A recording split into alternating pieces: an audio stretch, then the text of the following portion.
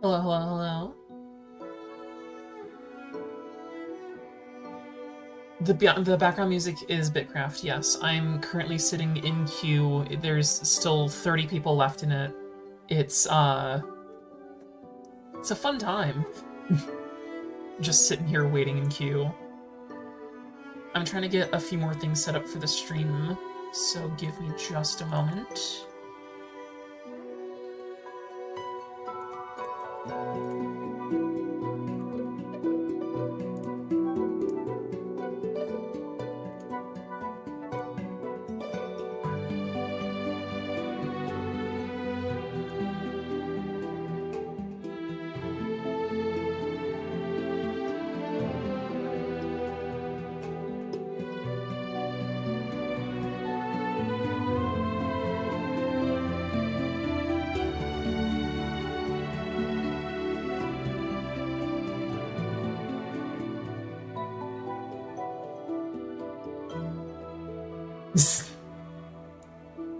Well, I'm glad you're getting used to it at least.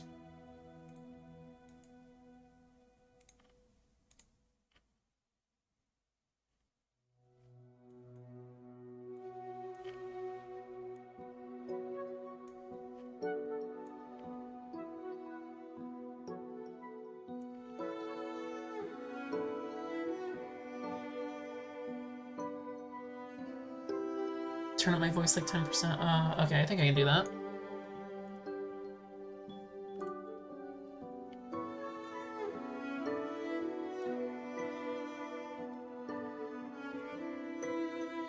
How does this sound?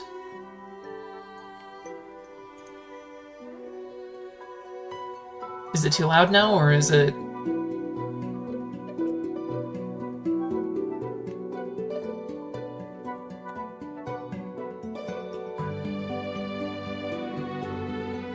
It's good, okay.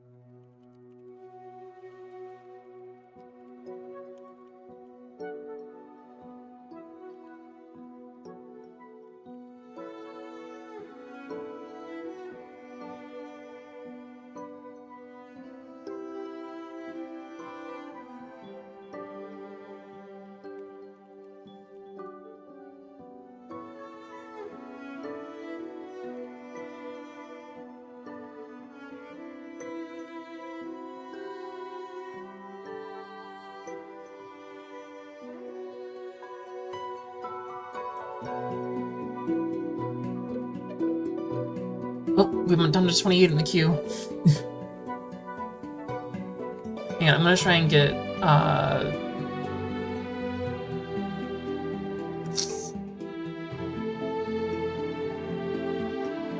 gonna try and get something sorted out.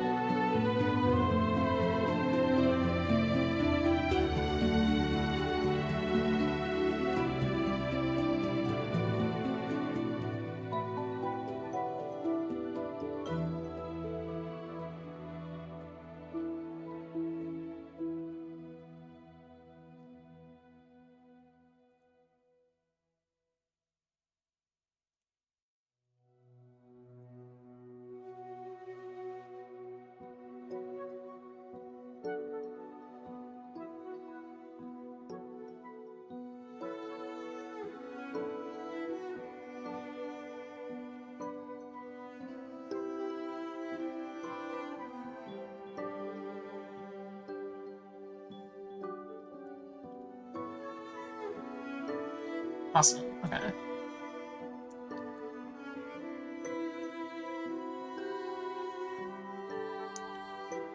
Now all I gotta do is...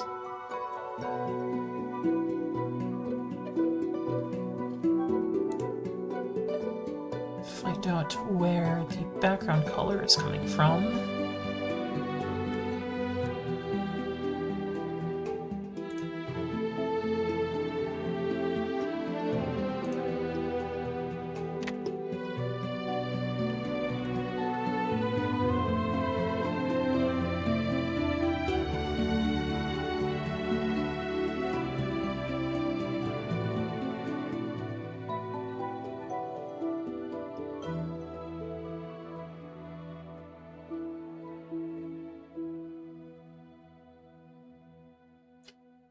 Or I could just do this.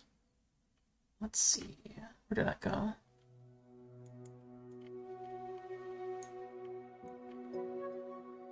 I'm trying to juggle like 30 different things right now.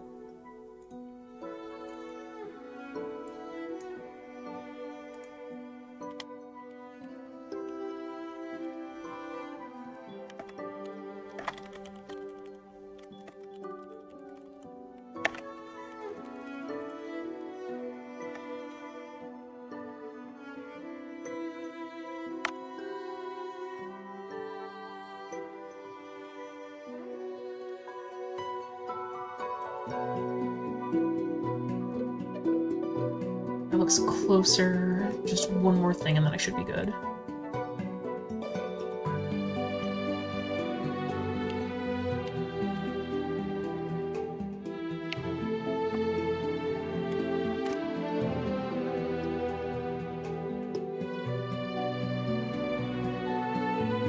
Don't worry about it. I'll figure out lunch in a little bit. Thank you, though.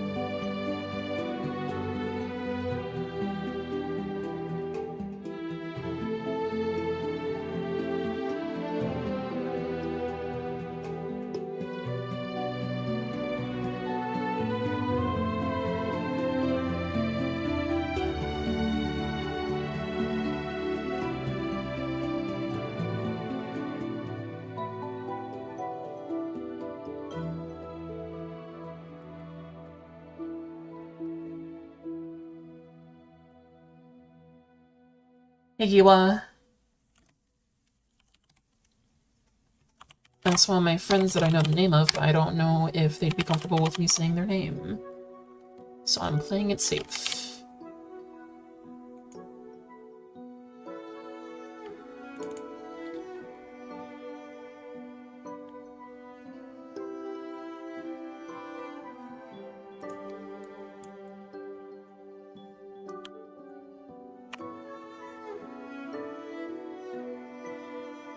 Hey, Lucy.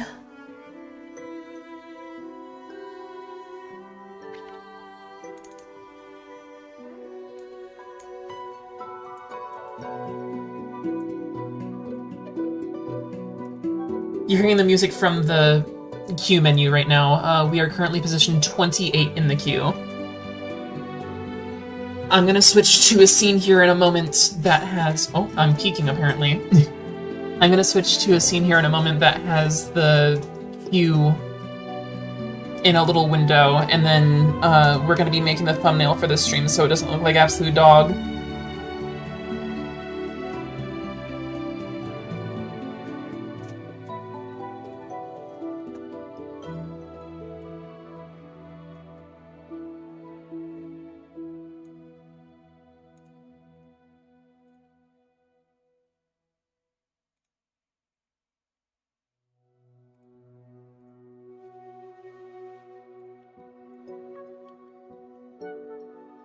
Absolute dog, new boy name acquired.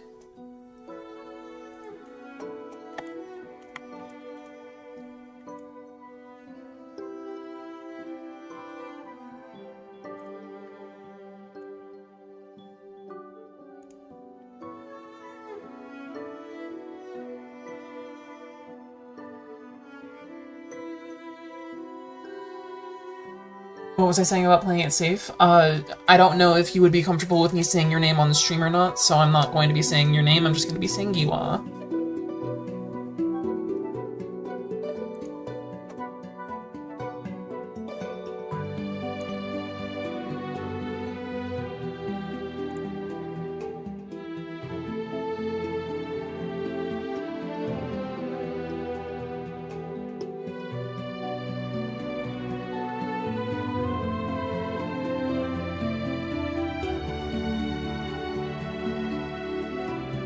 Giwa's fine? Okay.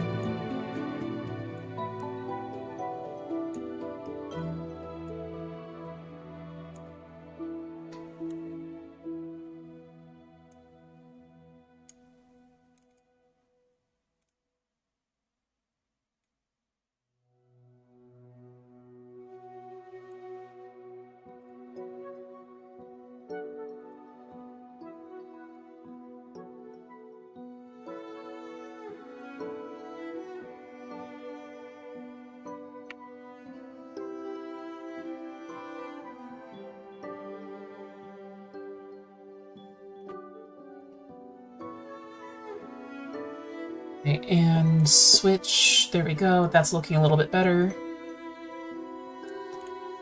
Now I gotta work on this.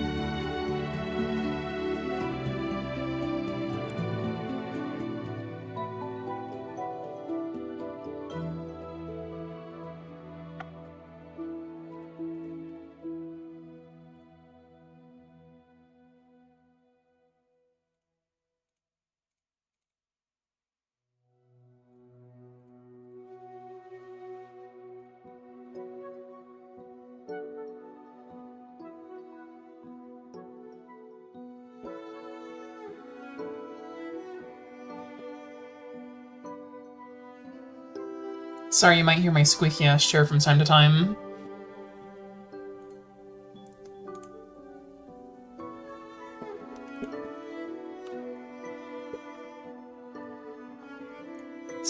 game capture on Bitcraft. Let's see if that works.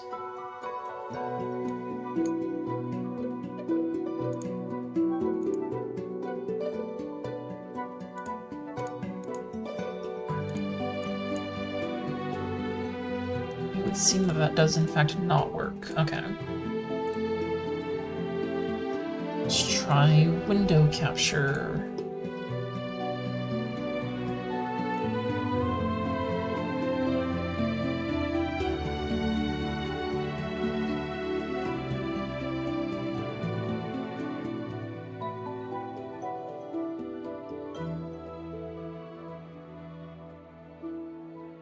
That seems to be working, okay.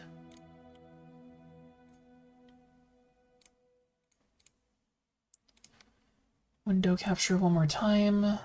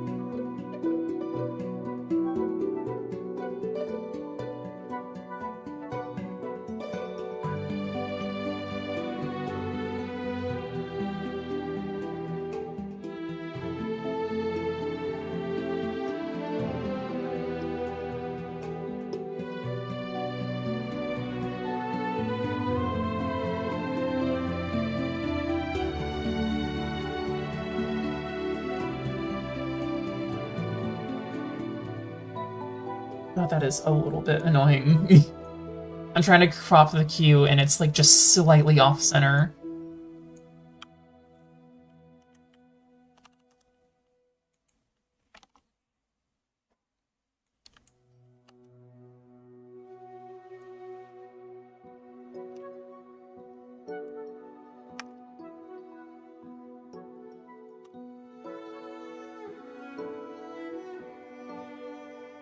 Hey, DJ.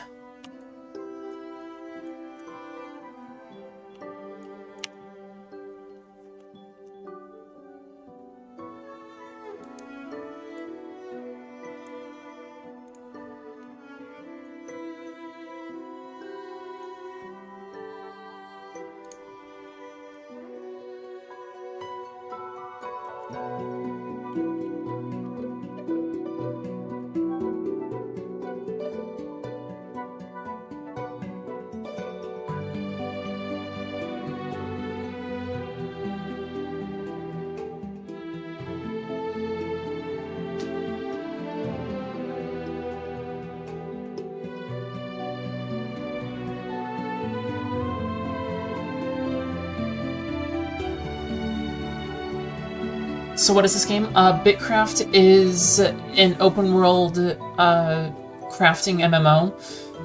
I'm hesitant to say think about RuneScape because it's not even a little bit like RuneScape. But it's the closest analogy that I have. Once we get into the game, I can tell you more about it, but there are... the basis of it is that you start off as an android who had just reawoken in this open hexagonal world, and you're told basically that the creators have abandoned this world and you with it. And you're just trying to... I'm peeking still, my god. Hang on, let's drop that down by that much. That seems good. But you know, you're basically just told to like survive on this land that you were just kind of left at.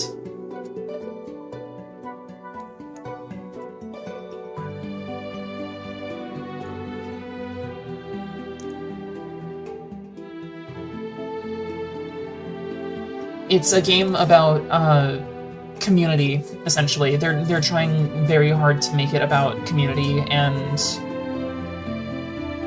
So it's an MMO, yeah, it's an MMO. It's an open alpha right now. I have been enjoying it because it's been just kind of on the side for me as I do other stuff, but it's also pretty pulling. Once we get into the game, I can show you what I am talking about.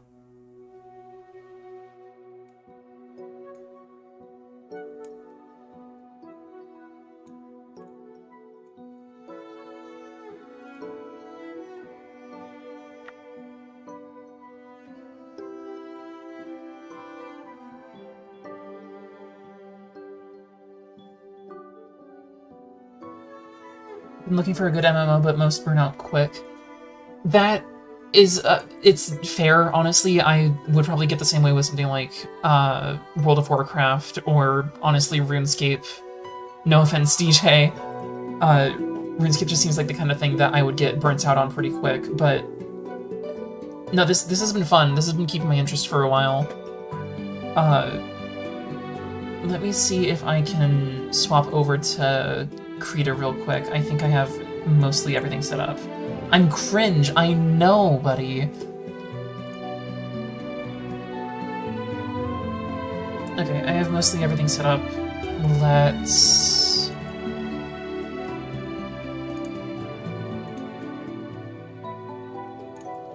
Oh, my chat overlay is gonna be blocking like most of the screen. Hang on, I gotta modify that just a bit. Let's turn that down to 300 maybe. Yeah, that should work. The questing loop in WoW makes my brain go burr. I was pretty big into World of Warcraft back when I was a little kid. My grandfather was very into it, and him being into it made me get into it. Let me go ahead and fix that real quick. He started me off as like a night elf, and I spec'd a hunter, because that let me have pets. And then when Pandaren came out, I swapped over to that, but I never played like a horde character, because it didn't really make a whole lot of sense to me to be the villain of the story. It appeals to some people, I'm sure, but...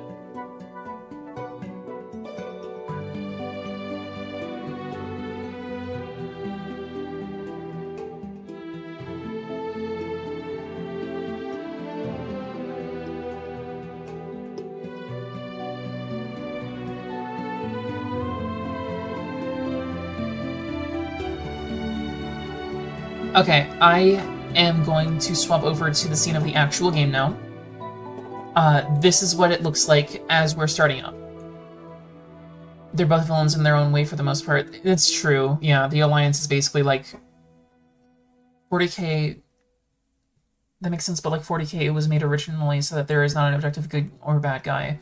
Yeah. It's... I was very naive as a kid.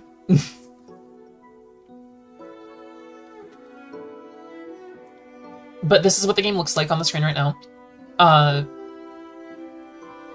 It is very much in closed alpha. There's some parts of the game's... Sorry, fuck. There are some parts of the game... I'm still peeking my mic, hang on. There are some parts of the game that are very much not finished yet and need touching up, but... What is there is really fun for me. I'm very close to moving on to the next... the crafting system and the harvesting system works in tiers, so you need to level up your skills to craft the better tools, essentially. By the way, just... That's not capturing my... Looks pretty, I like the UI. The UI was a big draw for me, honestly. Capture cursor. Is that gonna show up on the fight transition? There it is, okay. So, you can see right down here where the elapsed time is. This is not accurate in the slightest. I have been sitting here for about 2 hours while I tried to get everything ready for the stream. What was that noise?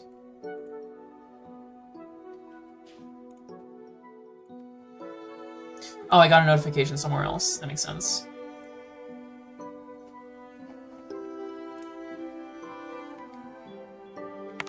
Ba-ba-da-ba-da-ba. Yeah, but the UI was a very pretty draw for me. The way that I found this game was through Pirate Software. If you've heard of that channel, person who runs it, his name is Thor. He's a huge inspiration for me in game development and stuff.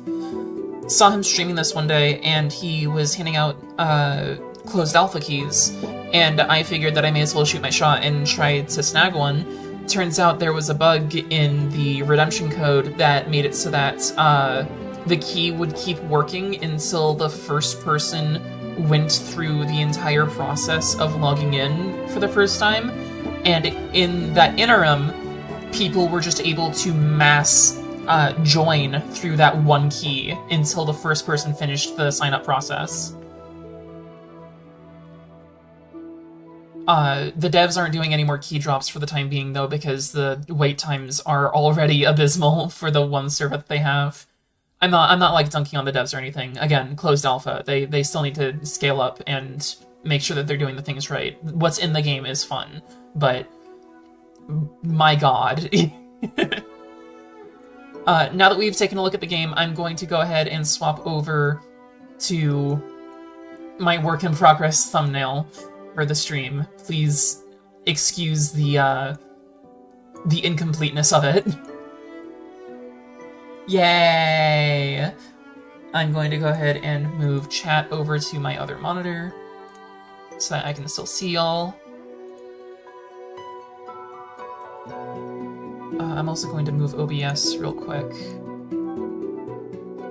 just so that I can see if my changes are actually being shown on stream. Awesome. I have the queue set up in the bottom left corner so we can see how fast it's moving.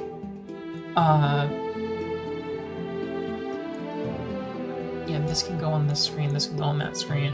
As long as everything's working, everything should be fine. Okay.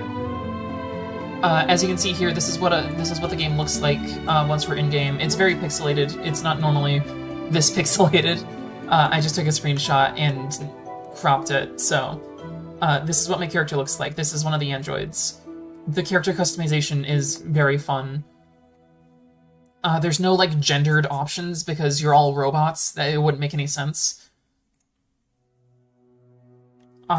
So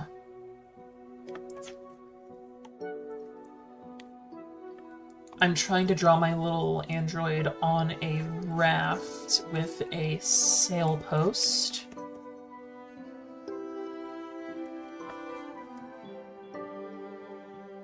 And then those are like little designs on the belt.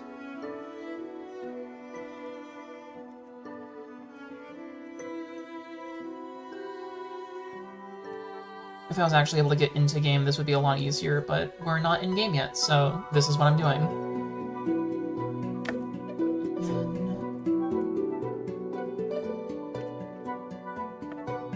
If y'all have any more questions about the game, feel free to ask and I'd be more than delighted to answer.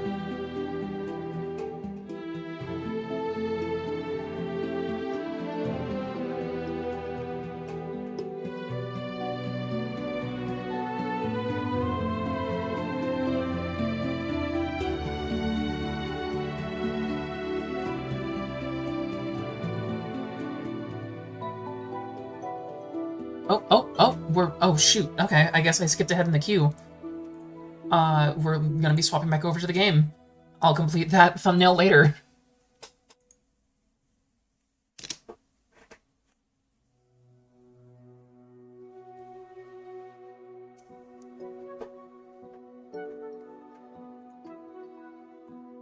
How grindy is it? It can get pretty grindy, honestly, but most of what I like about this game is the exploration and the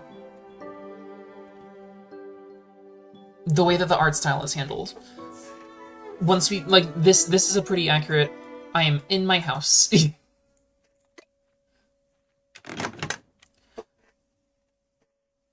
So, I'm gonna be walking out. I should be popping back into my claim if it's still around. It is. Okay, awesome. How much time do I have left on this?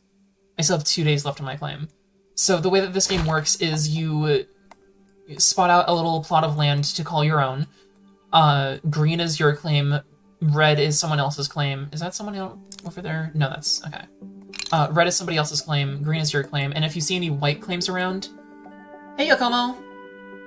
If you see anybody else's claim around, and the claim's expired, it'll show up as a white outline, and you can actually go in and take people's stuff from the expired claim, or delete the claim entirely.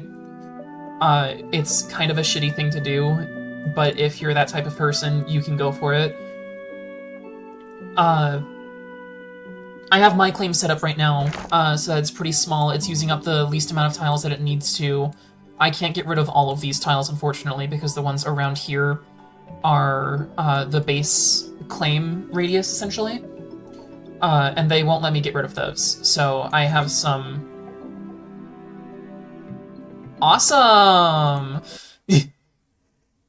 But the, thankfully there's a 5-minute grace period, so I don't have to, like, wait in the queue again. So we're just gonna be hopping right back into it. But... yeah, you claim the spots in your base that you want to keep protected, and that you don't want people, like, stealing your stuff out of. It protects it against theft from, like, destruction of property, as long as you have your claim fed with resources. Supplies are what they're called. Already signed. What the hell? The heck is this game? If I am able to get back in, I'll show you.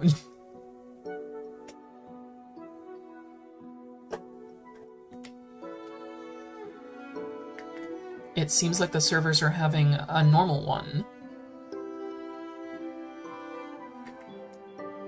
But while we're loading in, I'll go ahead and explain. Bitcraft, the claim system seems like Rust's. I never played Rust, but that does sound about right. From what I have seen of Rust, though, I think you're able to, like, siege war on other players' claims, and that's not something that you really do in this game. We're back in. Okay. This is supposed to be a game about, like, community and building trust. They want to have a PvP system in it eventually, but right now it's not implemented. This is what the game world looks like. It's very beautiful. It's nighttime right now and the moon's going down. If I'm able to, actually, can I... let's bump up the graphics a little bit so it looks better. It'll be a little laggier. I also need to Alt-Enter, because this is built on Unity, and I can do that. I have to change the... there we go, and transition. Nice. But you know, this is what the game looks like. It's about to be sunrise. The game is basically all about collecting resources, building a town, and just kind of advancing through the technology tiers that this game has. So right now, I am just breaking into Tier 2. It's a very pretty game, yes. But I was explaining with the claim system, these are my supplies right now. They're just a generic resource that you can make from almost any of the crafting trees, using different resources per each tree. And you have to keep this bar at least somewhat filled up to have your claim be protected. And you can access this menu, like, anywhere. You can only own one claim at a time, but you can be a member of multiple claims. But if you own a claim, this button will always open the menu no matter where you are. So you can always see how much time you have left before your supplies run out. As I stated previously, this game is in closed alpha. Smells like civilization, yeah. This game is in closed alpha, and there's good reason for it. I'm going to open up my vault, which is like my character customization menu. And I'm going to go into my travel tab, and I'm going to tell you guys a funny little story that I would like to share before we really get into this game. A few days ago, there was a pretty major bug where there's these merchants that travel around and end up at ruins, like that one over there you can see in the green outline. they would travel to ruins and they would peddle their wares. But the issue is that they would only restock said wares if they traveled. Oh, OBS is having a moment. There we go. Okay.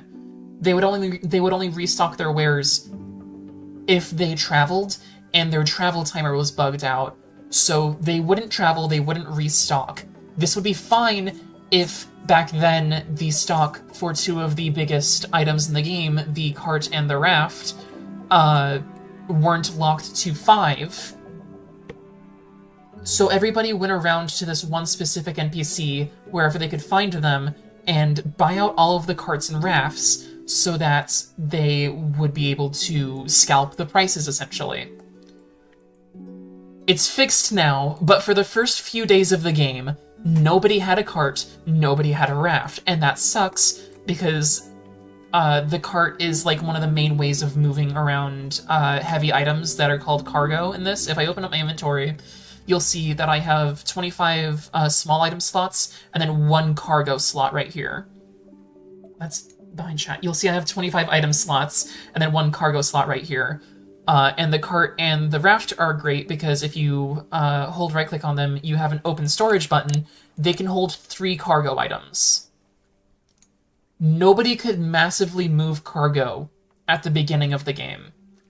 And that's what alphas are for. I will say that for a fact, but I will also say it was really frustrating watching a game about community so quickly move to scalping. Anyway, now that we are through the queue, this is what the world map looks like. As you can see, there's a huge amount of claims right here. The center of it all is a town called Tortuga. That is the claim that Pirate Software joined. I think it's a claim that the devs had started. And you can also see a whole bunch of spin-off claims like Tortuga, Tor3ga, Tor5ga, Tor4ga, Tor6ga. Somewhere around here is like a numbered Tortuga. My neighbor Tortuga. The devs weren't anticipating claims of this size. They wanted one big claim to be kind of the running theme, but since there were so many claims packed so tightly together in one space, again, at the start of the game there was a little issue, this time with resource respawning, where this lovely little plant right here, this is lavender. This lovely little plant right here is how you get plant fiber. Plant fiber is how you get stuff like rope and threads. Non-existent. It was nowhere to be found. Some people found the lavender in like big clumps, and then it was gone.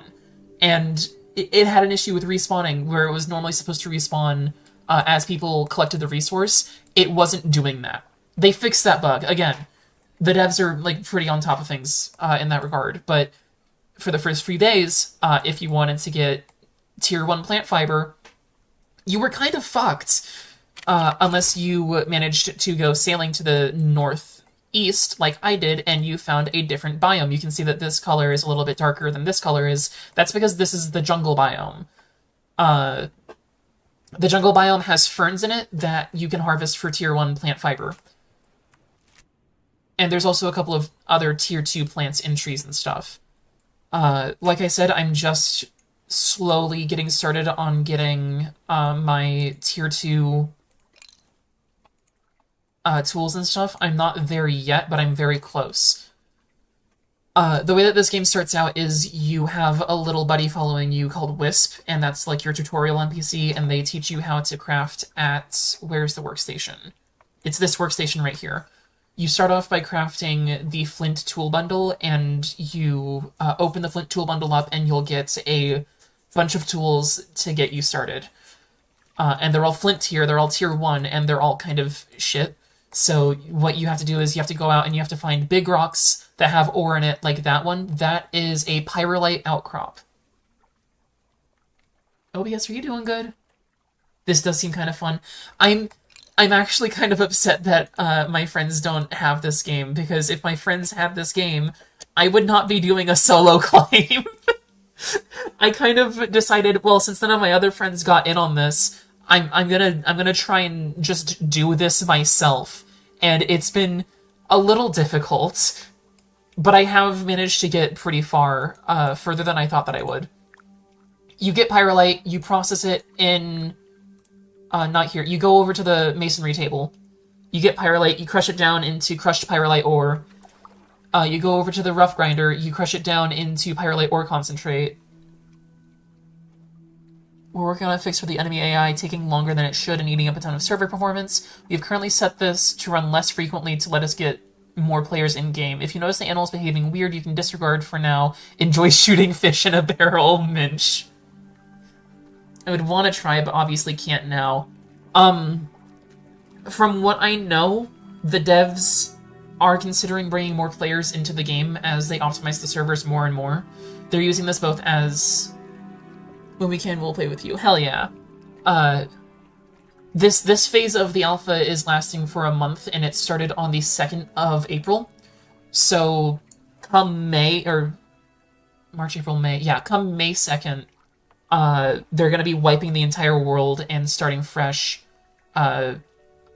hopefully opening up the servers sometime after that, and handing out more keys and stuff.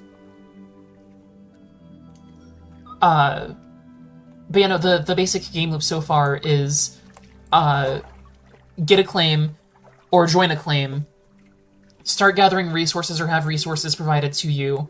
If you don't have resources provided to you, get a pickaxe, go over to a pyrolite outcropping, break it down, get the pyrolite ore cargo that you bring over to the masonry table. You crush down into crushed pyrolite ore. You can see the pyrolite ore chunk cargo there. You crush it down into 4 crushed pyrolite ore pieces, and then you take that over to a grinder. You put the crushed words. You put the crushed pyrolite ore into the grinder, and something that's interesting about the grinder is it's one of the passive stations. So with the masonry table, you would have to like actively have your character chipping away at the rock. When you put it into the grinder just kind of runs on its own, and you can go and do other stuff while the recipe takes 3 minutes to craft. But once it's done crafting, you take the little pulverized pyrolite ore, you take it over to a rough smelter, and you supply it with charcoal. Charcoal is something that you get from the kiln over here by just throwing wood into it and waiting 15 minutes, I think. Charcoal and the pyrolite ore concentrate, you can heat that into molten pyrolite, and then you take it to your smithing station, and you have your character... It looks like you're hitting the box more than you're hitting the station, but whatever. Depending on the tool that you're working with, you get different amounts of effort. The effort required to craft is different for every item, and especially if you're doing multiple items like I am here, I'm processing 4 bars at the same time, and 1 bar takes like 200 effort, I'd like to say. I got 4 pyrolite ingots from that. This one's doing 8, that's gonna take a while. And this one's doing 6, which will take shorter, but what I would like to do is, if I go into my character menu right here, you'll see that I have a whole bunch of professions. And each profession has its own tool associated with it. I think I have all of the pyrolite tools that I need. Yeah, I have foraging, I have forestry, I have the axe, I have the bow. That was hunting. Leatherworking, I have the knife. Masonry, I have the chisel. Mining, I have the upgraded pickaxe. Scholar, I have the upgraded quill, which you can't really tell, but it's like this tiny little clump of like 4 orange pixels down here. That's what the pyrolite is. Smithing, yeah, I have the hammer, and I should have the scissors. Awesome. So in order to actually advance, technically also playing an MMO right now, I'd consider PC an MMO, yeah. In order to advance, what I need to do is I need to get the perfected version of these tools, which will let me harvest tier 2 materials. And after I do that, I told myself that I was going to move over to the jungle, because that's mostly tier 2 materials anyway.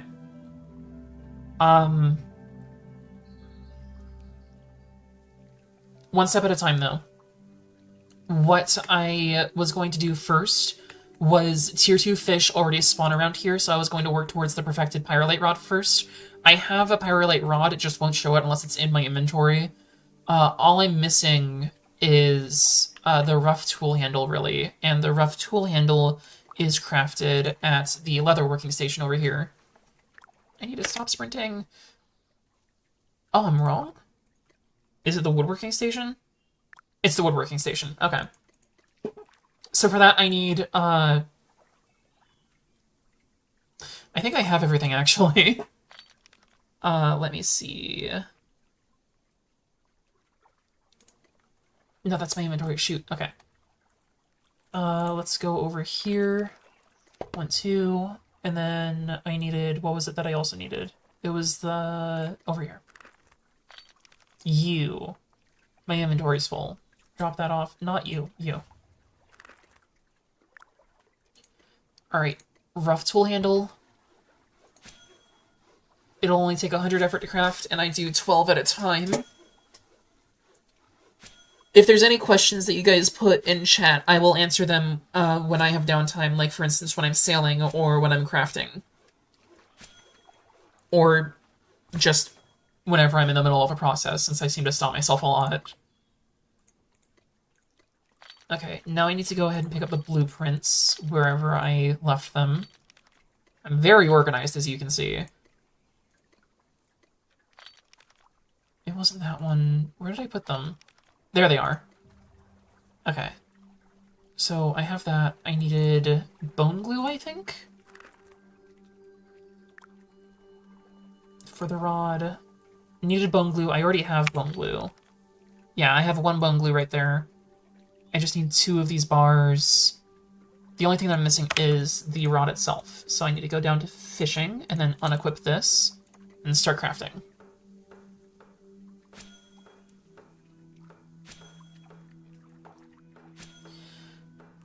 And as I'm crafting this, I will show off one more thing. The normal pyrolite rod itself, it will give me 12 rod power, you'll see down there. The perfected pyrolite rod will give me 15. It's a slight buff, but it's essentially the same tool anyway. And I'm more than happy to take the slight buff and also tier 2. If I go back here, it's almost done.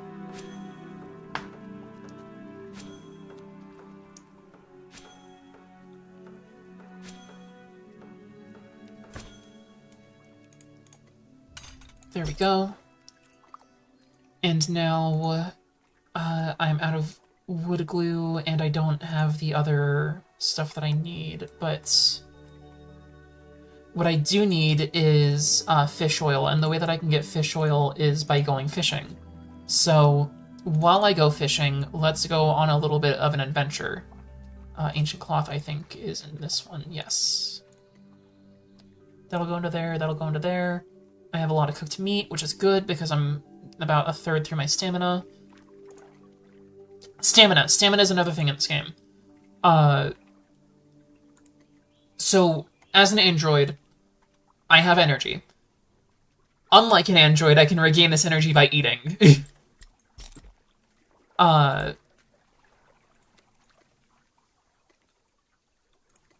That's all you need to know. There's a lot of food options in the game. It's just that the higher quality of food isn't worth it, weirdly enough. If I go into my compendium and I look up the cooked meat here, you can see that my health, the health that it regenerates is 80 health, the stamina regeneration is 80, and the satiation, which is how full I get from it, is 20. Hunger is not a thing in this game because I am an android. But I do get more and more full the more that I eat, and once this hits my maximum limit, then I can't eat anymore. But if I go over to the plain meat sandwich here, you craft this by using 2 star bulbs, which are like the onions here, 1 roasted meat, and 2 pieces of plain bread, which is made in the baking oven that I have in my house. The plain bread, whenever you make it, it heals 80, it recovers your stamina by 80, and it fills you up by 20, which is the same as the meat. The only thing that doesn't do that as well is the star bulb. The issue with this is that you're trading away, let's see, 160, 240 health and stamina for 150 health and stamina. The same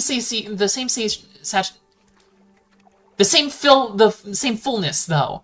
So you can eat more of these, but for less of the benefit of its parts. And it just seems weird to me. It only gives you one sandwich too, which I'm kind of bugged about, but there's also stuff like the plain ground meat and mashed bulbs. You use 2 ground meat for this, and then everything else that you provide, the mashed bulbs, it's the same. Yeah, you see the math here? It doesn't add up. Salt is salt. You don't eat salt, but the math adds up to like the same thing.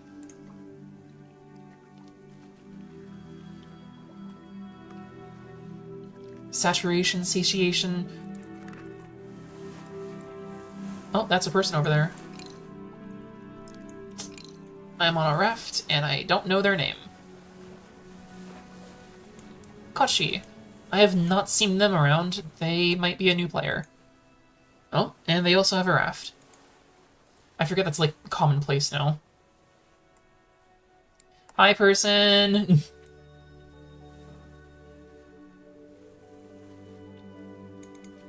What's cool about this game, though, is that that is a goat. That's what's cool about this game. There's goat. It may not look like a goat.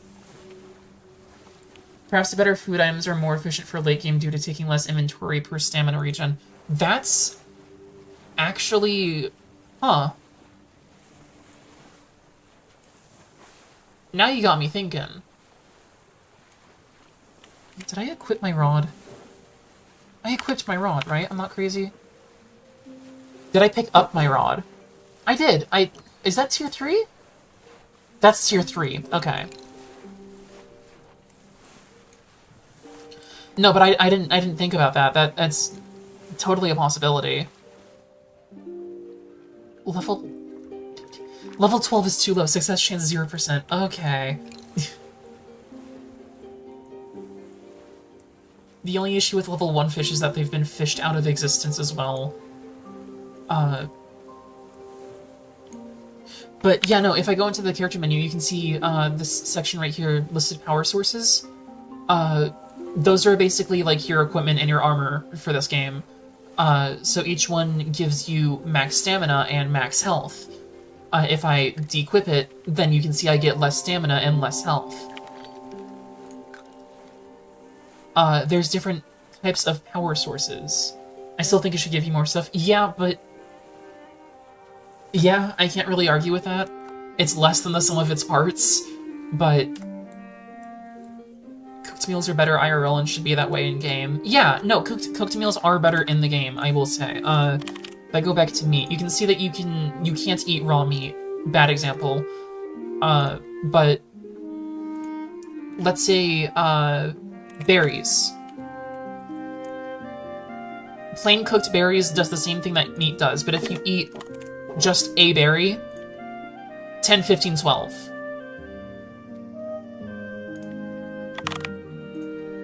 Cooked berries only takes 10 to 1? Wait, is that? It's only 15 to 1. Huh.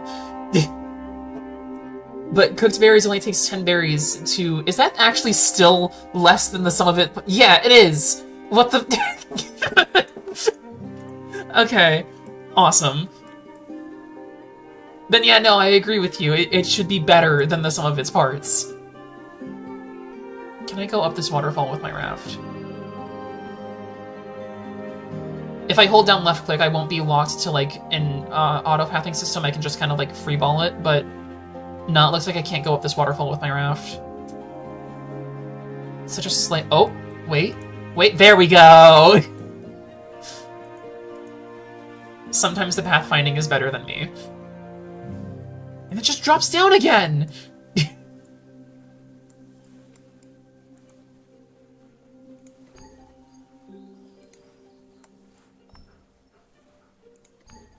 But yes, as the description implies, one of my main goals for this game, since it's in closed alpha right now, is... Where was that? Destination Final Brain Cell, I like that one. Since this game is in closed alpha right now, I have traveled to the far top right corner of the world. It ends right here at north 4096, east 4096, and the game world goes all the way down to, no, I didn't pass it. It goes all the way down to 00, which is where some default stuff is placed for some reason. I want to try to map out this entire world, and I'm not going to be able to get it done in one stream. I'm not going to be able to get it done in the stream that I'm in. Let me out of the stream, please. There we go.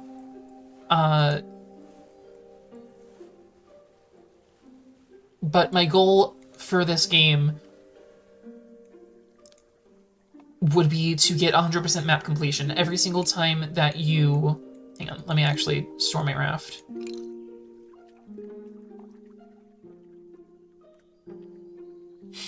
Every single time you uncover a new map spot, it gives you an update on what your map completion percentage is. And there's no other achievements to go along with it. It's just a little percentage that appears on the screen whenever you just walk into a new area. Like, you uncovered new land, 3.88% explored.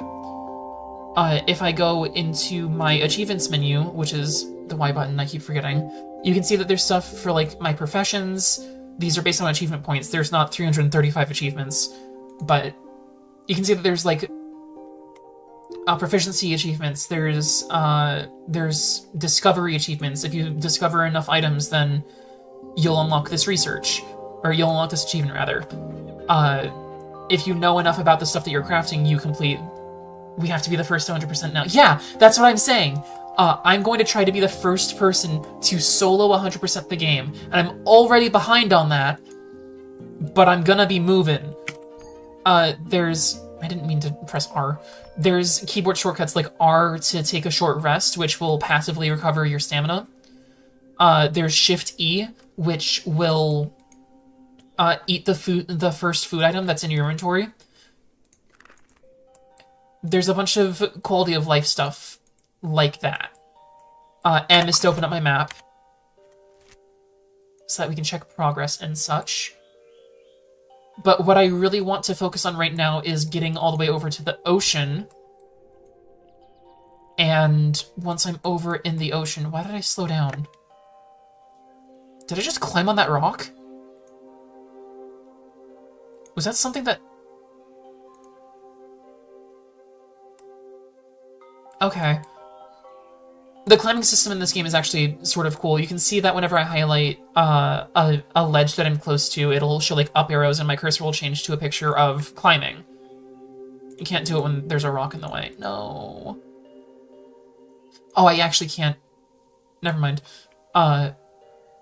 Sometimes it'll be blocked off, like if there's something at the top of the ledge, I won't be able to climb the ledge then because there's something in my way, but if I right-click, it uses up a little bit of stamina. My character plays a little climbing animation. And then I can also go down the same way, but it still uses stamina. So I need to be careful with where exactly I'm climbing. Running also uses stamina, as does most methods of like crafting and such. The only crafting that doesn't take stamina is the passive stations, like the grinder. So, goal right now, I need to get to the ocean. Once I am at the ocean, I will be able to explore a lot more efficiently, and I will be mapping out basically all of the shorelines of the islands. Because this game has different tiered continents, and something about that, I'm actually just going to set my character to run a sort of far distance in that direction while I go up to this side of the map. This part of the map that's all purple, this is a flower field. It's fucking beautiful. But it's also tier 4, so I can't go there yet, or else I'll be, like, power scaled.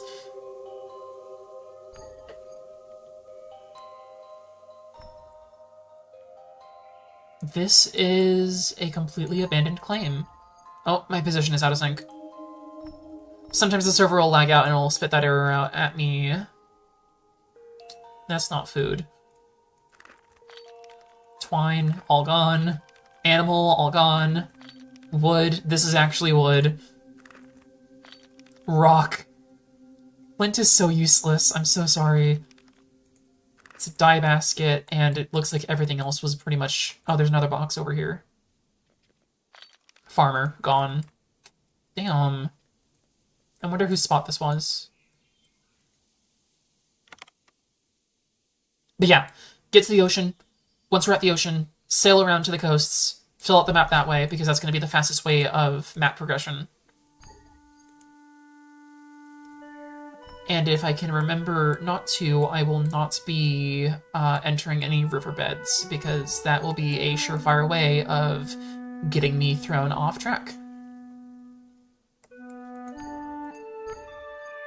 Oh. I like to say hi to anybody that I pass by. Sometimes chat takes a minute, but hopefully it gets out by the time that I am running away from them.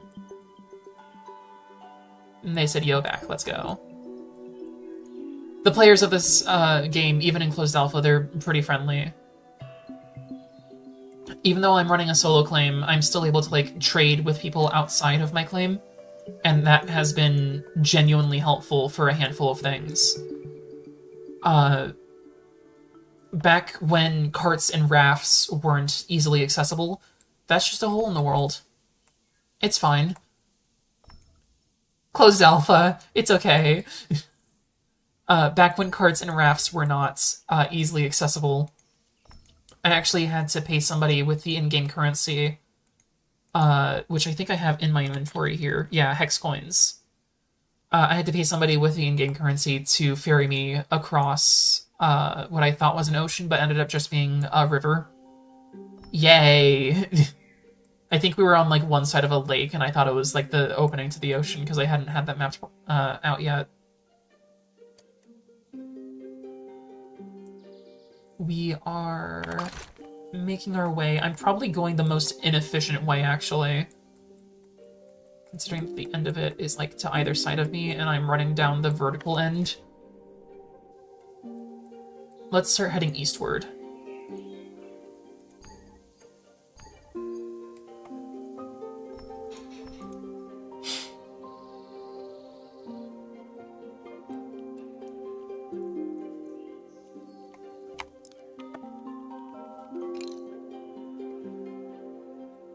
You can see that some people even pave paths between each other's claims as, like, kind of a trade route. Slow down. Alright, travel, set up the raft.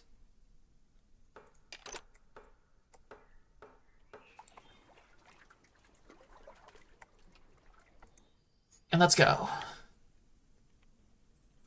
I don't think this is the ocean just yet. I think this is just a pretty big lake. But yeah, it's just a pretty big lake. I don't have the axe to chop down that big oak.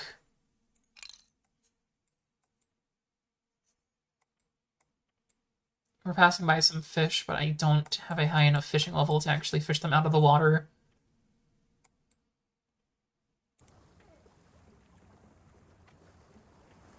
Maybe this lake will get me closer to the ocean. Love the ambient noises. Okay, this way. Unfortunately, you can't go first person like you can in some games, but I don't know, just getting up close to the character and hearing the noises of the world is nice. We are almost at 4%.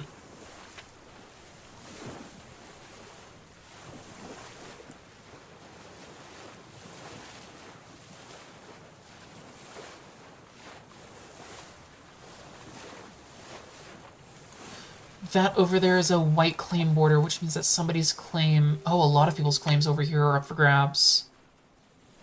Yikes. I'm not able to fish any of these guys.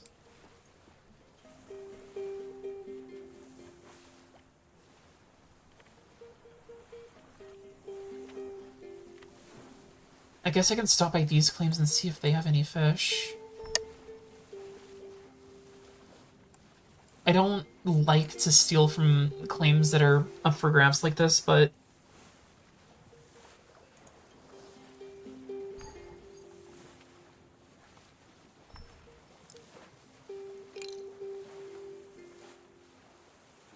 if they have stuff, Oh, there's somebody over here.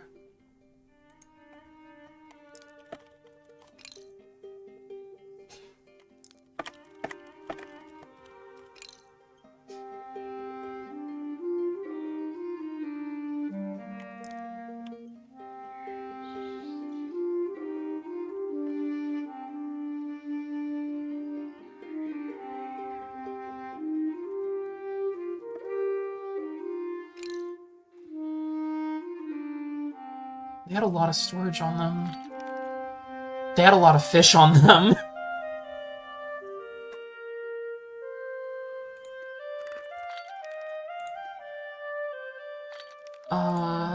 Plenty of mushrooms. Lots of tier 2 clay.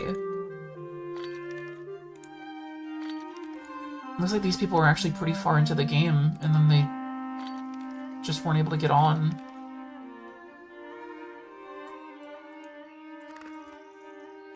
Yeah. Can I see the names of the people that were in here? There were 3 members. How far were they? They were a little of the way into tier 2. Huh.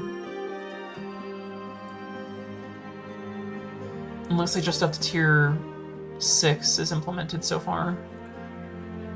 Everything else just kind of has the base, like, tool up kind of thing.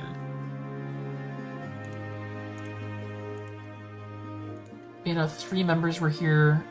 I can't see how long ago they refilled or how long ago they ran out, but looks like there's more stuff over here, actually.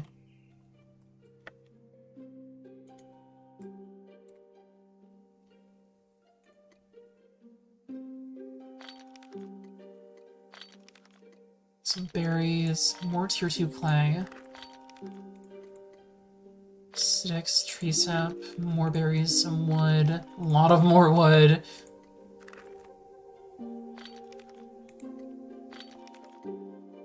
These people just kind of went logging, didn't they? That's why they're out in the middle of the forest like this.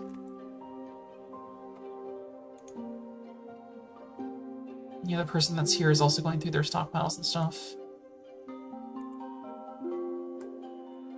Oh, there's more stuff over here.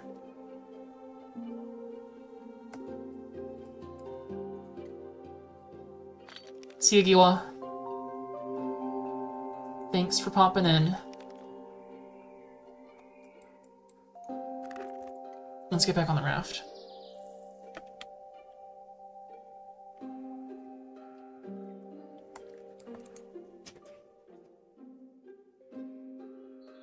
I'm not able to get any of these fish. And it looks like this lake is not going to get me out to the ocean.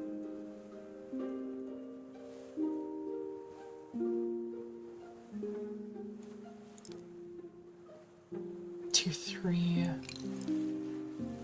Tier 2.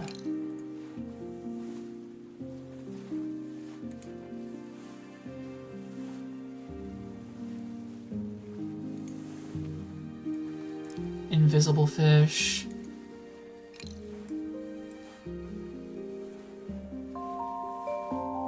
This game does have a bug with spawning some of the fish in, like, the... You can see the red outlines right there of where the fish are supposed to be. If they'll pop back up.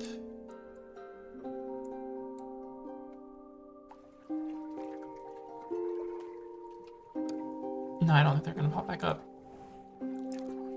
Disembark, and then we'll take a short laydown, I guess, and we'll store the vehicle.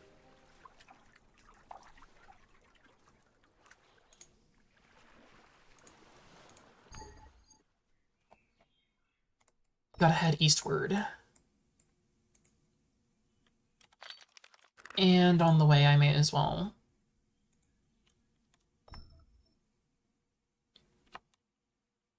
Alright, this is a lot better now. A little while ago, hunting was impossible.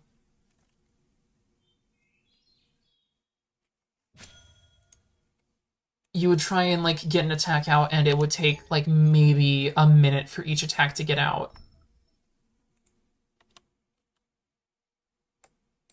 Like what's happening now.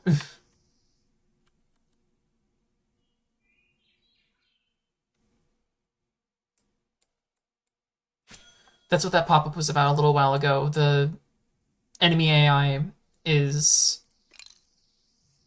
It's been turned down a lot. Hey, Nugget. Yeah, hexagons. This world is made out of them. Because as we all know, hexagons are the bestigons.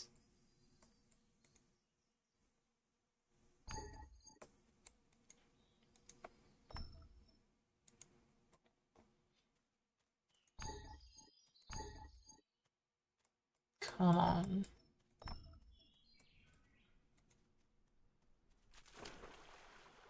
I think these are all tier 2. Tier 3 even. Jeez. I'm out of stamina again. Let's get into the riverbed and open up the raft again. Because the raft is a lot faster than swimming. And hopefully this river will take us somewhere a little bit more closer to the ocean. Another thing about this game is that I don't know if this is going to be... We just hit 4%. Let's go! Another thing about this game is that I don't know if they're going to be keeping this after the closed alpha or not, but there's a little teleport home button up here, and you can set your home by resting in a shelter, or like at a bed or whatever. And this button will start up a 5-second casting time and then spit you out. Is this the ocean? I think we're at the ocean. But it'll spit you out at the last place that you set your spawn point at, essentially. Yeah, I don't think I can fish those guys up. Are you... You're not fishing compatible. If you see any green and it's not a rock like this, that means that I can fish it. And if I am stupid, and that's a green. If I'm stupid and I blind something that's green, yell at me in chat.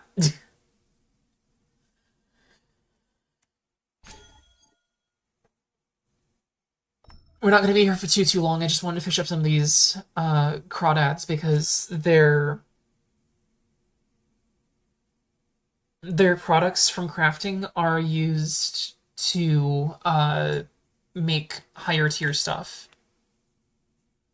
You can also see that I have a crit chance of about 15% here once your hit rate for a task goes beyond 100%, I think. It will turn into a crit chance instead. And the crit, I think right now, was just recently nerfed to be like 10% of whatever I was doing. You can even hear the squeaking of the spool.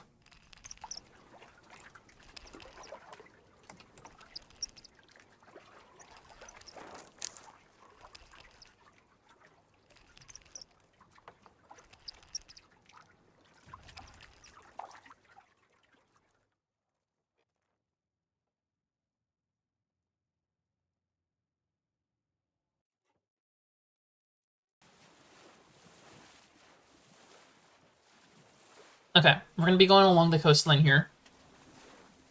And we're going to be trying to fill out the map percentage and get a good look at the entire outline of the island, basically.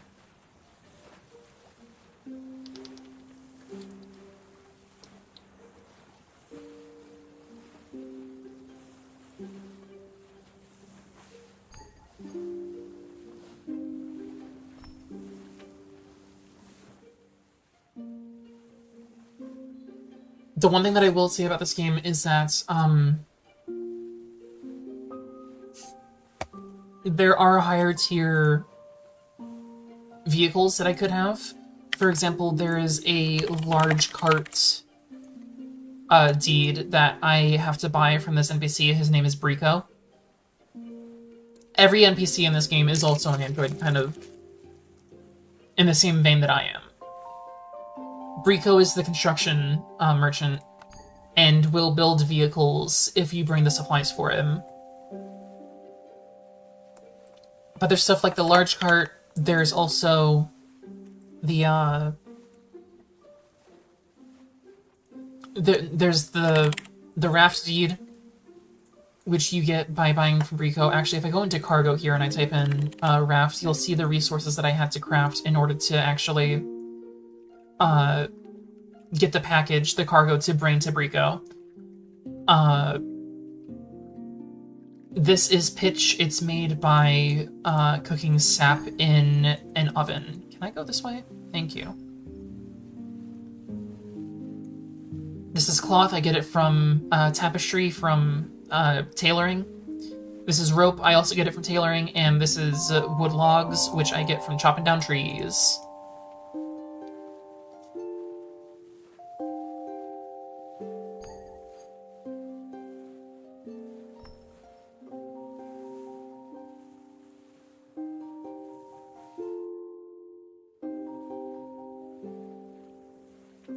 And it looks like I ended up in a lake. Oops. But the point of me listing all of this off is that there are upgraded vehicles like the skiff, which it seems like there's 5 tiers for. I don't know if this is true or not, but I think that the upgraded ships are faster. Is this the ocean or is this just a large lake?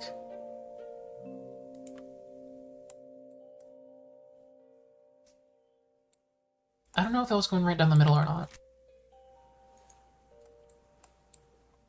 There's just a goat in the water.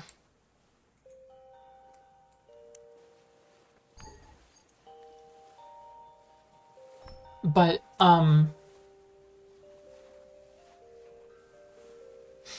don't know if they're faster or not, the skiffs, as opposed to my raft. I'm told they might be, but it sounded to me like nobody really knew the answer to it.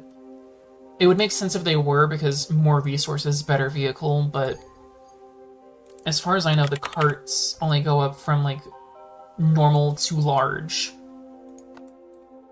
I've mapped out this part of it enough.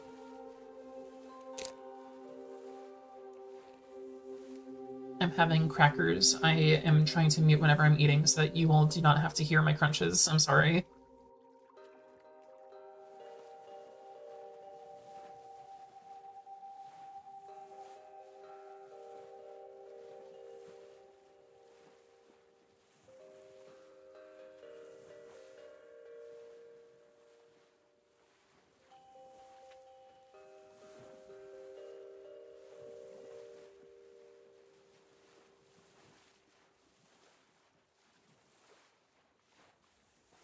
There's a lot in this game.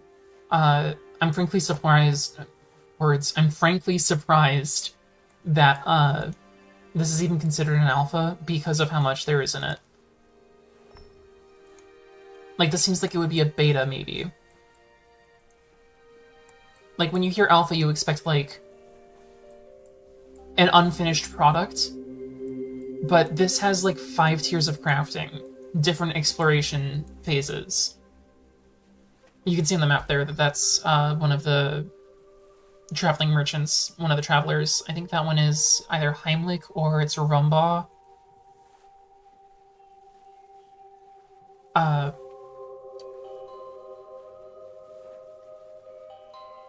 There's so much to do in this game, though. To the point where, like, again, you expect an alpha to be unfinished, but this game world is so huge that it's hard to consider it unfinished, I guess. It's able to provide, like, a whole experience on its own already.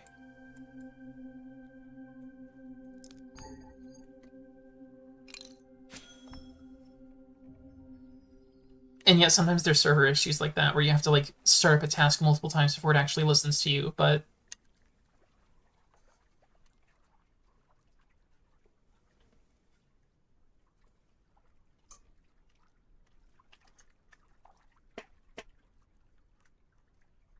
I don't know, I was born in an era where poor internet was the norm.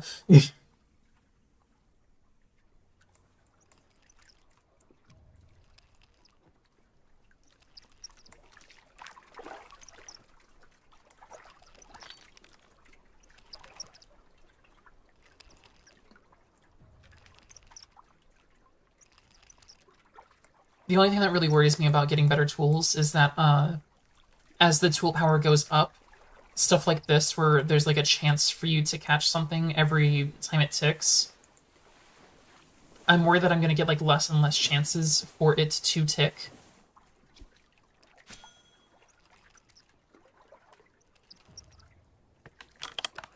The Moonlit Crawdads, by the way, would be in items, not cargo. Moonlit Crawdads, their use is that you can process them down into their materials. One of those materials being shells. Not enough stamina. Oh, I need to eat.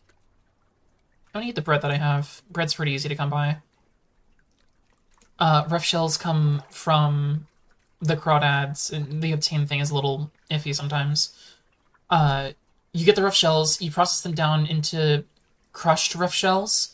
The crushed rough shells you can use to craft mortar. Mortar is something that you need to craft better stone blocks and build better buildings with. The smithing table was one of those better buildings. Can I get these two? Stop moving. There we go. I was already getting those. But yeah, the rough shells. You're making lunch? Oh, thank you. The rough shells you can turn into mortar. Mortar turns into the rough stone blocks. The rough stone blocks you can use to craft better structures, like the smithing table, and the smithing table is something that you need to get the better tools. There's whole crafting trees.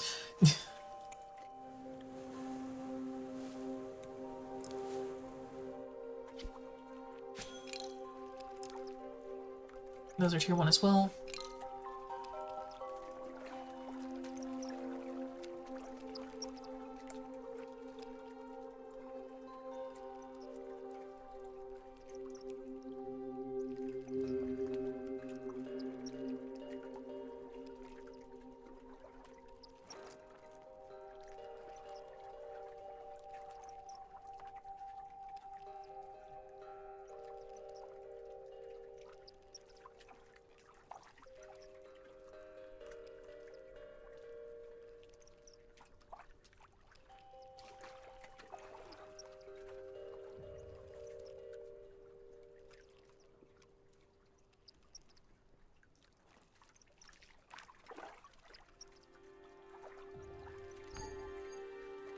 Over here.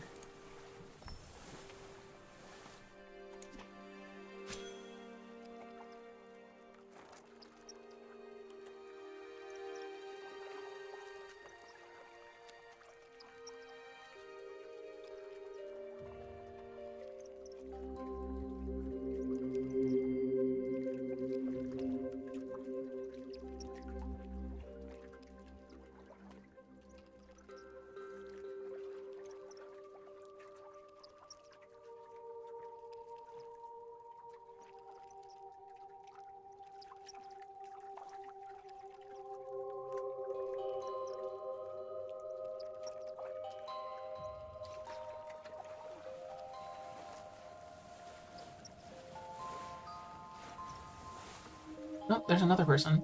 Oh!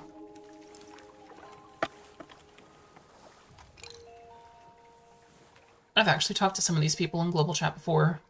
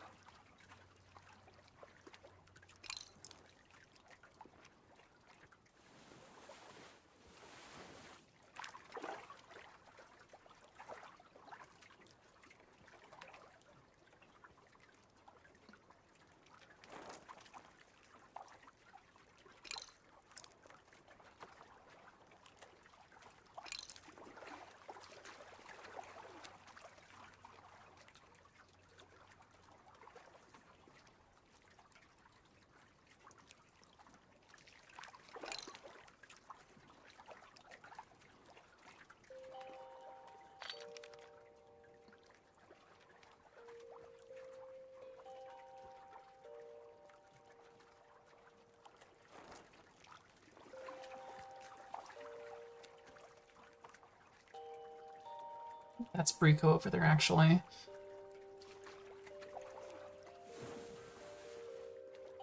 By the way, hi if you're watching Forest.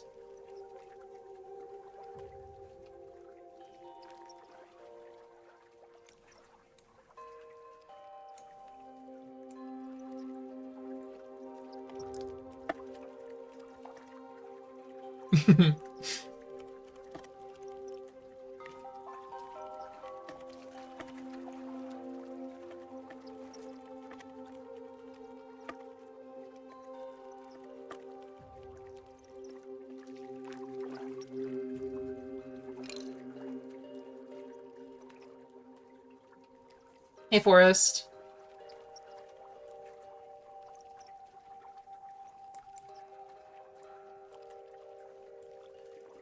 I know that they don't give fish oil, but if you want some crawdads, I was searching for fish around this place for hours day before the maintenance and found 0 tier 1 fish. Yeah, it's been pretty rough with the spawns.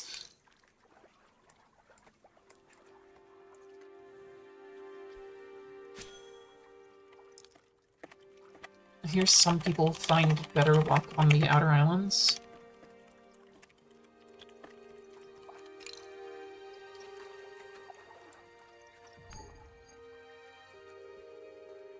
Got almost 100 crawdads at my old base if you want to go grab some. I don't know, I need the fishing experience, especially because I have the tier 2 fishing rod. You're moving your settlement first. Yeah, that's a good idea. Once I get all of my tier 2 equipment, I'm gonna be moving over to one of the jungle islands anyway.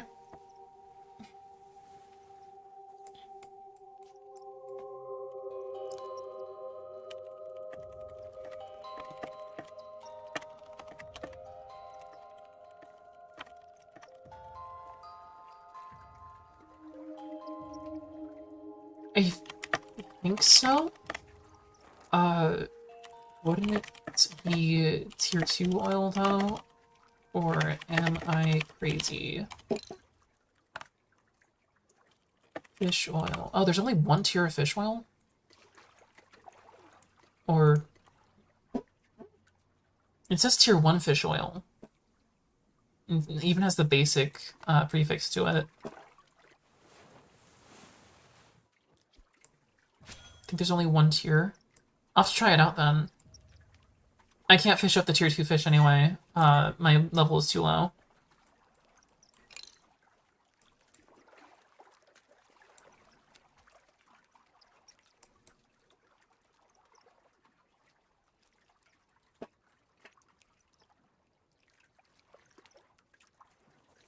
I think this is the last one I'm going to be nabbing for the time being because I do need to scout out more of the island.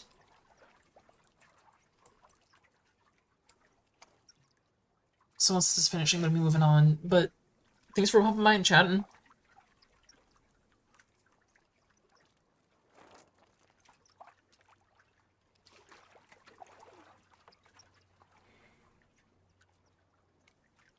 Yeah. I'm going to be posting maps in the screenshots channel as I get it more filled out. Catch you later, Forest.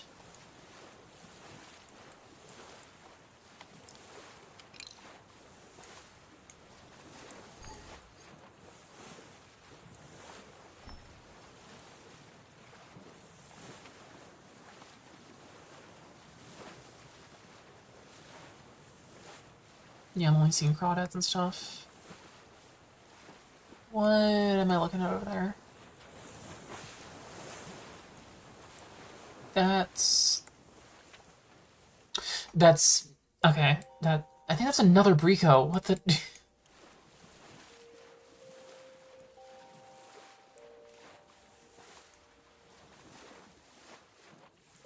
Sail around this coast, and then I'm probably gonna hit that island over there. I'll make the connector when I'm on this split of land.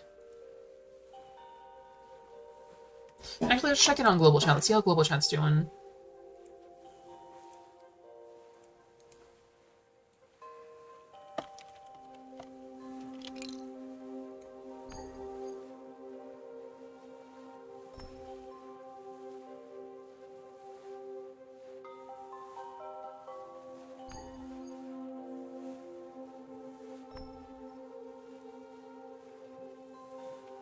should I get, like, that corner over there? I mean, we're over here, may as well.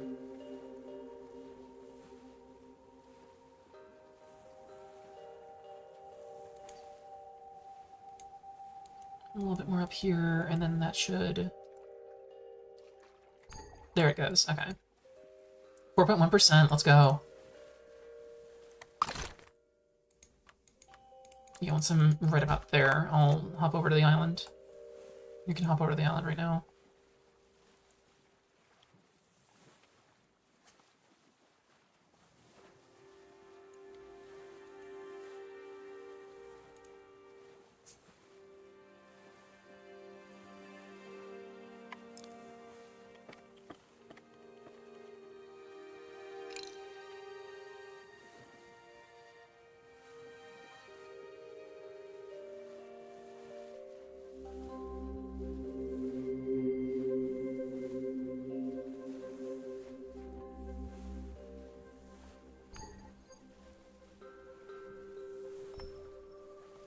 Somebody was trying to craft something over there.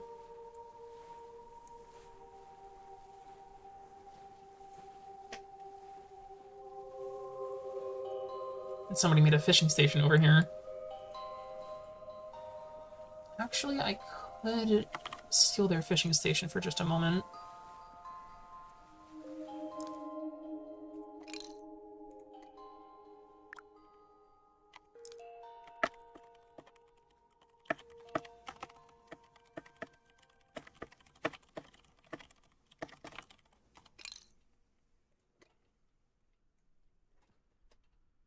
That's gonna be a lot of effort to craft, actually. I'm gonna wait until I get back to base for that.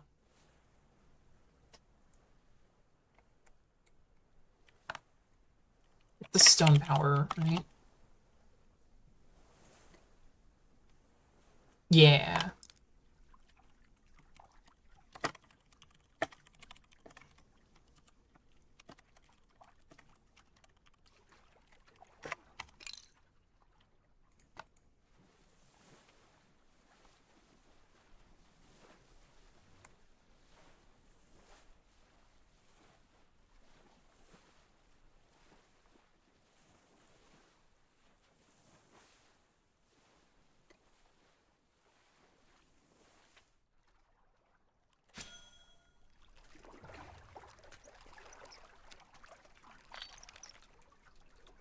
My inventory is not looking too great, but I do need the fishing experience.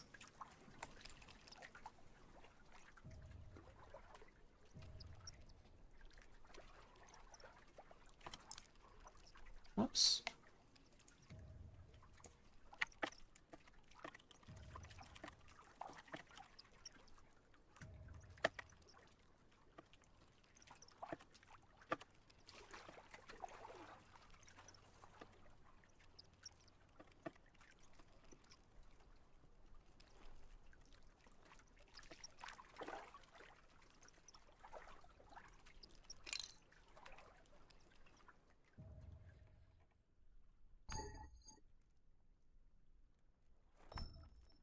None of these are the fish that I need.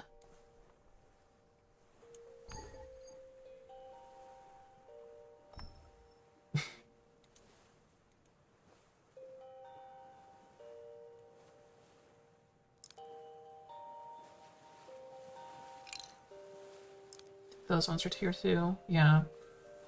14 is still too low of a level.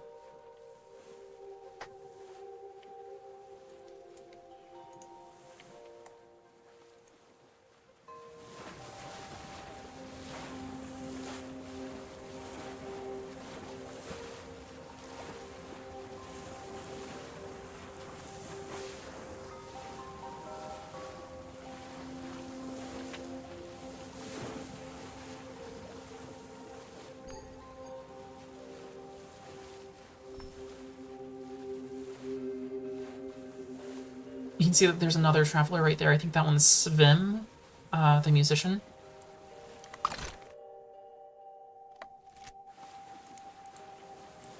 I think all that's left out there is just ocean, and I think those are darters, okay.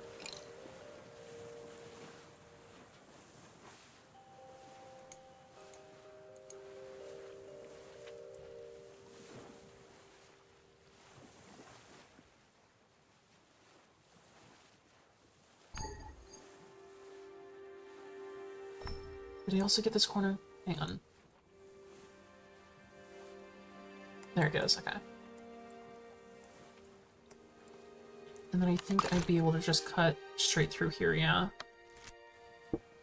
Oh, one moment, I will be back.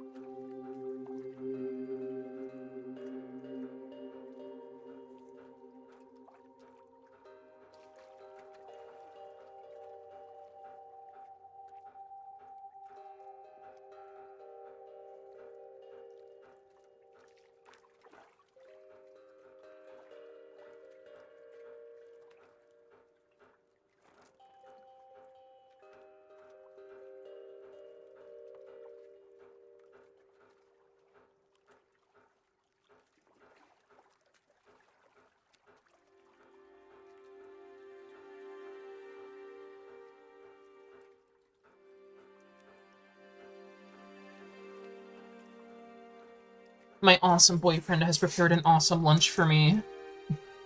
Nobody said anything racist in global chat while I was gone, right? There was that one time when a rando came in with, like, a weird name, and I'm paranoid of that happening again. Yeah, it doesn't look like it. Okay, cool. Another fishing station out here.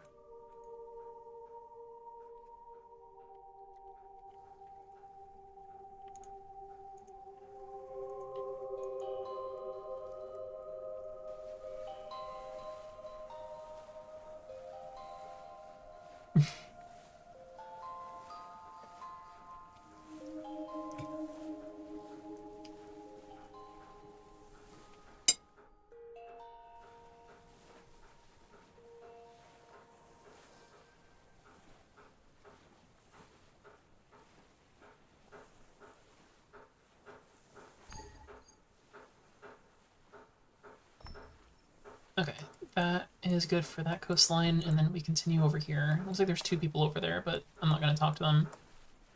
The way I can tell that is because of the 2 diamonds that are on screen, for anybody who is not familiar with how this game works. Those 2 diamonds mean that there are 2 players over there, and now they're gone because they are out of range. The 2 yellow circles here are huntable. They're 2 enemies. If I can find them...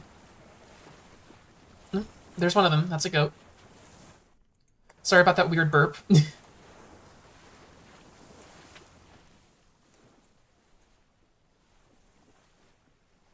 Nope, none of those are tier 1 fish. Dang.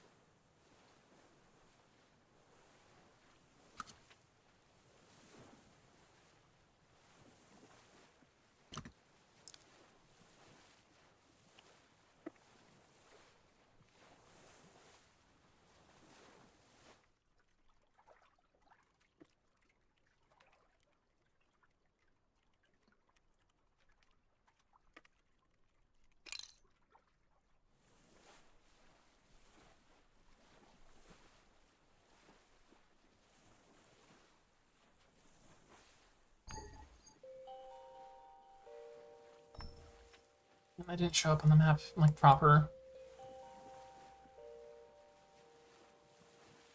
Unless that was for this little chunk of land.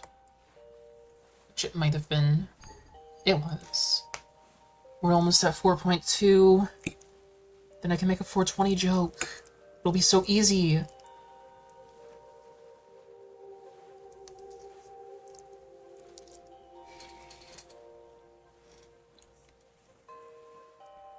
That's not forest again, is it?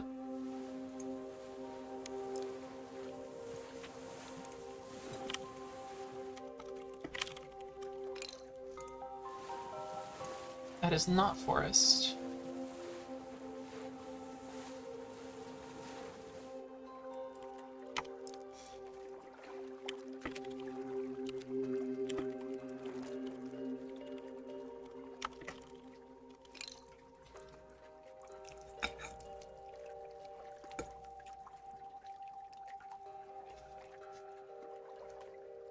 I figure I may as well ask.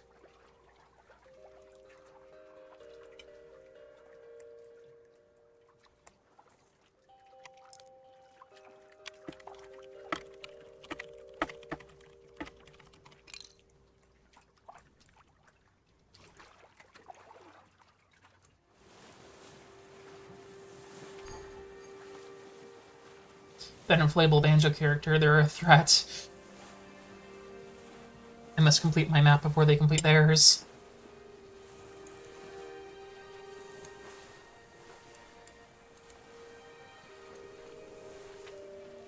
I shouldn't go too deep into that riverbed.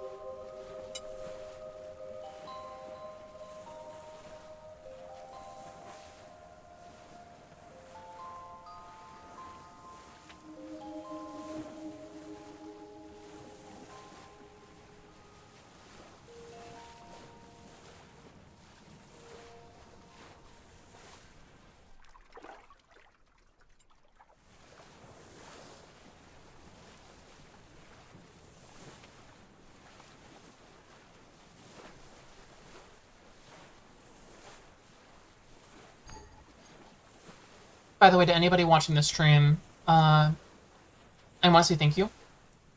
I'm not too used to this yet, even though I've done it quite a bit before. Oh, I missed the 420 joke. Sorry to be a disappointment. No, but I genuinely do want to thank the people who did come by to watch. Most of them were my friends, but no, I'm not too used to this yet, even though I've been on and off doing it for a handful of. Well, the total time has been like maybe a week, but I've been doing it on and off for a handful of years now, and I've never really gotten the hang of it, but I want to do this more.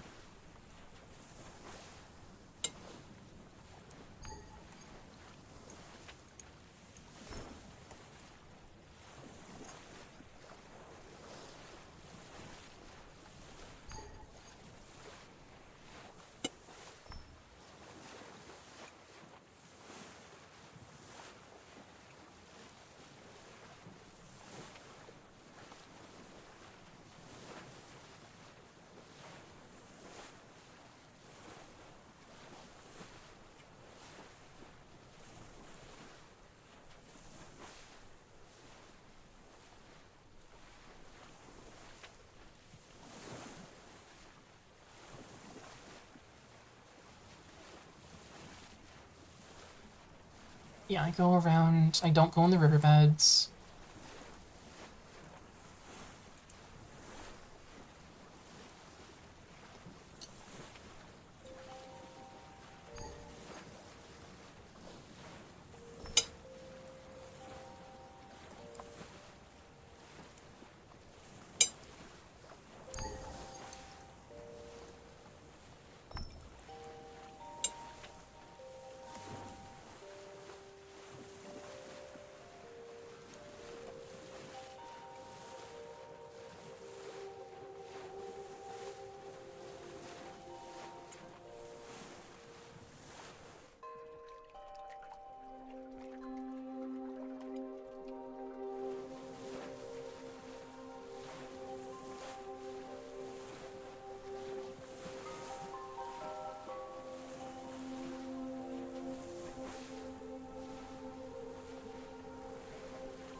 This can be considered a chill stream. I'm probably not going to talk too much. If I have comments on the game, I'll make them, but just enjoy the sailing music, I suppose.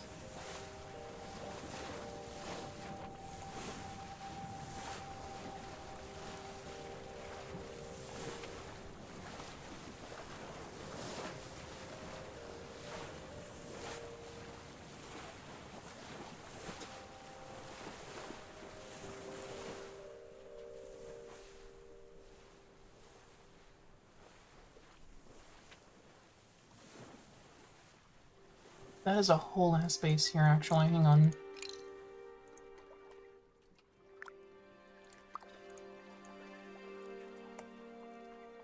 Definitely looks like somebody came by and picked up the stuff that used to be here. This is a smithing station. Yep, that makes sense. Nothing left in the stockpile. It seems like everything here was taken. Not everything, okay. Just stuff that isn't worth taking.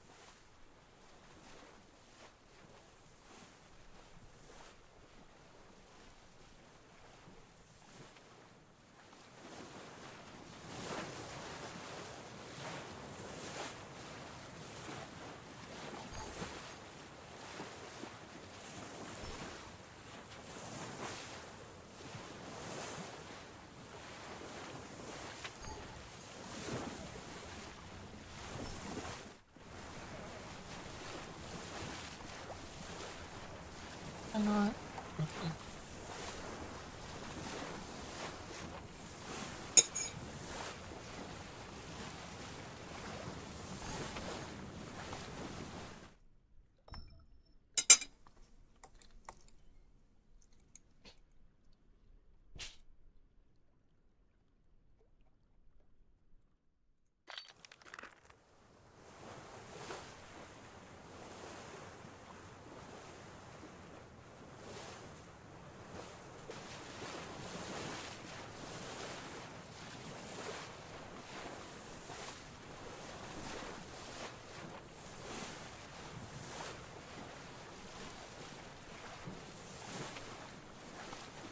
That's Goat Jesus. There's Goat Jesus.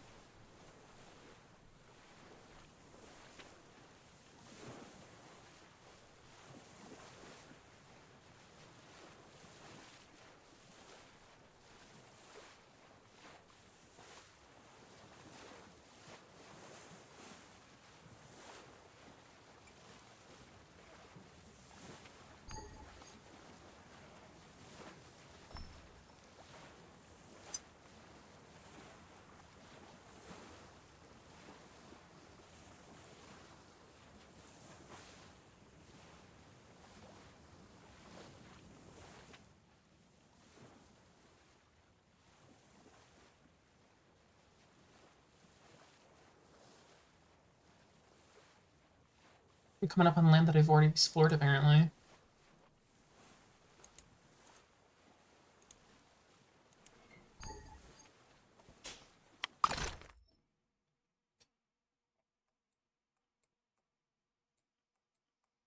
Alright. In order to fill out more of the map, I'm gonna start exploring the outer ring. And then when we get to a spot where the coastline is not charted, I'll start going back around the coast.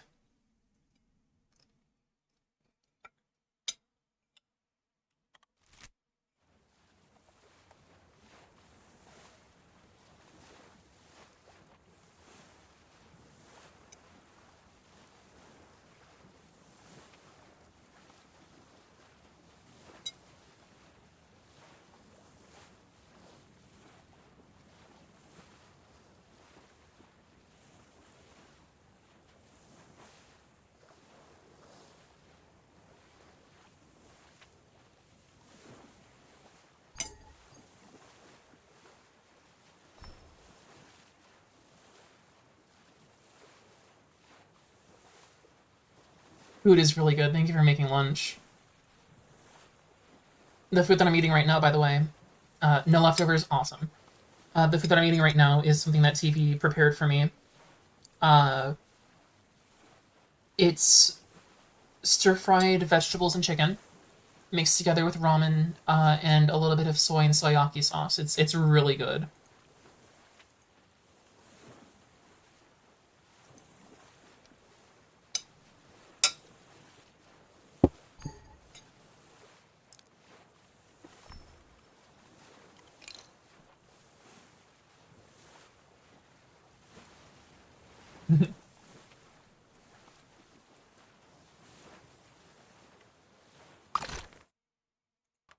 We'll go that direction.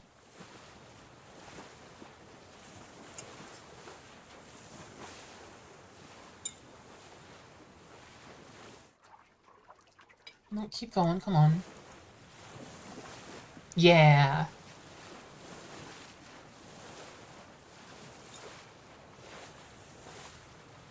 No, it's really good.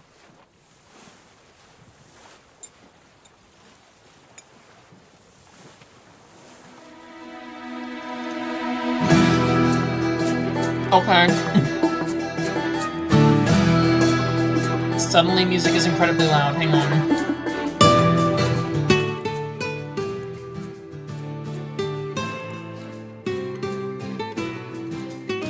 Never heard this track before.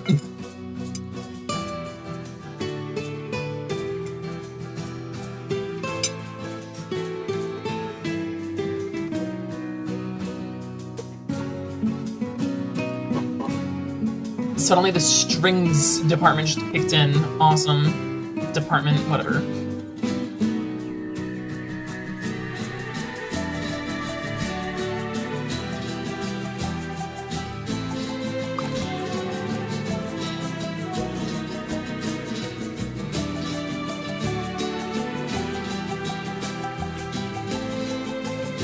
Theme of adventuring.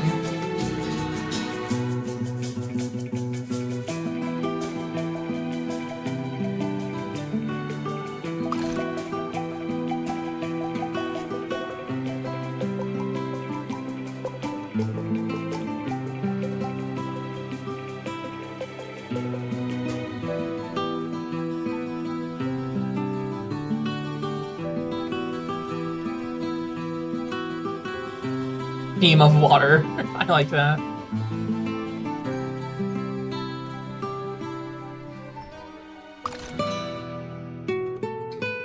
Let's go further out so we can hit these spots.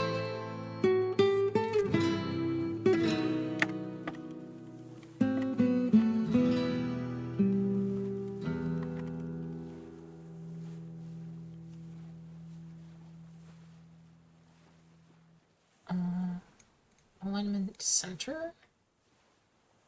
And drop that down to like, that is small. Hang on.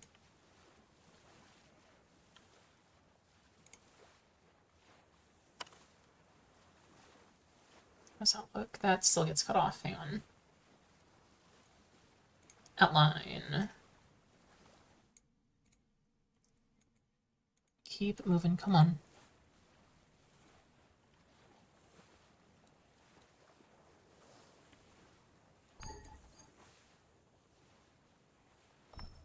It was a short theme, but it was actually pretty nice.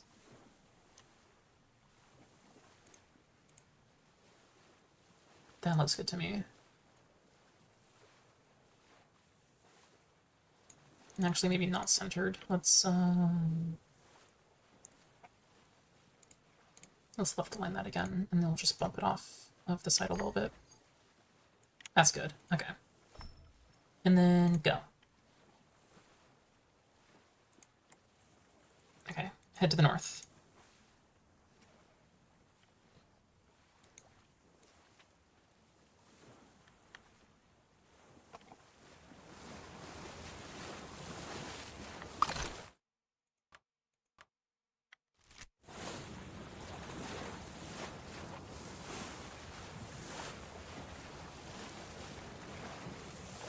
You like the objective marker? Cool.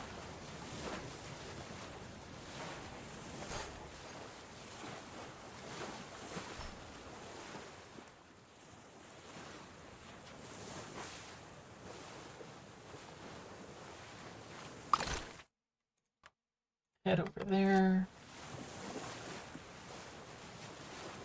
One of these, that's Sea Storm Tuna, but one of these might be a tier 5. If it's tier 5, I'm pretty sure tier 6. Oh my god, I didn't even know there were tier 6 fish. Abyssal swordfish, noted. The tier 5 fish are like sharks, I think. Do I just, by default, right-click steers? Okay, cool. So I guess it's for both left-click and right-click now.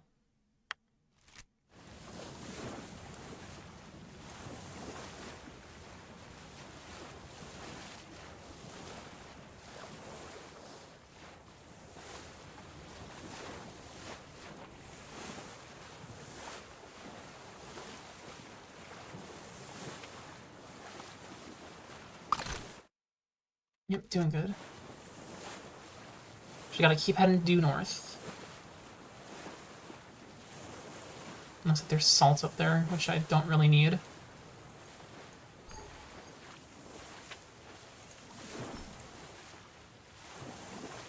I think with how slow going exploration is, I think 5% would be a good goal for this stream.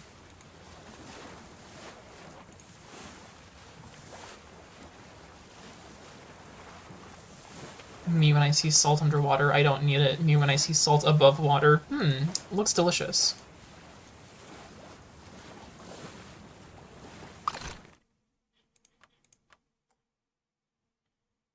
There's even parts of the inland of the continent that I lick the salt. There's even parts of the inland that I haven't mapped out yet, so that might be a good objective for next stream. The incorporation. Incorporated?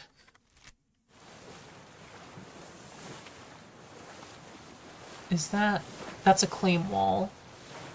So somebody definitely has, like, a spot on the coast, right? Oh no, I think that might be... Yeah, that's a ruins. Okay, that makes sense.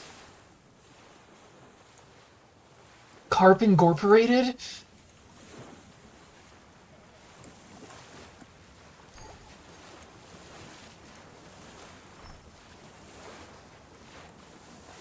Carp Gorps?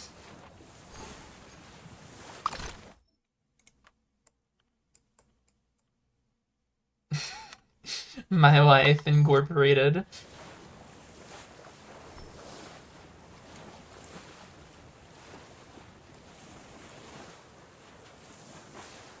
Oh, actually, while I'm here, I may as well show off the little character creator thing.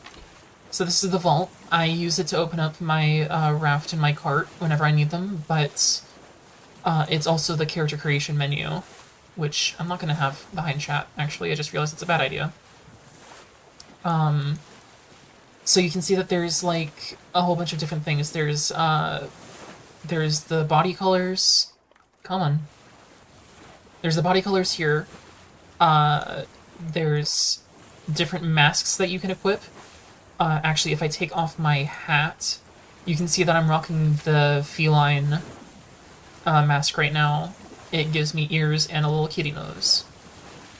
There's also the stub horn mask, which gives you very slight horns, but no kitty nose, so it's objectively worse.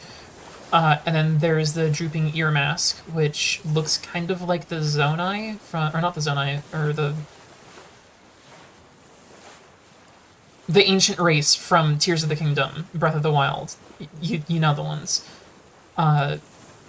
One little thing about the feline mask, though, is that it also just very slightly changes the eye shape, which I think is kind of cool. I think it also slightly changes the nose shape. No, it doesn't. Woo! Zonai, you do think? Okay, cool. So I wasn't going mad. I think that's just somebody's raft out in the water. Like, nobody's on that raft, it's just there. But, you know, there's different masks which can give you different ears and a little modification to the face. No, okay. I should be mapping out spots I haven't gotten yet. What am I doing? And then there's also eye colors. So I'm currently rocking the purple eyes because they look more pinkish. There's also green eyes, which, Jesus fucking Christ, it's neon. There's yellow eyes, which actually do look kind of cool with the feline mask. There's red eyes, which look a little bit more orange than they do red, and it's a little disappointing to me because I would be rocking the red eyes if they weren't orange. And then there's blue eyes, which I think might be the default. Definitely like the more stereotypical android look. I like the purple eyes, though. There's a bunch of different hairstyles here. If you want, you can just have your android go bald.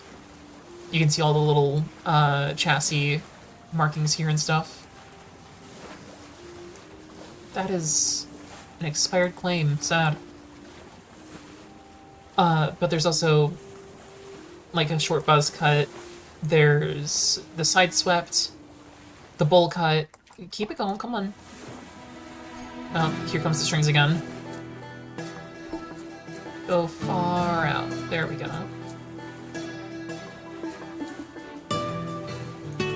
Okay. Yeah, there's the bowl cut. There's the messy, which does kind of look cute, I'm not gonna lie. There's the long bob, which is what I rock most of the time. There's the tied back, which does look kind of cute. There's the high ponytail. There's the side undercut, which I think is a pretty cool look, it's just not for me. Bald, bald, bald, bald! There's the dreads. Long hairstyle with a low ponytail and center. Yeah, some of these are a little like long hairstyle, low ponytail, center part.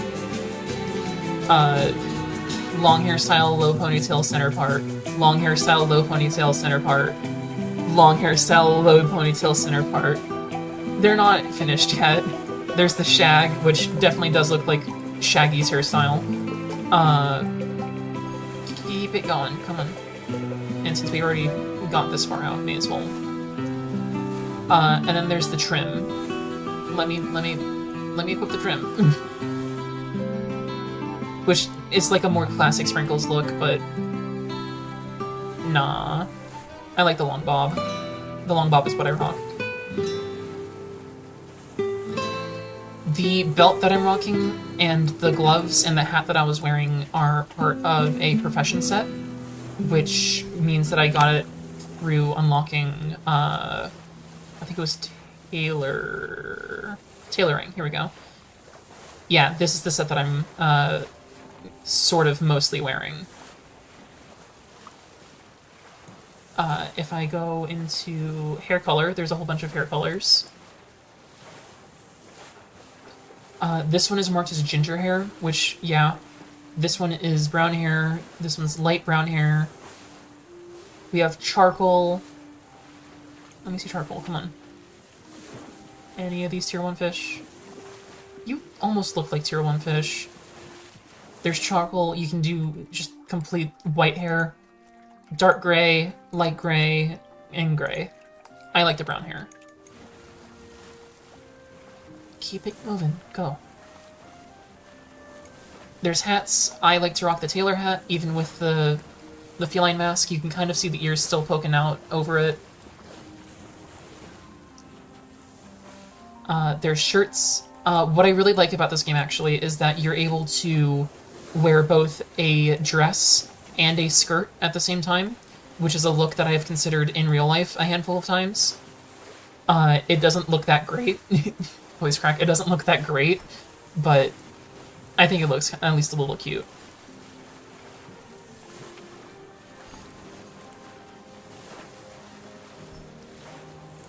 There's stuff like the short-sleeved burlap shirt.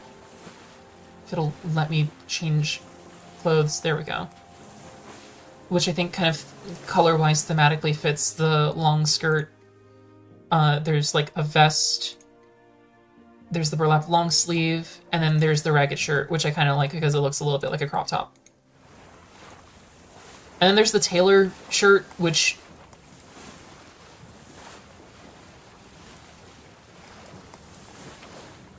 I do kind of like. It's just not a good outfit piece. If I wanted to rock the tailor shirt, it would be something I would have to rock, like, alone. For belts, you start with this belt unlocked, which does look kind of nice. You like the tailor shirt? The tailor shirt looks good, yeah. It's just not...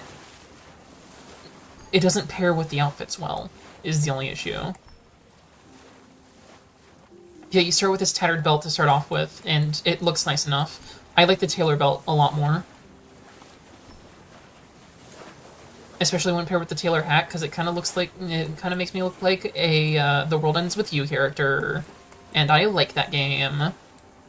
I missed a chunk of land. I'll have to get that on another run-through. I'm not going back for it now. Too far gone. That's belts. As for pants... oh, you know what? Something I completely forgot to mention is that if you wanted to, you don't have to wear clothes. Like, if you really wanted to, you can... Come on. There we go. You don't have to wear clothes. If you wanted to, you could just Be an android. You can just go nudist, it doesn't matter. But I do like the clothes in this game. This seems like a place where people had houses set up.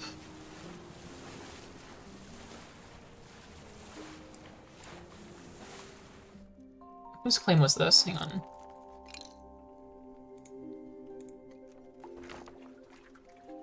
You enjoy the clothes a lot? Yeah. I think their stylized pretty nice. Someone named Volk. Just got into tier 2.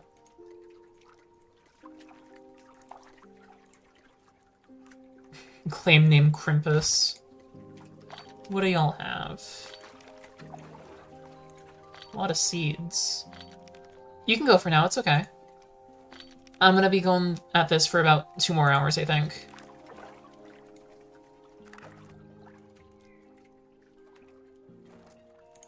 What stockpile stuff? You had a raft material. Oh, you haven't played in a while, have you?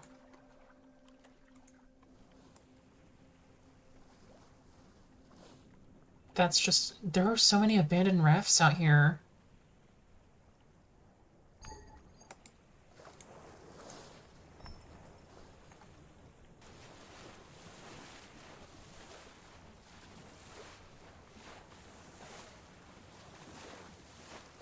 I'd say goodbye to my boyfriend for leaving chat, but we literally lived together. It would be kind of weird.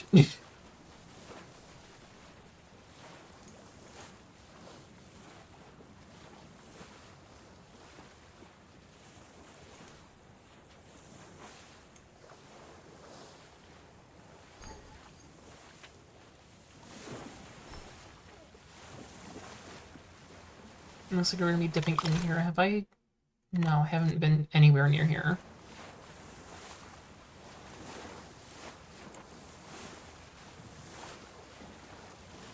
I don't want to go too far, but...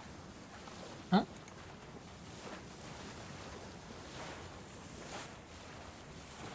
Who is this?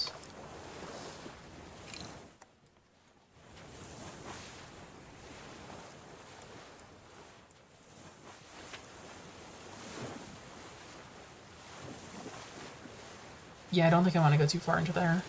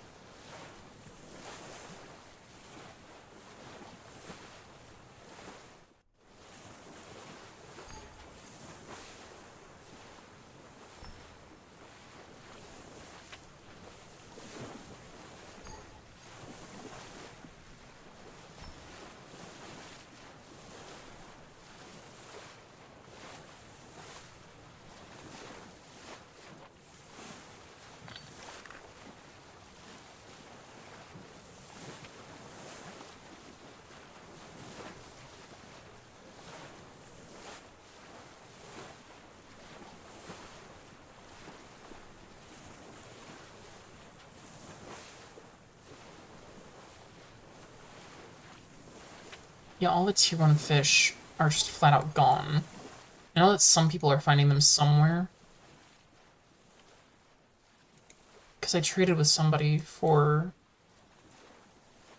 I think like 5 of them once, and that was able to get me going on refining my wood, but I'm not able to find any more. I haven't been able to find any in the first place.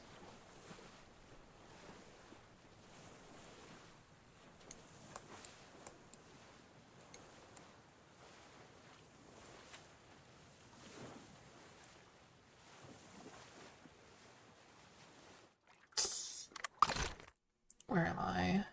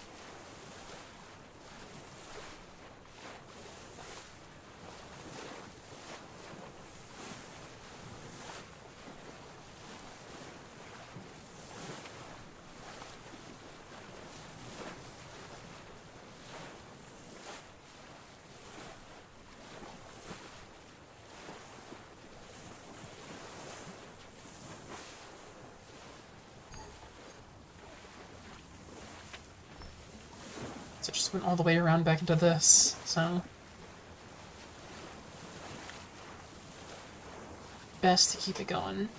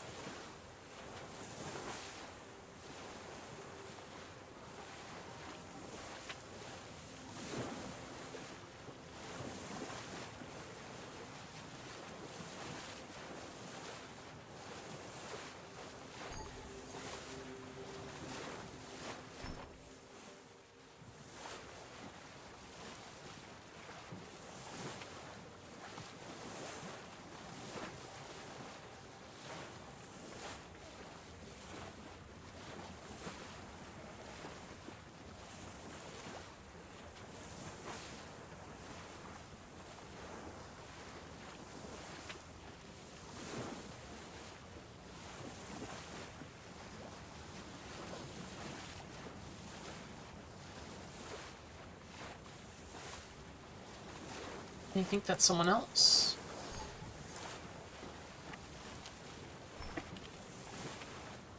Got it locked and loaded.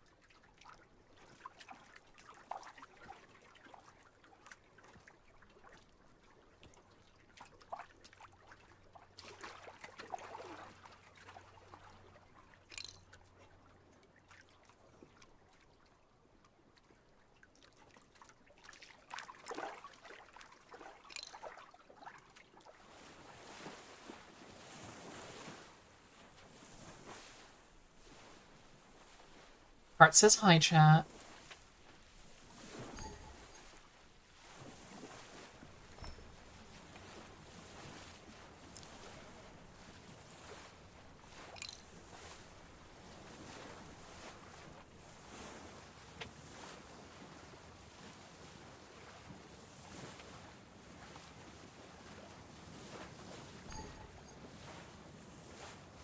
That's twins.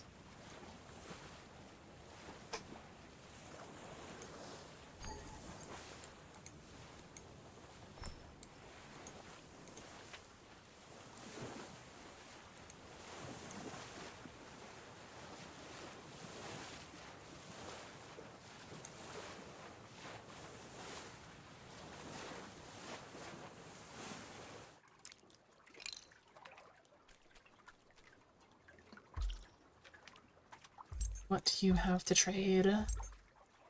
Ooh.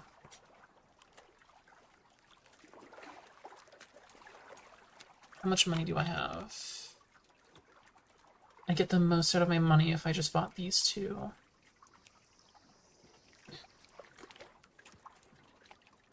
Sorry about the strange burp again.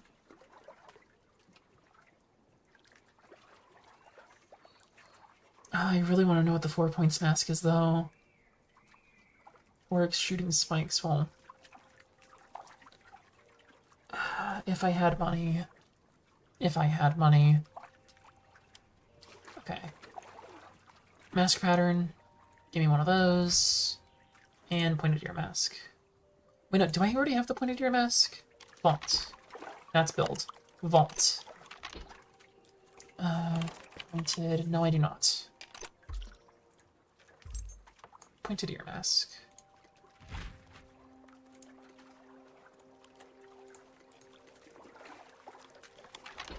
Punitier Masters like the elf ears. Okay, that makes sense. And I got Arch Blue Eyes. Oh no. I didn't know it was both. I thought it was just a marking. Lame. Back on the raft.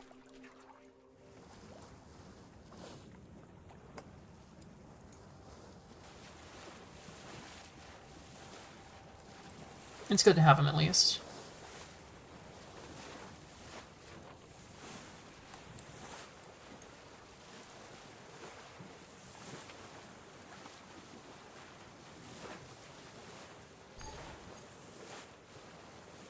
Let's get this little spot of land before we head out of here. Still no tier 1 fish. Alright, hard turn.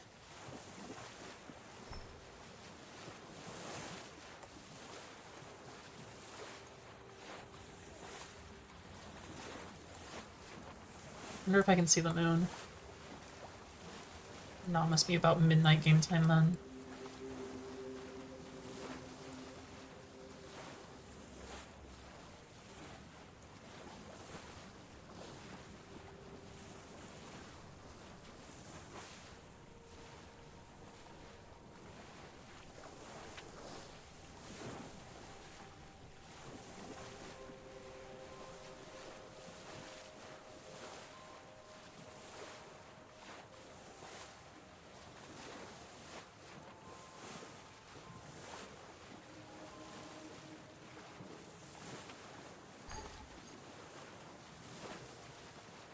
We may as well drop down by here and try and plot the map a little bit more.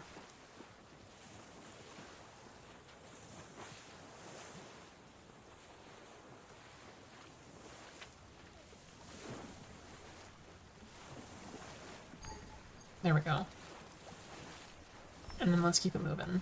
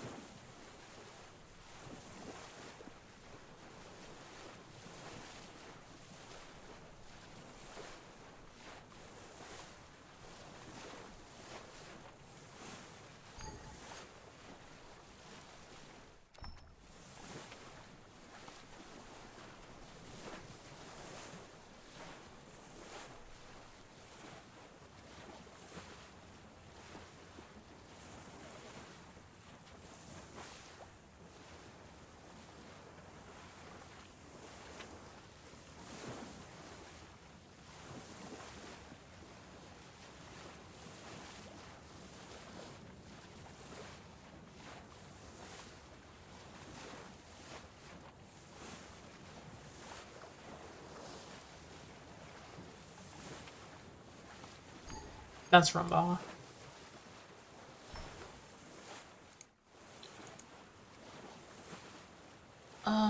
I have the stamina for it, actually.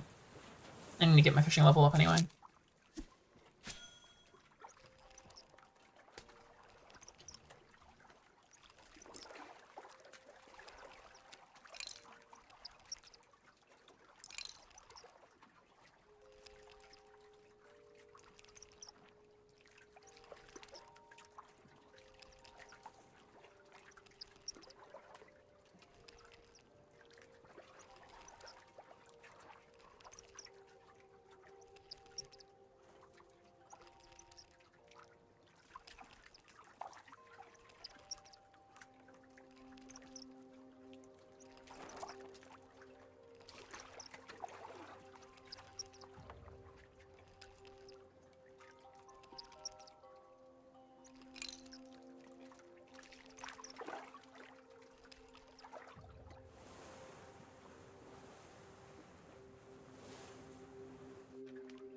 That's a skiff.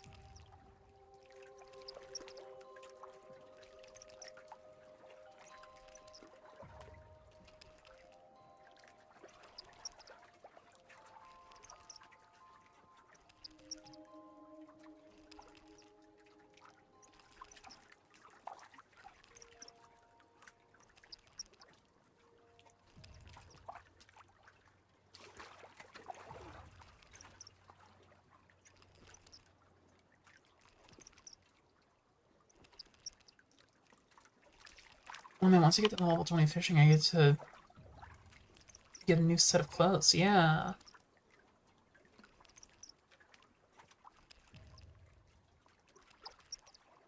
They aren't all that great.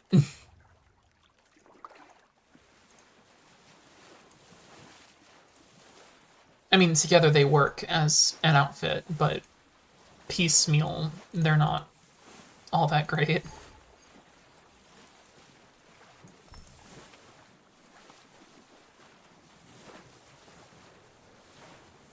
Dip into this little crevasse, and that's a person. I'm on a raft. I don't know who that is. Okay. I don't need to explore that area, so we just go this way. Wish there was a way to sail faster.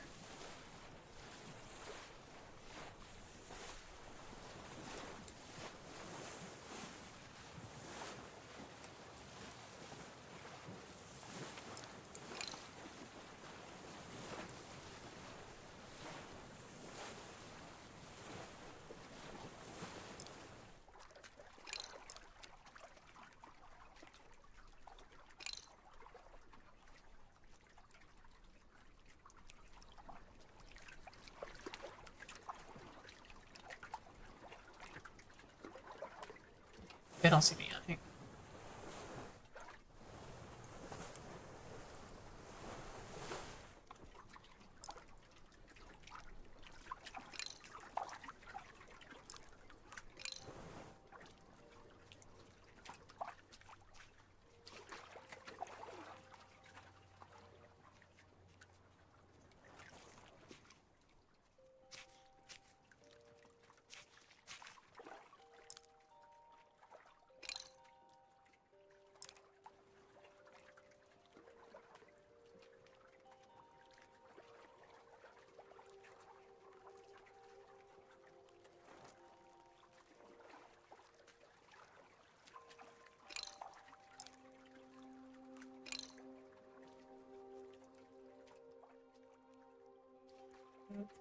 Oh, that's not supposed to happen.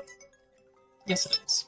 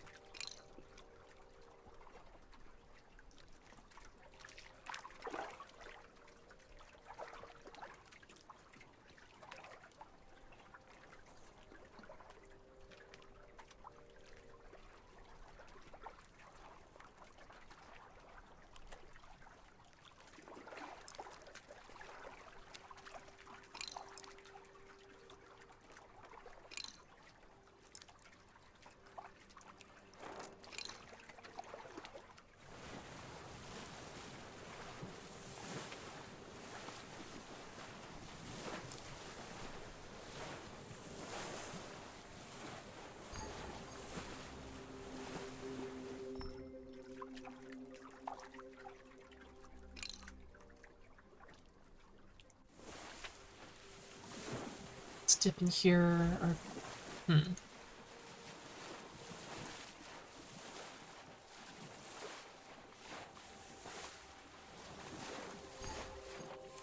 I think this enables boundaries. Yeah, okay. I think if I dip in here, I can get this chunk. Easily. There we go. We're getting close to the 5% quota, so...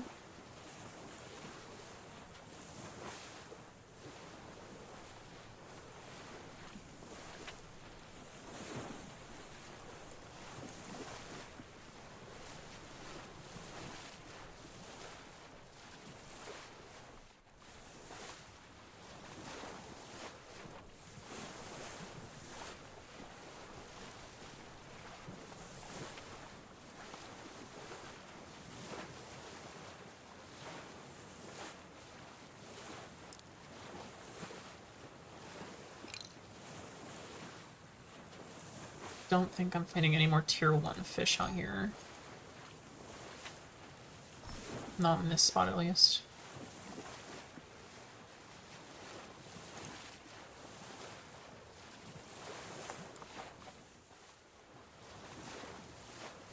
Oh, you know what? There's something that I can test once I teleport back home.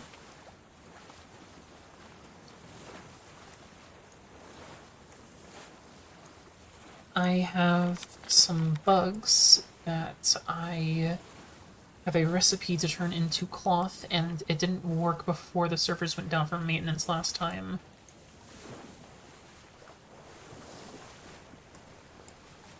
I'm coming up on a quadrant here anyway, may as well just hit all 4 of these.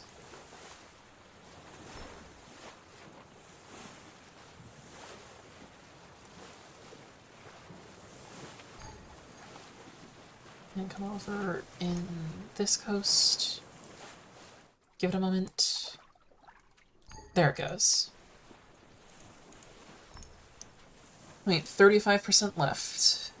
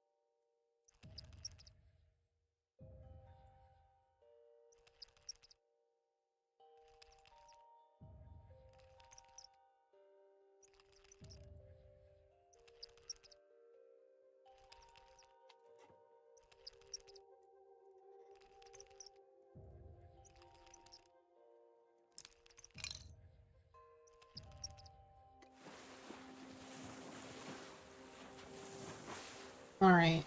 I am low on stamina, which means that I need to dismount my raft.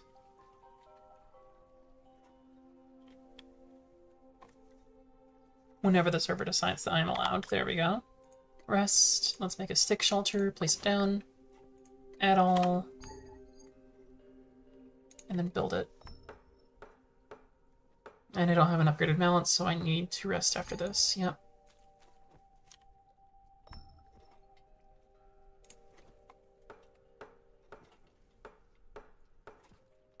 There we go, and then right-click rest.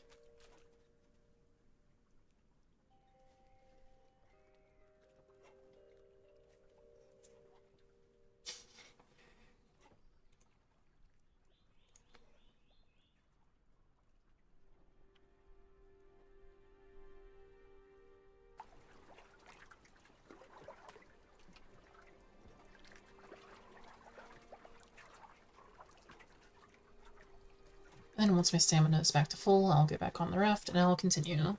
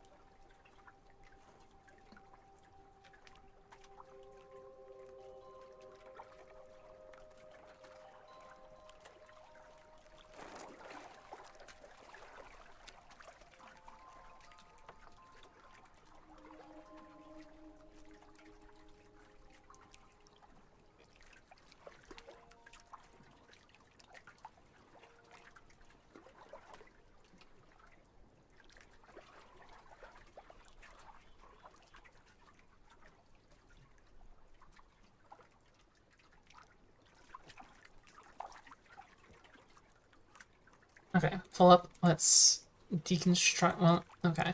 Disembark again. Deconstruct so I get my sticks back.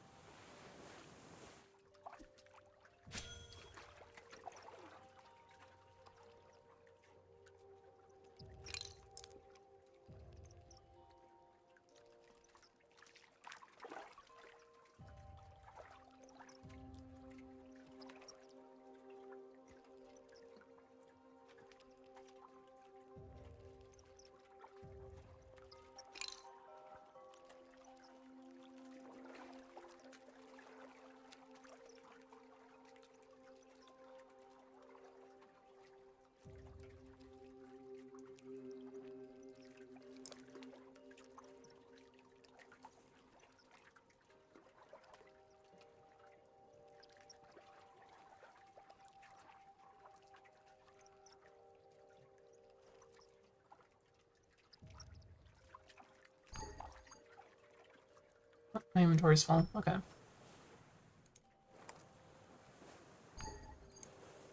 I suppose that's enough fishing for one adventure.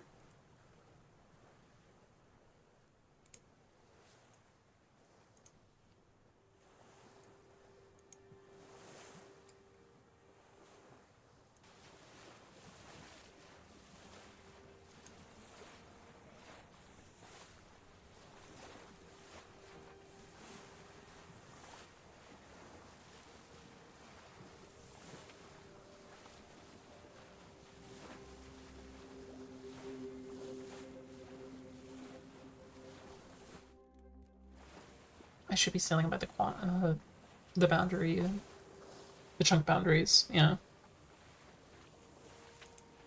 Because I can rack up more percentage like this.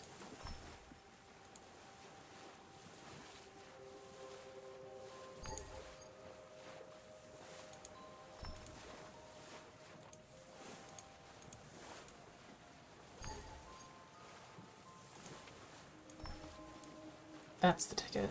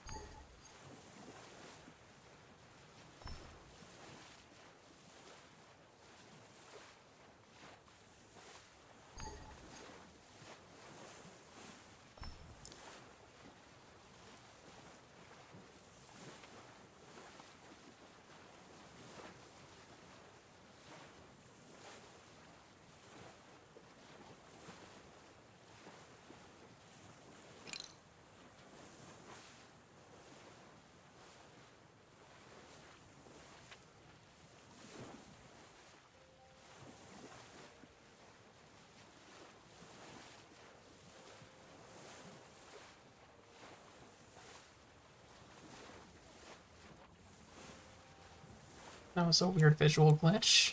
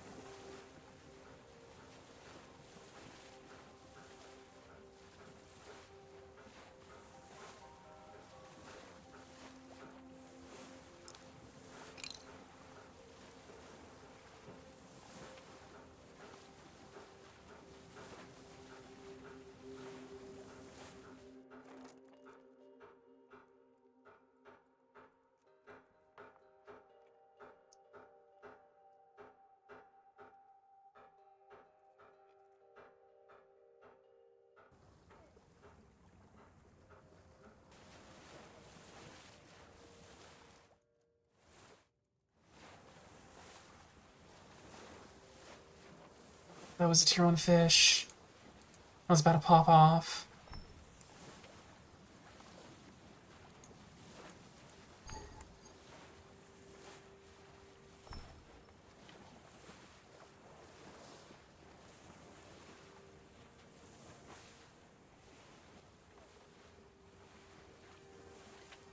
I may as well just increase my fishing level. I can drop these. I don't really need the pelts. Animals respawn like crazy anyway.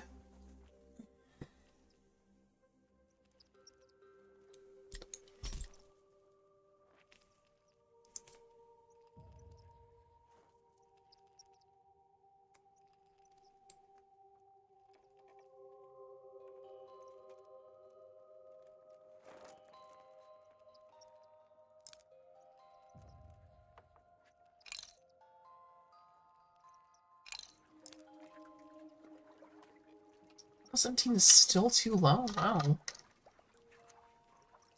Guess I have to be 18 or something.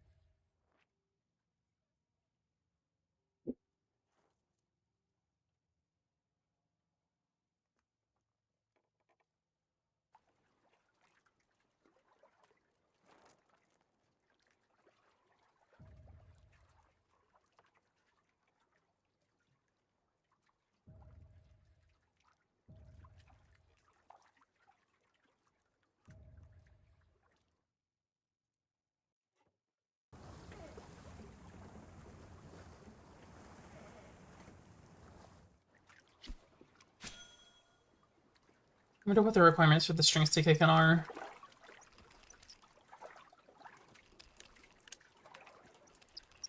Because I've been on my raft for a while now and I haven't heard them kicked in at all again.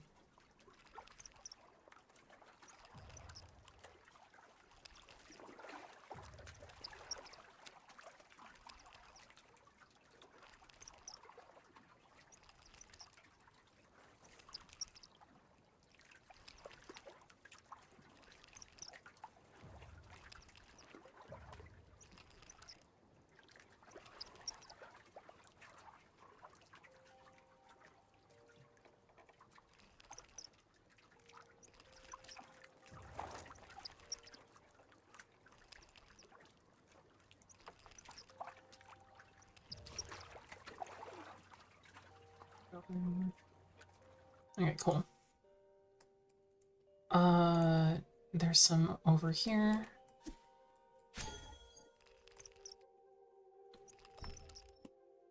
I don't mind about them being dropped on the ground because I'm just here for the experience.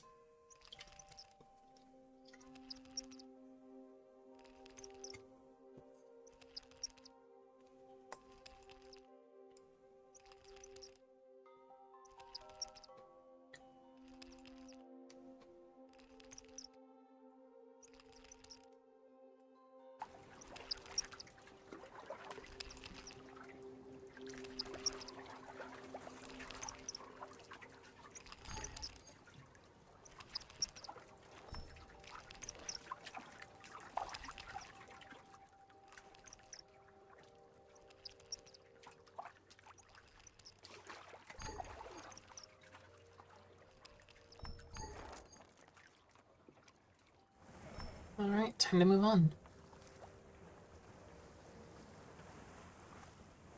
Plenty of fish around here, just none that are tier 1, so... Can't exactly nab any of them. Oh, I'm nearby a quadrant, so I will just pick this up. It's another spot of crayfish, but I really should just get moving towards 5%.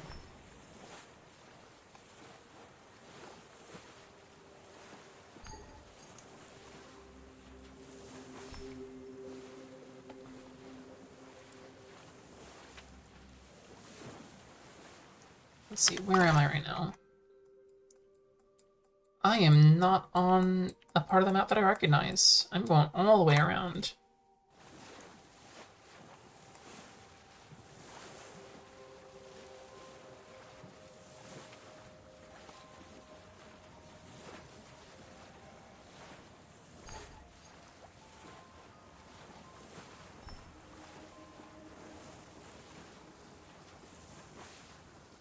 think if I dip into this square, then yeah. Okay, there we go.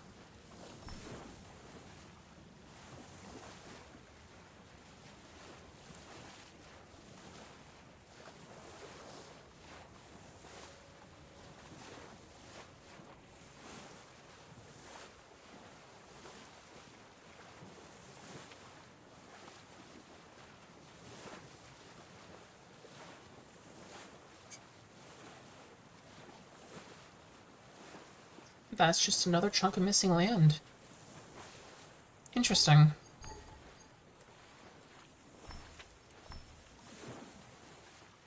And this side of the map didn't update. I want to get that.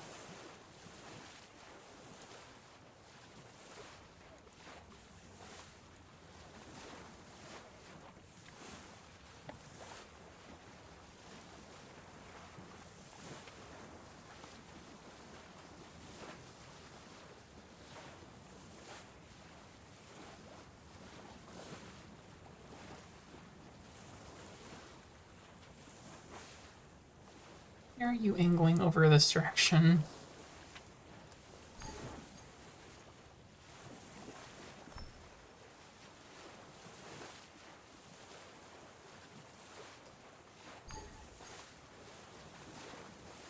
I think those are twins, yeah, okay. I don't have money, but I gotta stop.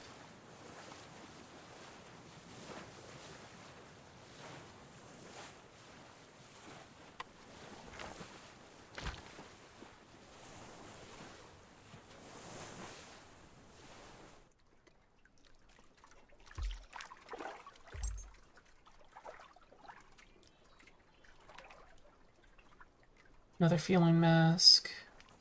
Rose blue. Uneven horn mask. That's a lot of money.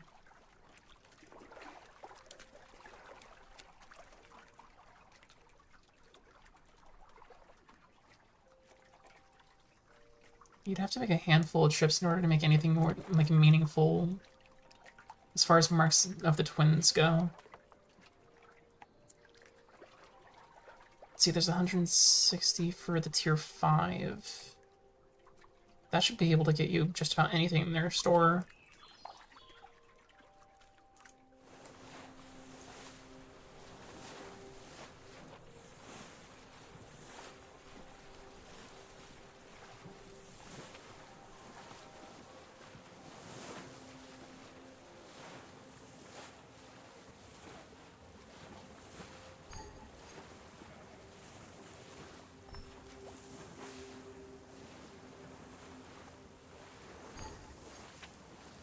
And there's a Brico.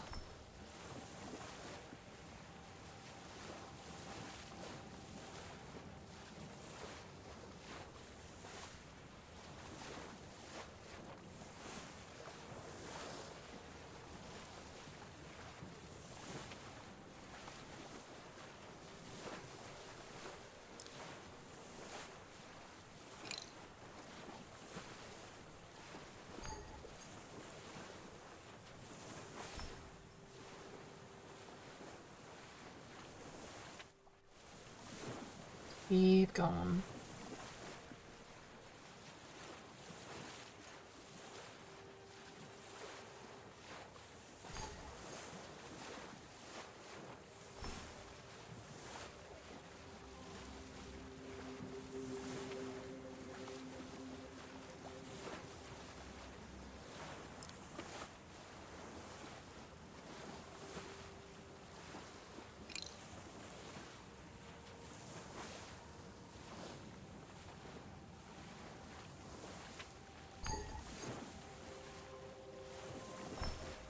Making good progress. These tiles look noticeably different.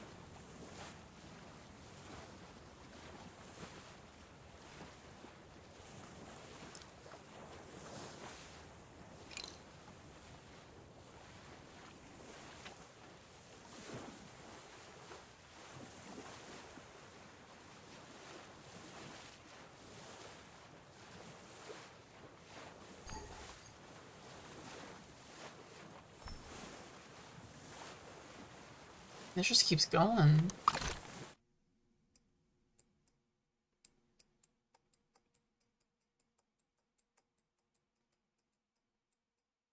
There's places that I'm familiar with.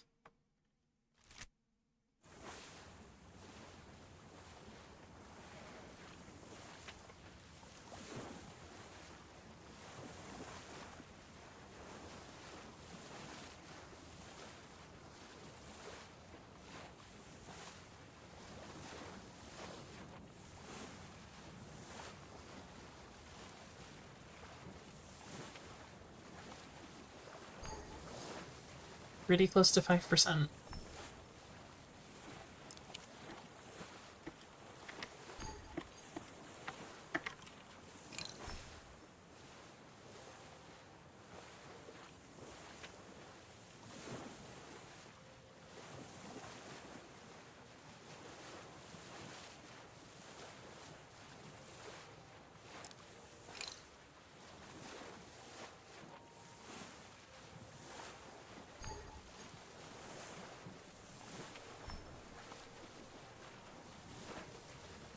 Getting this chunk. Looks like I need just about 10 more until I've hit quota for today.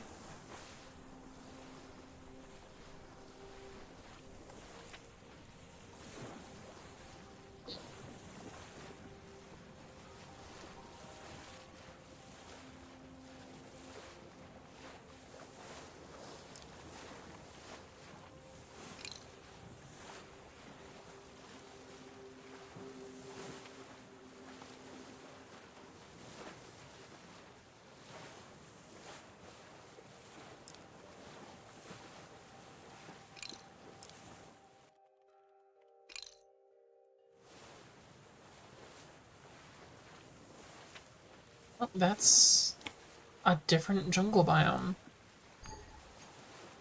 Huh. Oh, that's just where the jungle biome connects to the normal biomes. The forest and the plains. Oh, that connects for a while then, doesn't it? Oh my goodness. That goes all the way up there? Does it just like snake around and then go... Huh.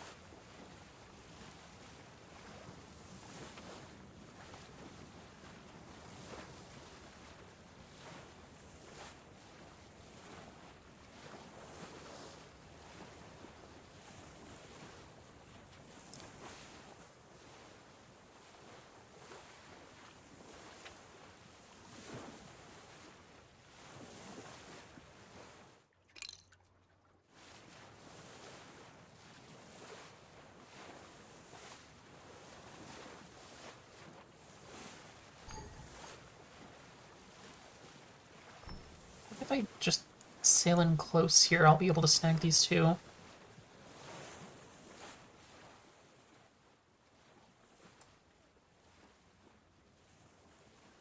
That should do it.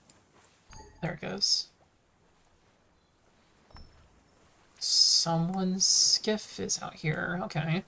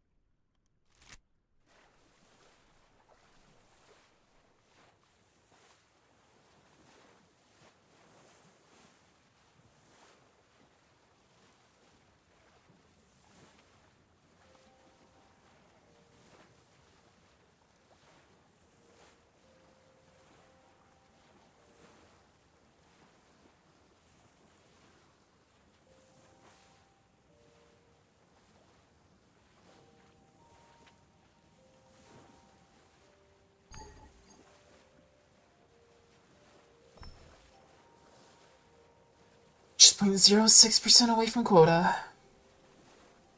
Been streaming for 2.5 hours already.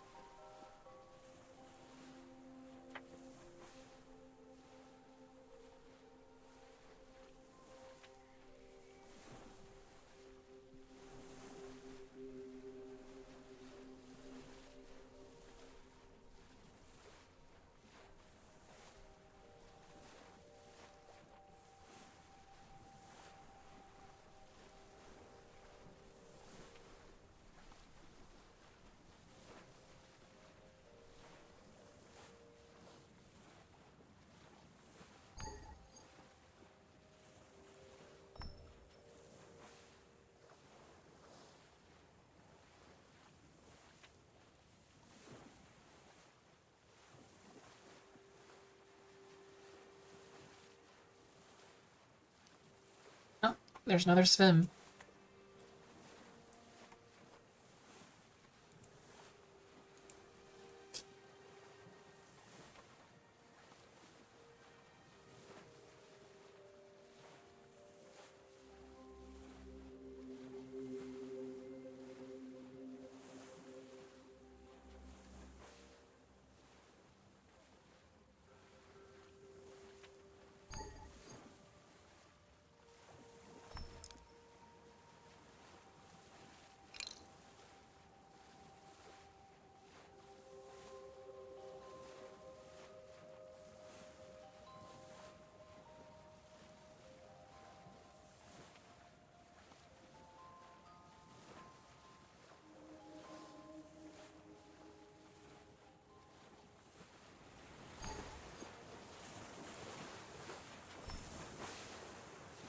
I'd like to say hi to the one person watching this right now. I am just about to come up on 5%, which I have decided is my quota for this stream.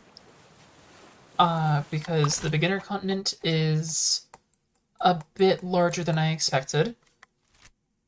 I'm gonna keep going for a while until I hit about 4 hours streamed, and then I'm gonna go ahead and hop off.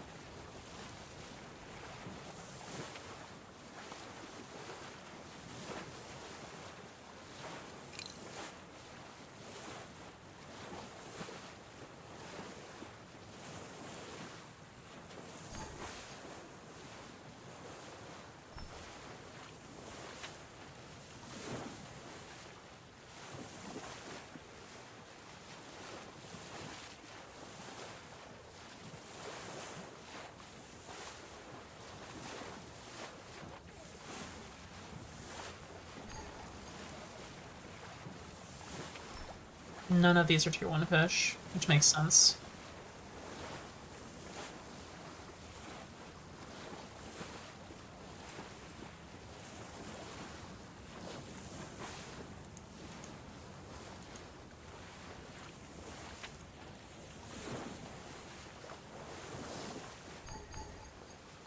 As always, if there's any questions, feel free to ask them in chat. I would be happy to answer.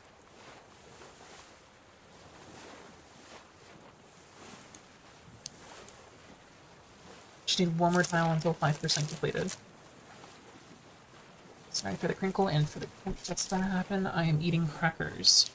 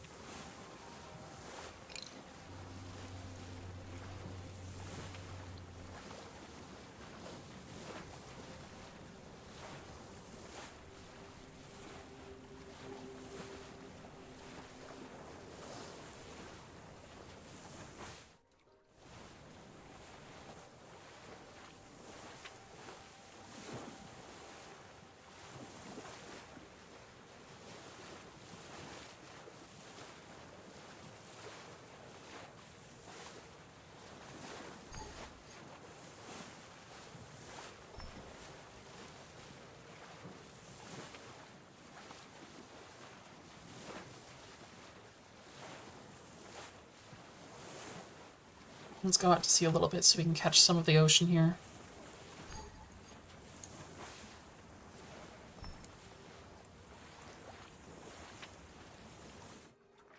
Waiting for the server to catch up. There it is.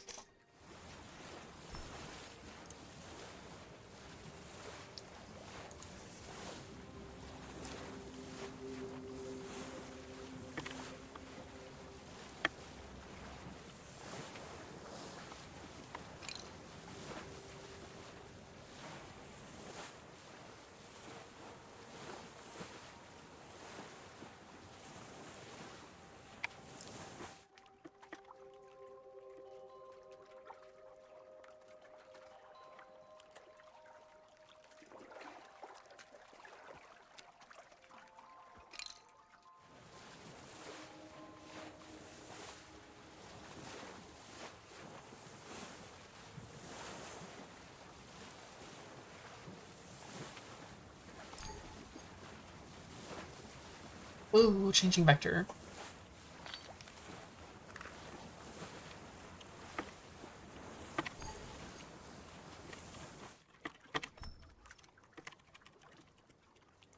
On.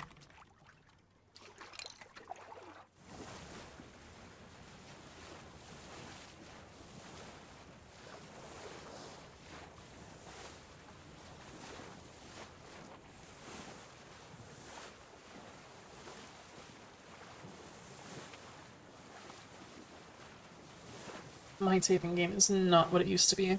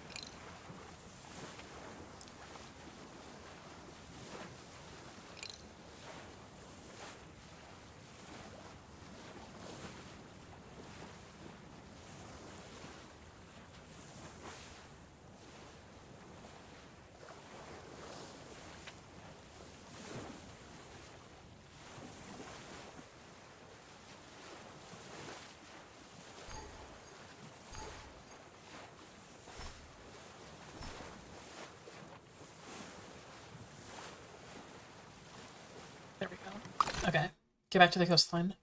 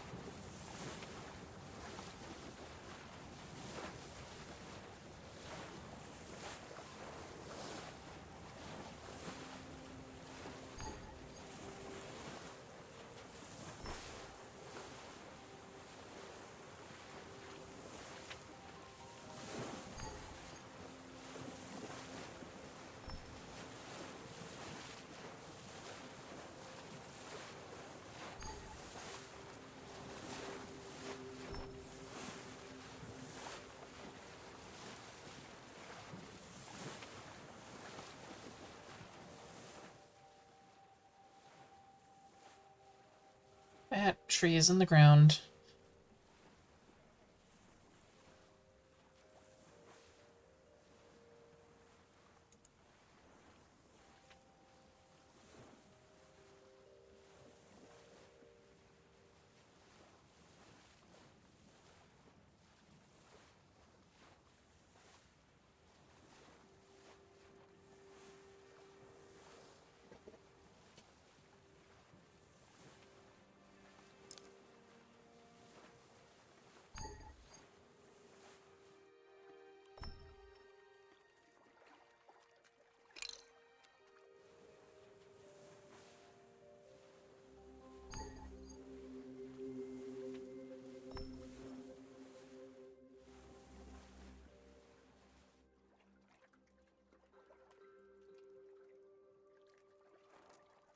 This has to be close enough, right?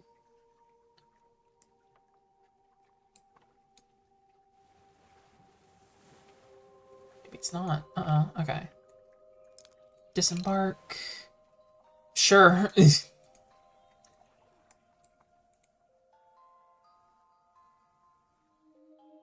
this still not enough?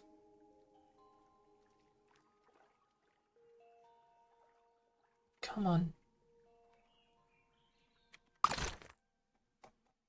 I'm in there. I am in this quadrant. I am in this chunk. Come on.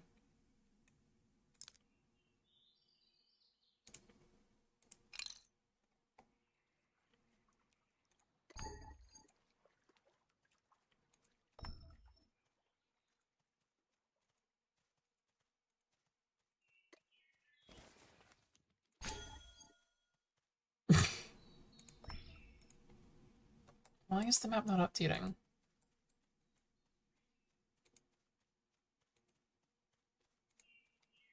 Maybe I should...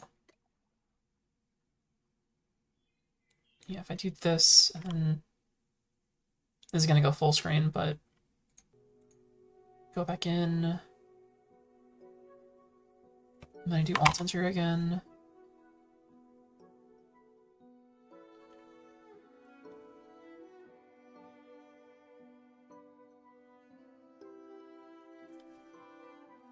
And then it actually loads everything in. It should be fine. Ugh.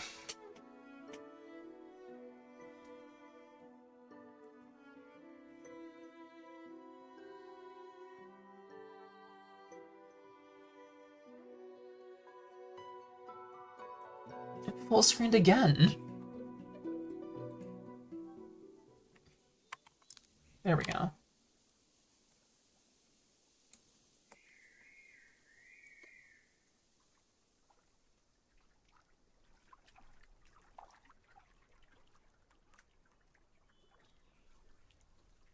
Does it just not want me to claim that? There it goes.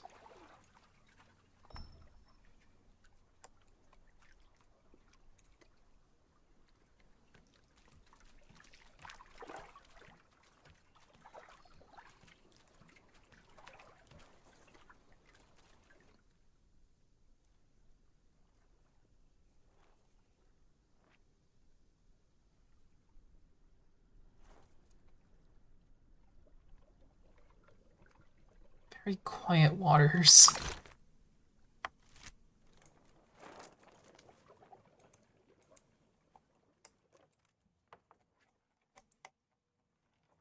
There it goes.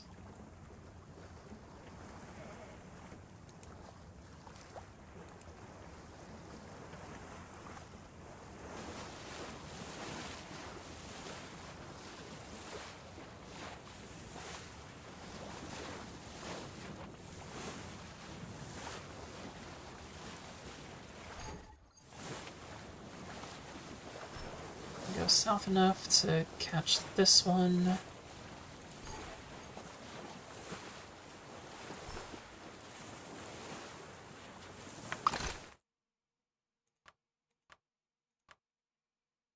I'm gonna go for that quadrant boundary.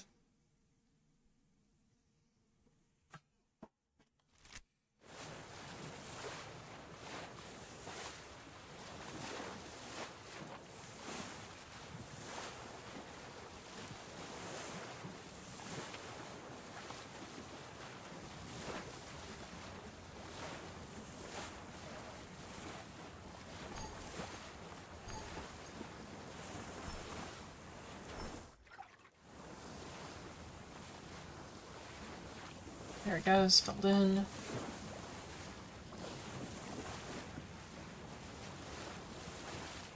Is that like a thick fog, or what's going on over there?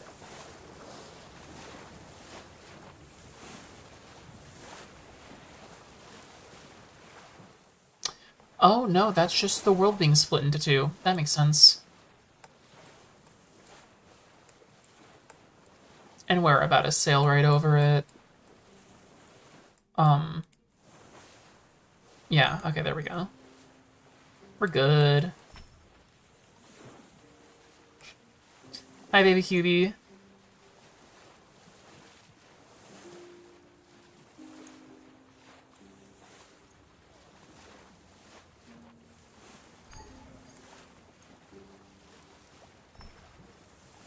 I hit my... That'd be a world gen bug or natural? I've heard people say that it's actually neither. It's apparently client side. Like, if you log out and then log back in, it might fix itself, it might not. What I do know is that the map data for it loads perfectly fine, even if you, like, go to the section of the world that's split into two. It's fine on the map itself. Kind of like old school Minecraft chunk bugs. Exactly, yeah. Hell, it still happens on Minecraft servers, like, even today, where it's just like a chunk will be missing, you'll float in place for a little bit while it loads, and then it'll pop into place and you'll be fine. Except that one just kind of sticks around until you log out. And you don't really get stuck in it, you just kind of hover over it.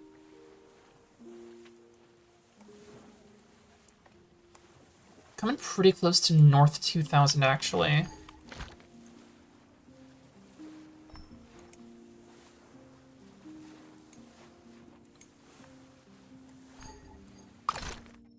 Zooming out. How close am I to... Not even a little bit. Awesome. Okay. Heading due east.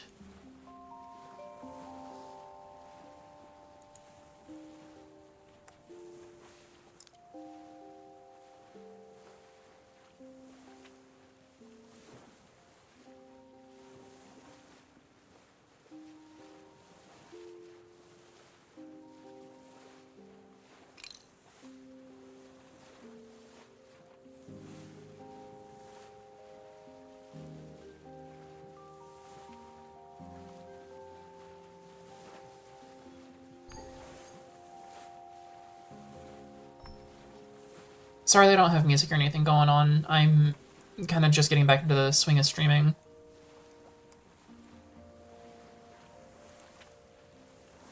I've been doing it on and off for... I've been trying to do it for a few years now, and it's just... It's not really stuck with me, but I think I have a strategy in place on keeping myself grounded and able to do it now. And server and listening to music on your end anyway? Awesome.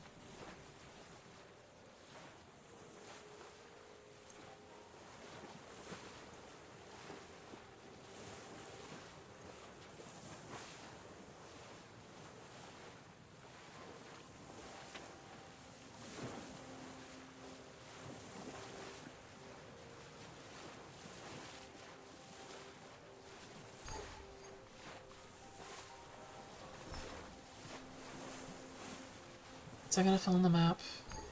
There we go, okay.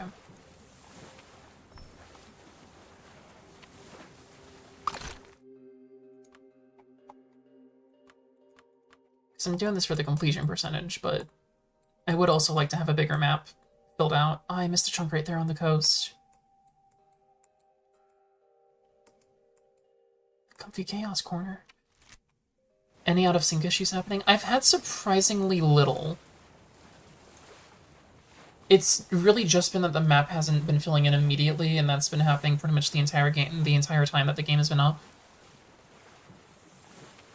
But no, surprisingly little out of sync issues. That's a landmass. If I weren't trying to go around the starter continent, I'd go and check that out.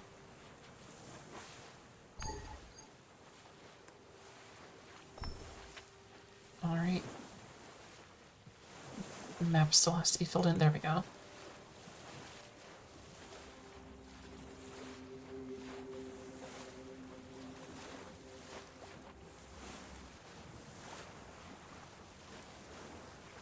Why do you ask? Are you getting any on your end? I need to enunciate more.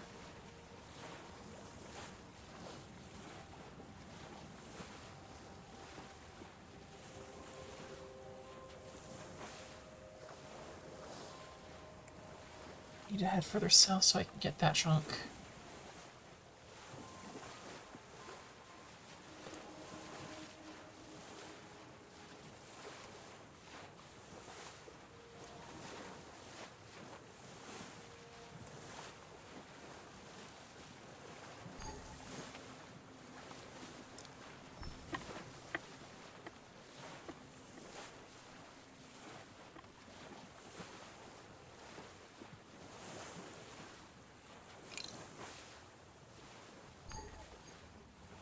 Most of the time we get them, it's while traveling. Yeah, that's fair.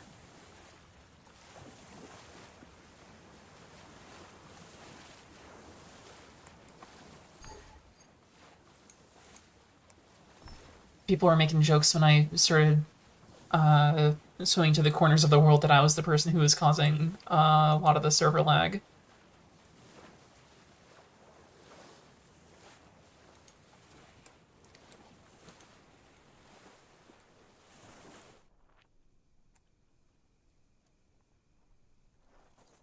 Saggy bird.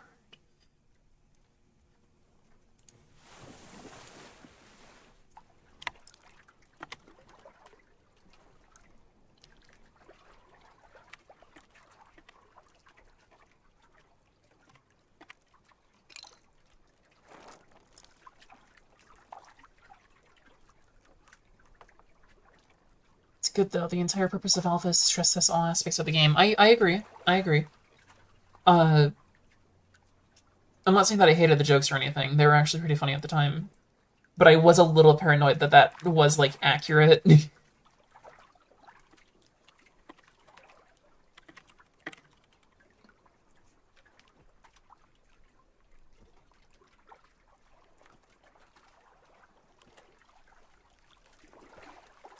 How would I describe this in words?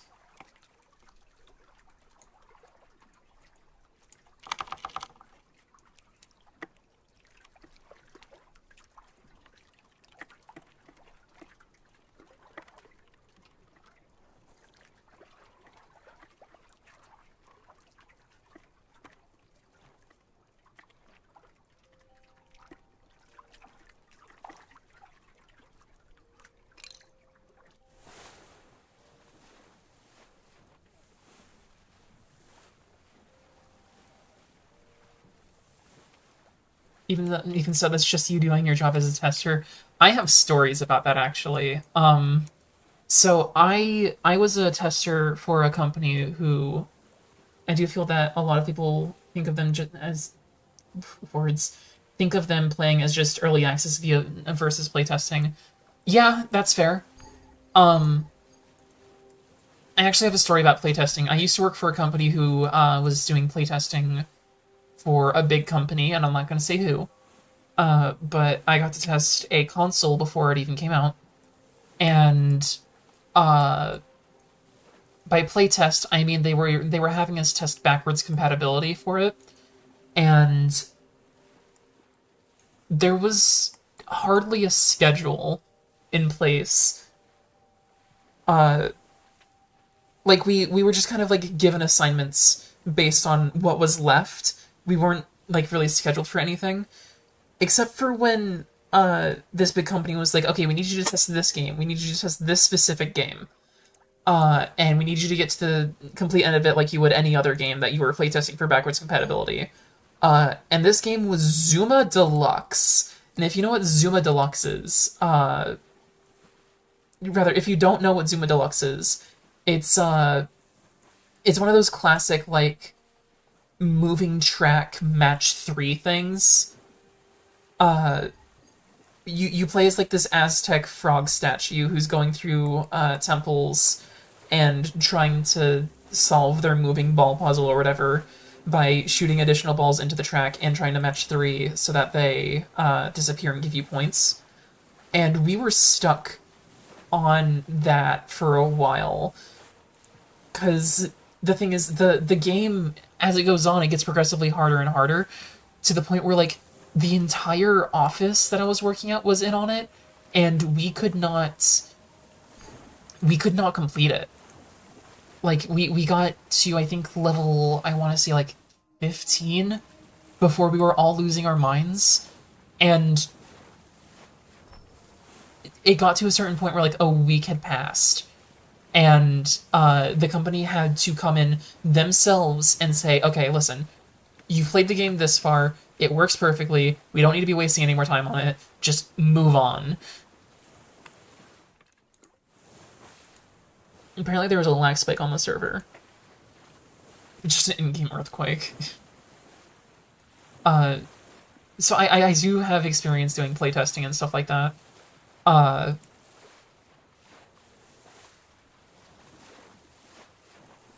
maybe not in the same field as like doing an early alpha kind of thing, but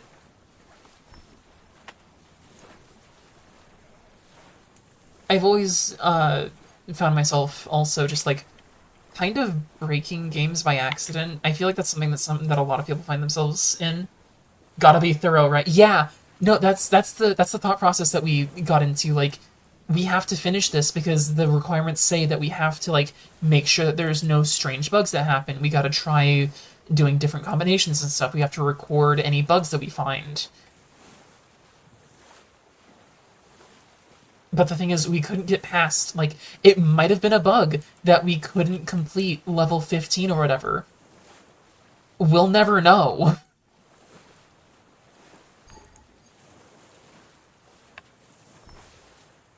But I always find myself in weird scenarios where I break games in ways that they're not supposed to break, and I feel like a lot of people find themselves in kind of a similar boat, uh, where they just like unintentionally do something that flips a bit in memory or something, and they just end up like lodged in the ground and they can't move. Uh,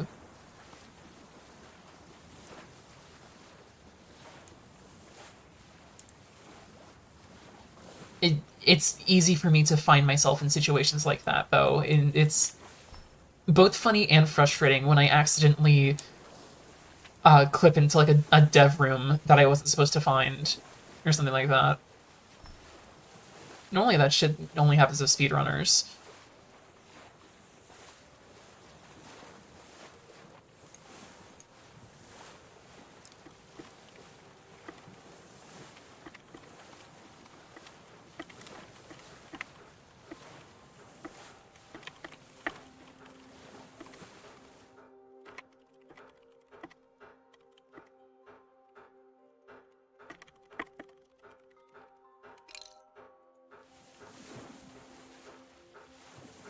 I can dip into here and unlock more map.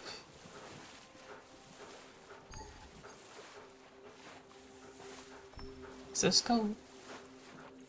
I think I can dip even further into here to unlock more land map too. And I hear somebody hammering over there. This is another forest. This is a different part of the beginner continent that just has tier 1 biomes again.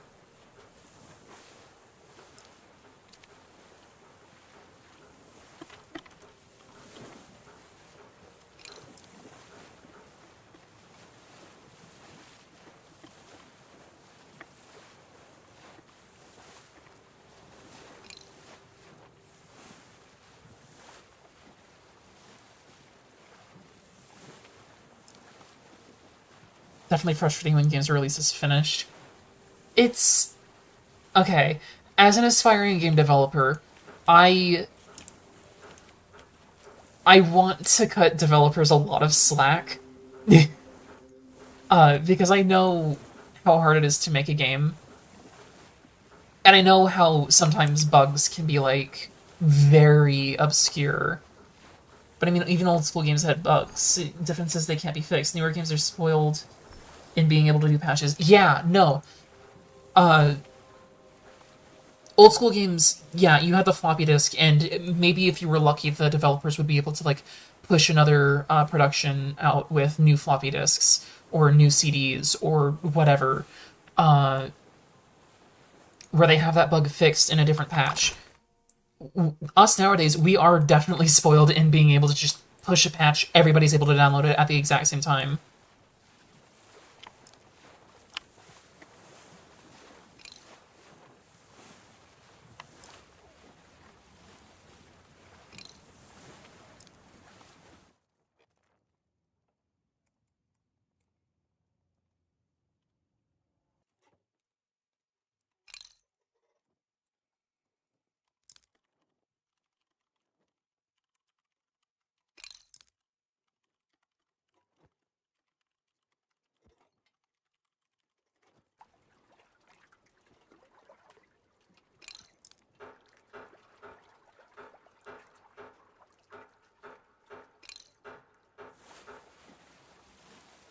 Look at Zelda Ocarina of Time.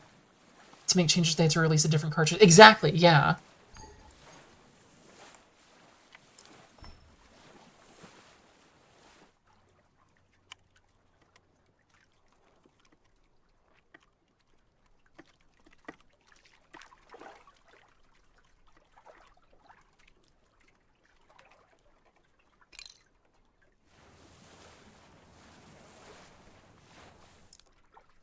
But yeah, no, like they had to flat out make new cartridges and produce them. Oh,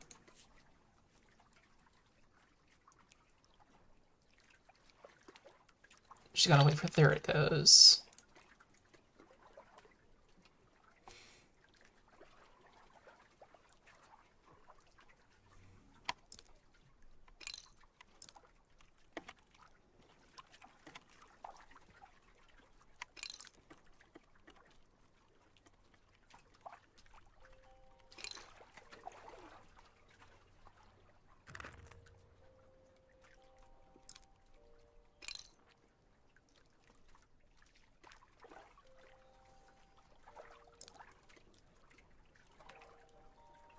But you know, like in order to make new patches and stuff, they had to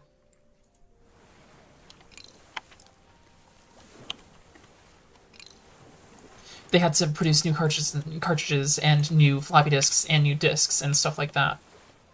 Which at that point it would be easier to just release another game, which is kind of what they did with Majora's Mask and kind of what Doom did with Doom 2 and yeah. Hell, I'd even argue that Nintendo did that with Super Mario The Lost Levels, where they just like had extra that they wanted to get out there and called it a different game with a little bit of graphics touch up. Uh, and yeah, nowadays we are pretty spoiled in being able to just download a patch. That at this point we've just accepted that some games will release as unfinished. Like I'm actually really upset about Animal Crossing New Horizons, because it was in such a state when it released, and it like got content updates, but it released without diving, which was a feature on the 3DS, and it's like you guys had that one solved already, and you had to re-implement it in a different patch, and it's if you go out and you find like a retail version of Animal Crossing New Horizons, it's not going to have diving in it. If the Nintendo servers go offline, like it's not going to have diving in it, and it's going to be annoying because then you're going to have to go online if this is like some 10, 20 odd years in the future where the Nintendo Switch isn't in style anymore. You're going to have to go online and find an archive of it with the diving update and everything that was added to it. But it's at a point now where like everything that Animal Crossing New Horizons is, it's another thing where it's like a lot of games are being made for online play only, or like they're so intrinsically tied to the internet that they, even if they're single player games, they can't be played without a multiplayer connection. To the point where like speaking of offline, Wii U going offline, exactly. The 3DS and the Wii U just lost Spot Pass. And that sucks. There's so many games that are just being taken offline and won't be brought online again until fans, like the Pretendo Network, revive that service.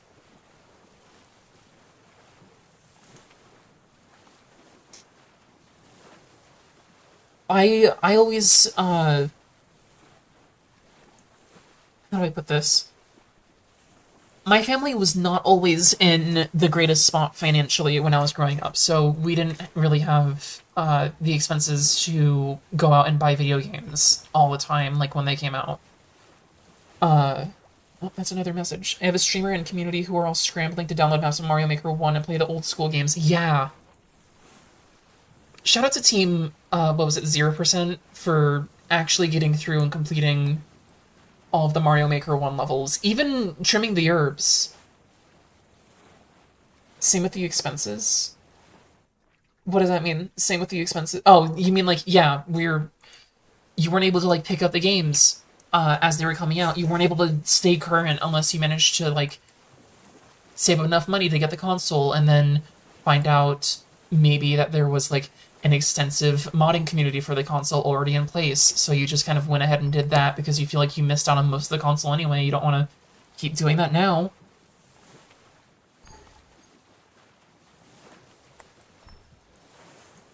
There's so much that gets lost with time, and it kind of fucks me up. Where like,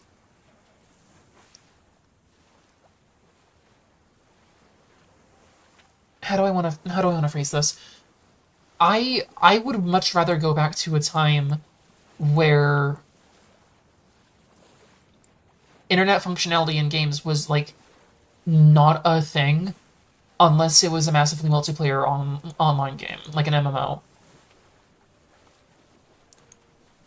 Because or unless you could like host your own server for the game, like Minecraft or uh Half-Life 2 Deathmatch or Counter-Strike Source or any of these games where you can like host your own servers, like it's an open thing where anybody can host a server for those games, because that's what keeps games alive. There are still people who go onto Counter-Strike Source and play on the same servers that they've played on for years because they are still able to be up. There's no like central service that they have to connect to in order to verify that like it doesn't have to verify anything. We don't really get that with a lot of proprietary company stuff like Nintendo does. Like, again, the Pretendo network, sure, but they kind of have to start the network code from scratch on that one. That's a project that they had to build up to. I'm speaking as somebody who was huge into Flipnote back in the day. Back on the DSi when Flipnote Hatena was still live. I'm so glad to see stuff like Sudomemo and the Flipnote Studio 3DS project. What was it called? Like, shoot, what was it called? I'm in the Discord server for it. I know that there's a Discord server for it. Oh, I'm getting messages on Discord. Where there's the Keiru community. Keiru Tomo. No, that's the Miitomo revival. Where's the Keiru Gallery? There it is. Oh.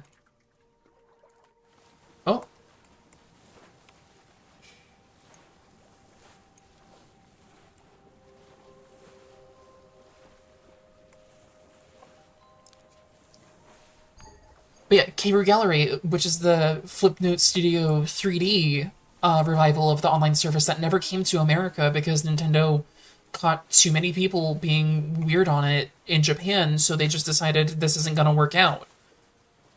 This was roughly around the time that SwapNote had to become SwapDoodle,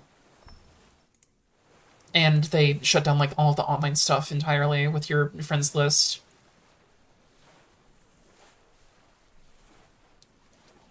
There's so much work that goes into preservation. And it just makes me that much more bitter with how online services as a concept are going.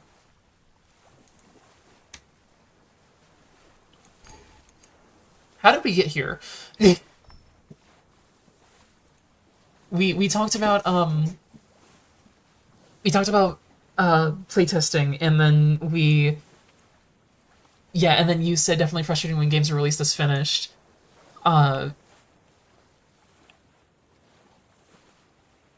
Like the quote unquotes there is just, I'm glad that games are made. Games as an art form. I wanted to make a video on this actually. I wanted to make a whole like video essay on this.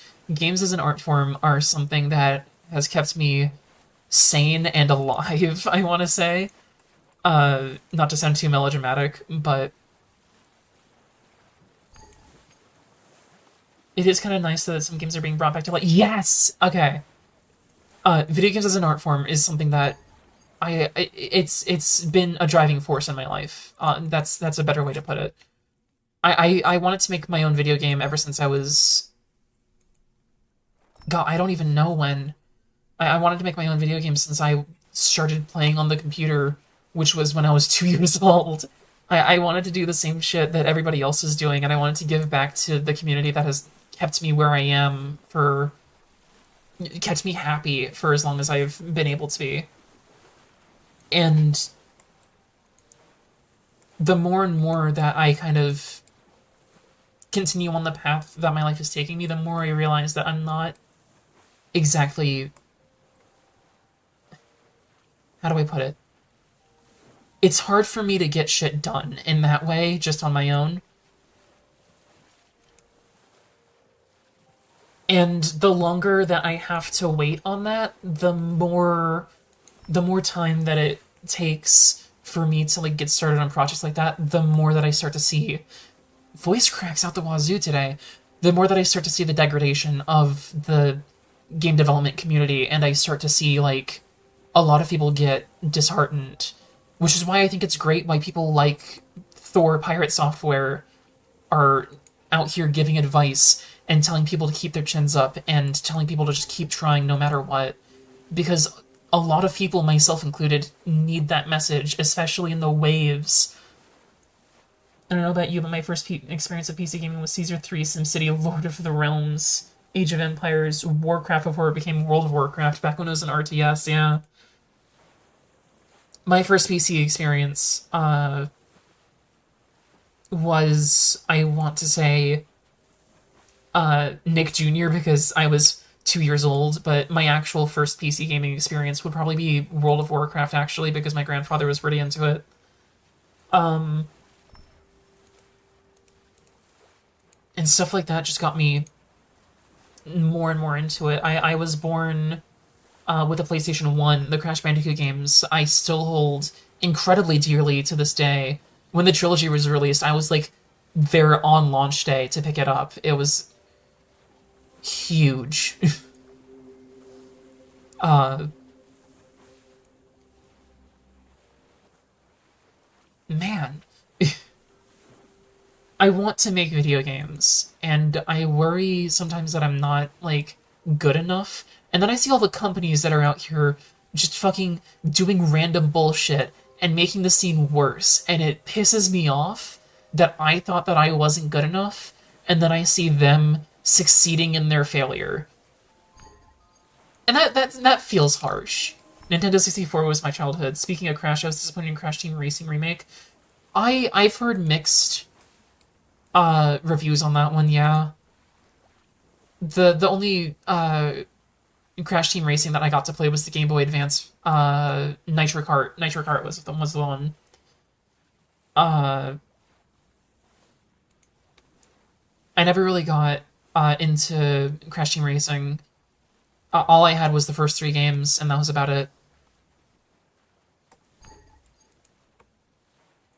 But I see all of these companies like walking the wrong steps, and I wouldn't say that I wouldn't piss people off. I'm saying that I don't know what I'm saying.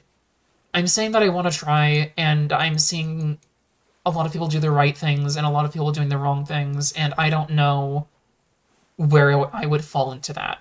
And that's kind of what pisses me off. Because I have the ability to make games. I've made games with my friends before. I've done game jams. I've made small little games. I helped a friend with their rhythm game before, and that got me through high school.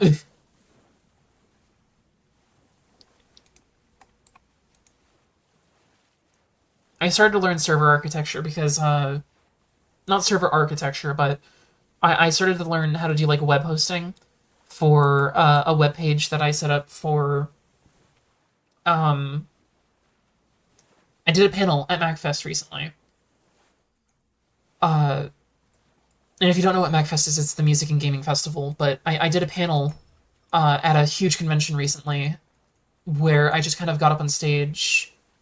I'd say some developers are just out of touch with the actual gaming community. Meanwhile, others are so in touch it's crazy. I'd say Bitcraft for monetization is good.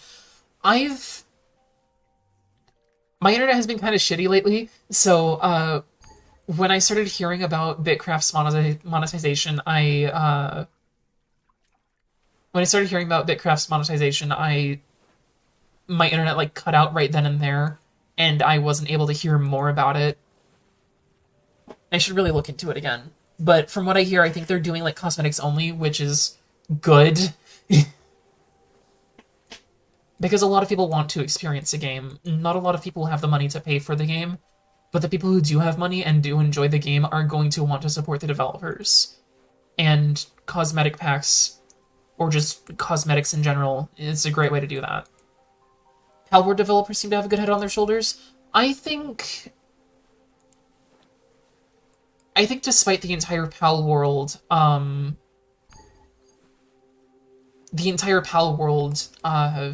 what's the word that I want to use for this? Drama that had been going on the internet for a while. I think that they have like good humor with them. I think that they know somewhat of what they're doing, but I don't know enough to say more than that.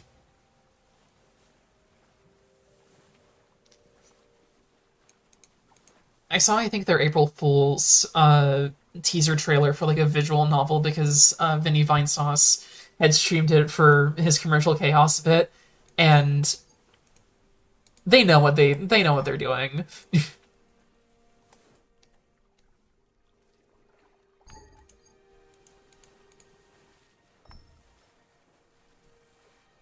Shit, I'm not even. I had planned to stop the stream like an hour from now. My quota that I set for myself was 5%. I might even hit 6% by the time that I'm done here. And yeah, a lot of developers are super in touch with the gaming community. Uh,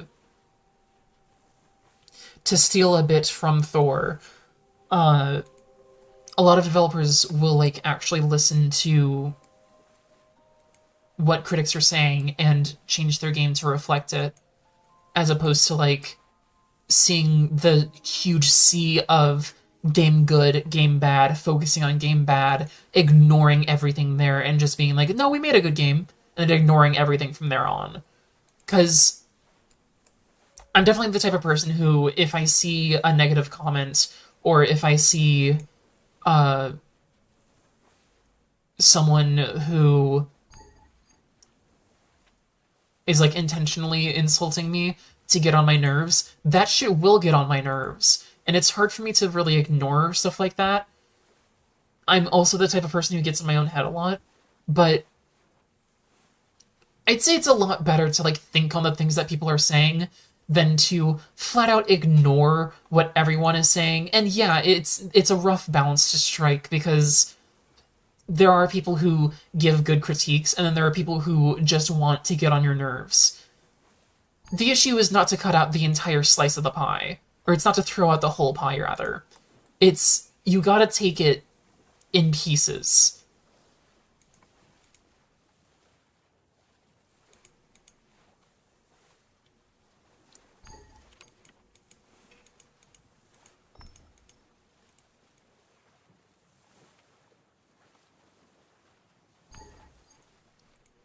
I've had this game idea for a while now.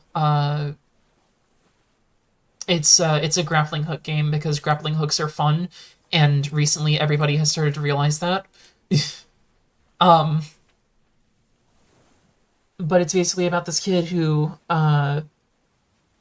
gets his arms replaced with cybernetic robotic like grappling arms, ones that can like shoot the hands out, and then he's able to swing around. And the driving force is that this kid's parents were uh, taken away at the same time that he had lost his arms, and he doesn't know who by, and he has to go and find them again.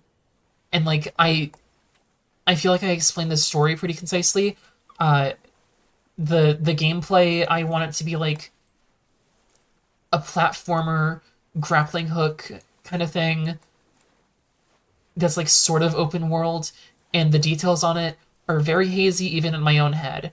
And I feel like that's one of the issues. Oh,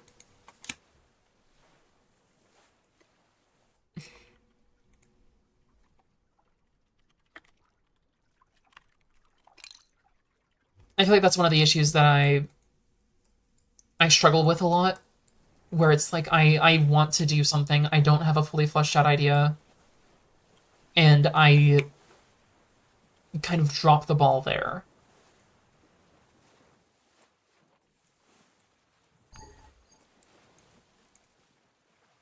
Whoa.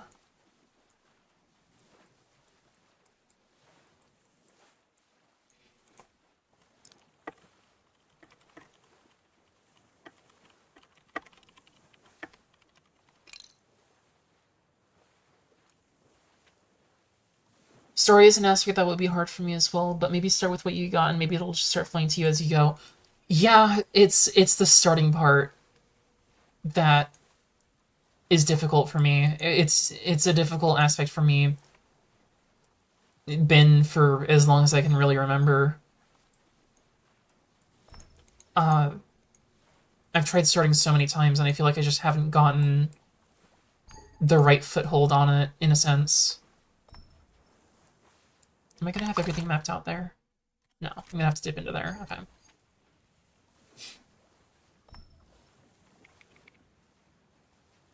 But I've made... I'm tough at starting things, but also continuing. I got a bad cycle on trying to break it. I'm definitely in the same boat, where, it's easier for me to, like, stop doing a project and start another one than to continue the same project for as long as it takes to complete it. And it's horrible, and I hate it, and I'm very frustrated with myself. Um,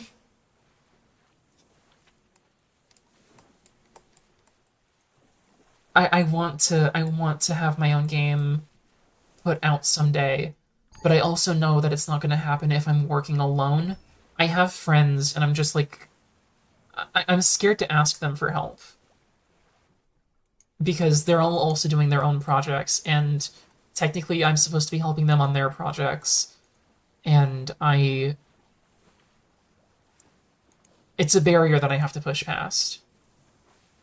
Because I know that if I alone am working on a project, I will do the same things that I alone have done so many times, which is burn the bridge, burn the grass with it, walk out, and pick it up again when I have the time, and at that point I'll be starting from scratch. Because if I look back at my old code, I'm going to throw a fit.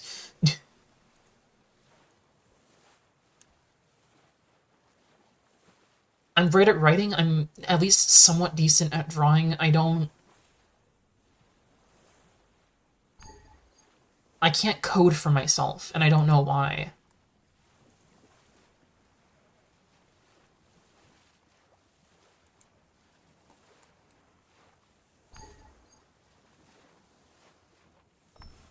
I think it's because I can't immediately see the results of my progress, the fruit of my labor. It it's like trying to sketch blindfolded, in a sense. You get good at it eventually, but no matter what, even if you sketch blindfolded, you're not going to see what you're doing, and you're not going to see the progress that you're making. You're going to be wandering in the dark for a lot of it. This is actually something that I also brought up in my panel, that, like, it's just kind of easier to do shit posts, because if you do a shit post, that's kind of like a one and done situation where, like, you just make something silly, you get it out there, and then everybody can see it, everybody can laugh at it, you can laugh with them, it's done. It takes very little effort, or it at least takes, like, a short burst of a lot of effort to make a shit post, and then everybody can laugh at it and everybody can have a good time. Meanwhile, with coding, you have to, like, if you want to make a good game, you have to work alone with your product for months, maybe even years, and it's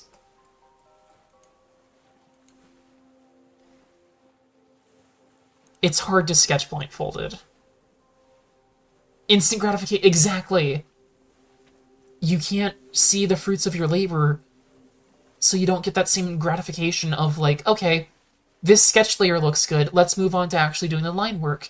And then line work looks great, let's move on to doing the color. This is going awesome. You don't get sketch, you don't get line work. Coding is a project that needs other art forms to go alongside it. And if you're going to be doing other art forms, I have so many mental problems. I have ADHD, and I have anxiety and depression, and it all swirls together to be the perfect storm of, like, I'm not gonna want to do something if it's not going to feel funny and nice in my brain. if I'm going to switch from doing one thing to doing another thing, then find that the other thing is making me feel a lot better about myself, I'm gonna want to keep doing the thing that makes me feel better about myself, and I'm gonna drop the thing that I'm not feeling good about right now. And that sucks, because I want to do the thing that I'm not good at. I want to do the thing that I don't feel good about right now, and it's just... it's discouraging.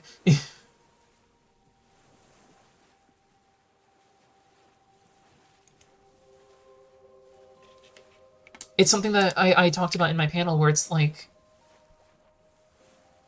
somebody went up and, like, asked me and my friends a question at the end of the panel, where it's like, what are you supposed to do? And how do I stay on a project without, like, wanting to leave it immediately? And I didn't have an answer for them other than, like, just do stuff with your friends.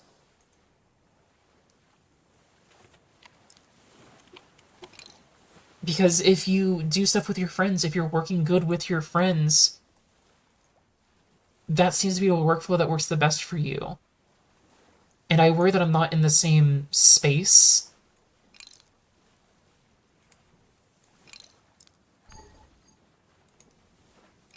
I'd like to be, though.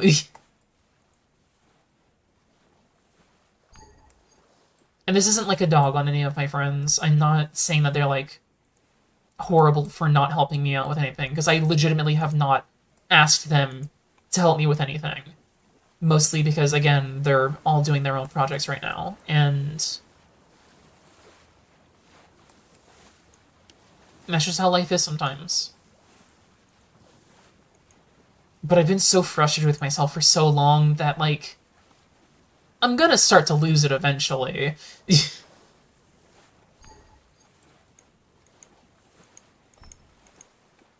I was actually kind of hoping to...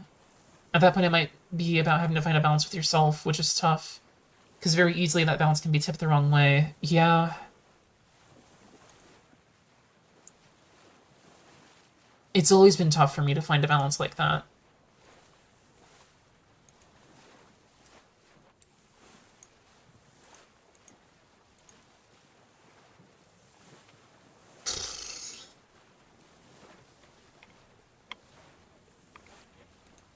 It's something that I hoped that streaming would help with. I'm actually planning on doing game dev streams as, like, kind of a way to give myself a crutch so I don't have to be doing anything with friends in order to get stuff done. Because I'll be working with people in chat alongside me, in a way. It's not a perfect solution, but it's one that I'm hoping will help.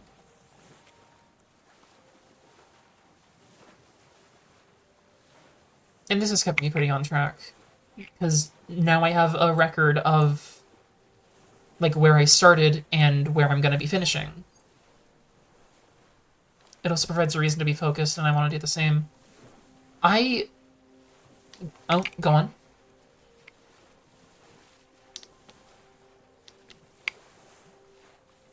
I will wait here in silence until you're finished typing.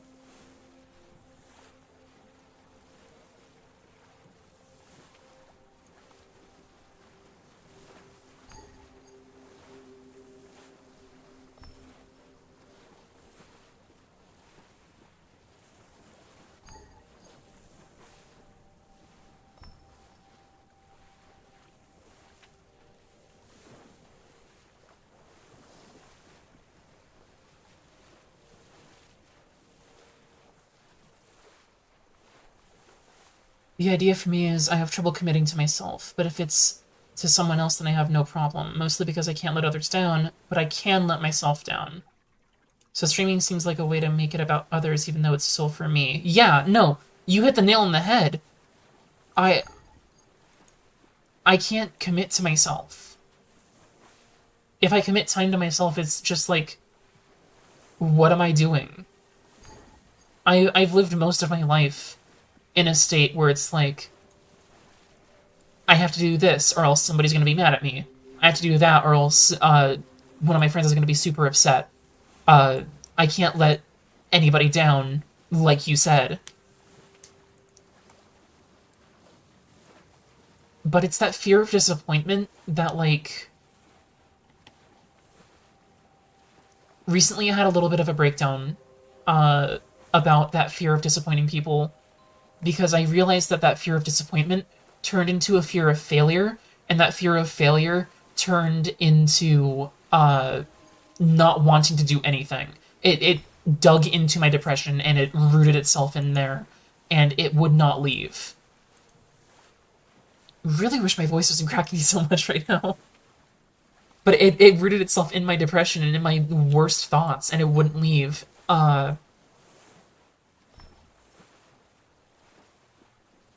It's not healthy to. Whoa, what happened there? It's not healthy to have that kind of mindset where it's like, I can't disappoint anybody else, or else what worth am I, to put it bluntly? Because you are worth something, that's the thing. It's hard to give yourself time of day, sure. But don't let that reduce yourself into, I can't do anything for myself.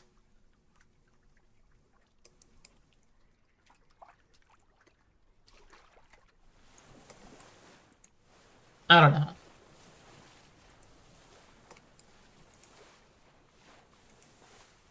I have been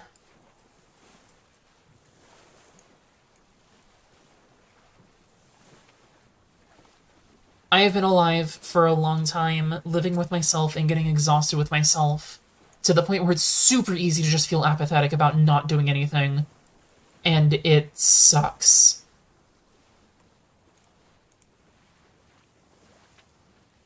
I'm happy that I have people in my life that'll help me to pick myself up when times like that happen.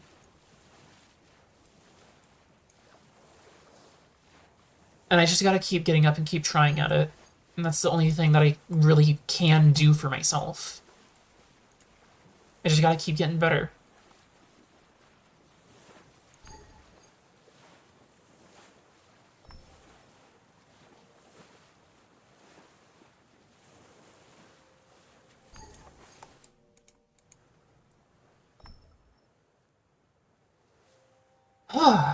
Topic turned a little bit heavy. That spiraler's pretty accurate. It's a paralysis, yep. Because, like, even though we can know exactly what to do, moving to do that thing seems impossible sometimes. And the mind just races during that time. I've legitimately had moments where I'm, like, too stuck in my own head to do anything. Like, I wouldn't be able to move my limbs. It was, like, a genuine moment of depression-based paralysis.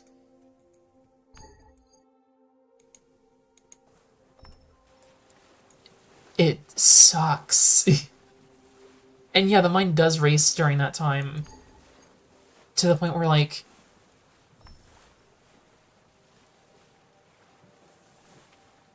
when you have a lot of time to think, you have a lot of time to get things right and to get things wrong.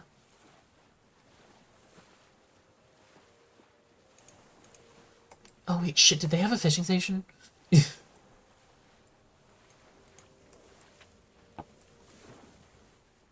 Show me the fishing station, fishing station, fishing station. But you have a lot of time to get things right, and you have a lot of time to get things wrong. And if you get a lot of things right, then depression can lead to wisdom. But if you get a lot of things wrong, depression can lead to way more anxiety than you started off with.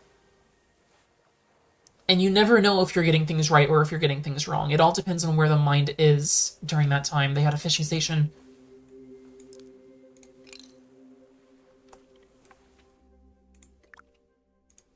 It all depends on where your mind is during that time. Oh, I have unplugged my headphones. Yay! Hang on. Oh,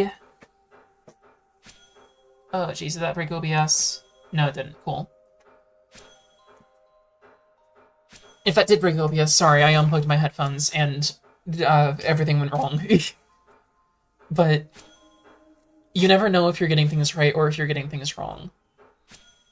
And that's the scary part.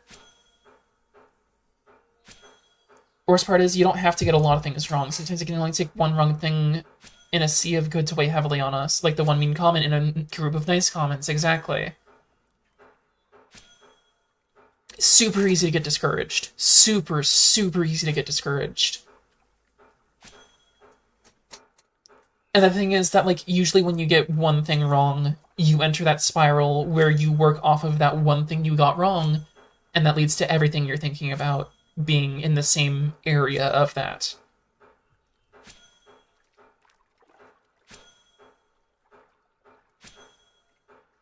The only thing that you can really do is...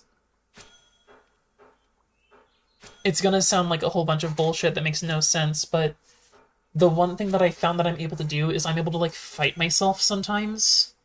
If I'm having, like, a decent enough day, I'm able to, like, notice when I'm being a little bit on the side of bullshit, and I'm able to tell myself to knock it off. But it doesn't happen all the time. Does not happen all the time. But when those times do happen, I am able to, like, drag myself out of the state that I'm in. And I don't know how I built this up, but I'm glad that it's there.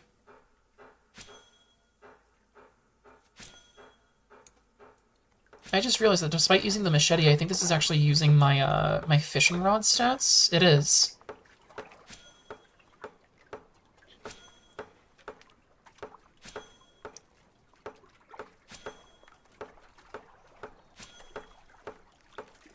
But yeah, no, the one mean comment in a group of nice comments, it's...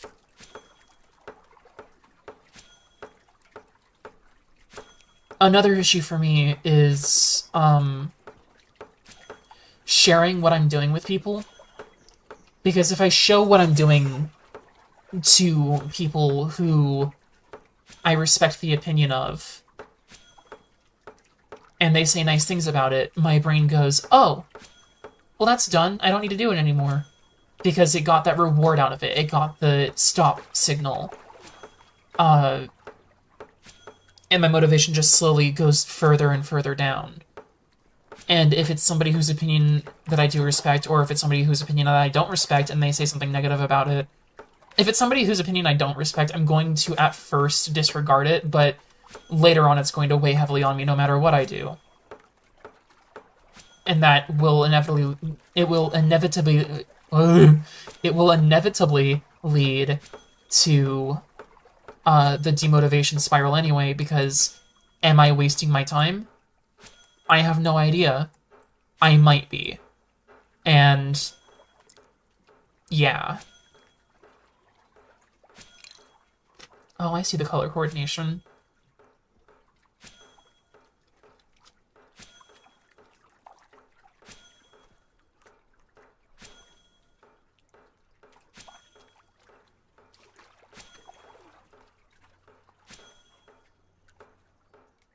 But yeah, no, regardless, it's a dangerous game to play all around. I paradoxically think that streaming is going to help that, because then I'm not just showing it to my friends, I'm showing it to everybody. And if there's a big group of people who either like or dislike what I do, I want to be confident and cocky and say that I can tune them out, but I know that I'm not going to be able to. But I think at least enough people will be there to, like, encourage me that I will be able to keep going.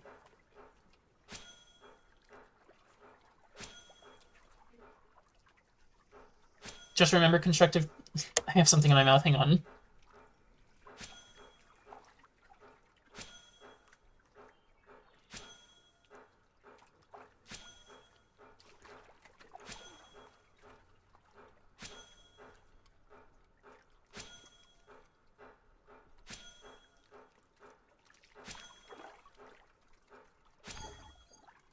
Just remember constructive criticism is about your work, not you. Don't take it personally. Best advice I learned quickly in college. Yeah. I know that my I know that it's about my work and not about me. I'm not leaving yet. Why am I getting on the raft? I know that it's about my work and not about me. It's still hard, though, to... the words. It's still hard, though, to, like, not link myself intrinsically to my work, because that's something that I pour everything of me into, and something that I want to be good. And even if I tell myself that, like, this isn't what gives me value, I can't help but feel the opposite. I don't know.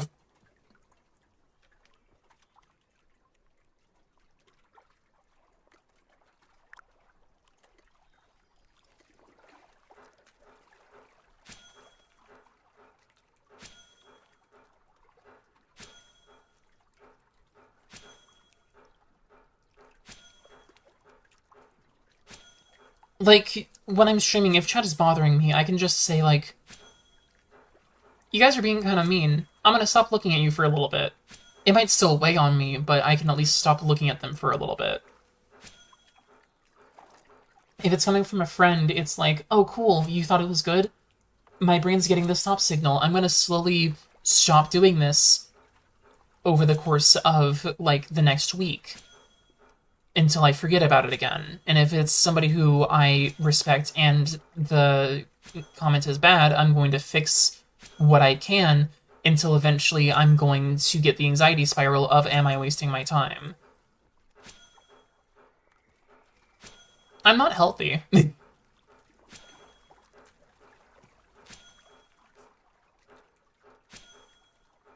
But I am trying, though.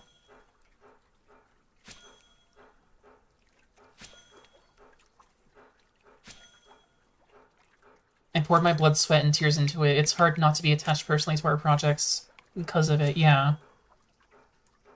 Friends also tend to be nice instead of fair in critiques. Gotta find the right friends for that too. Absolutely, yeah.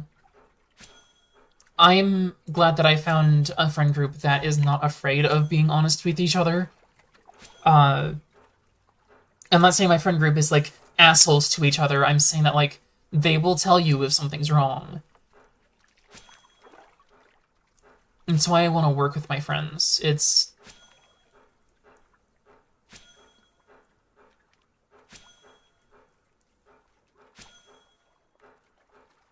I should just ask them at this point, honestly.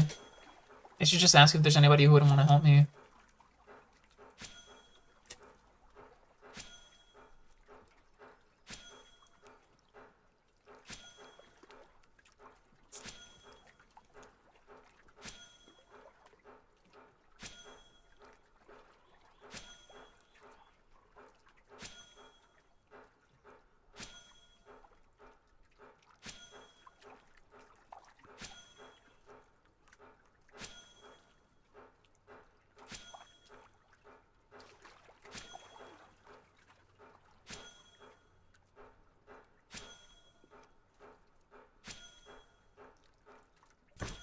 There we go. Even if it's just a little start is a start. Yeah, that's true.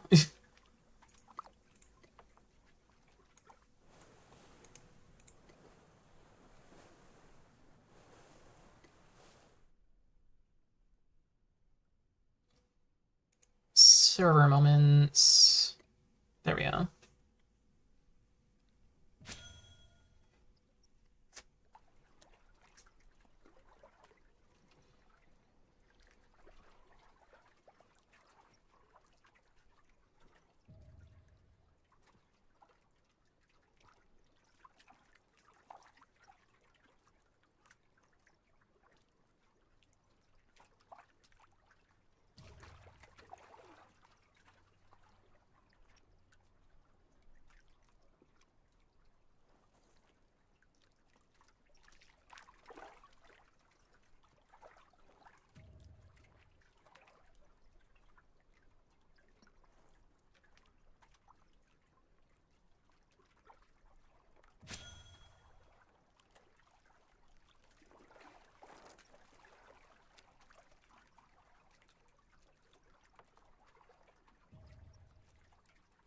Meanwhile, still with tier 1 tools minus pickaxe. Yeah. Tier 2 tools are interesting.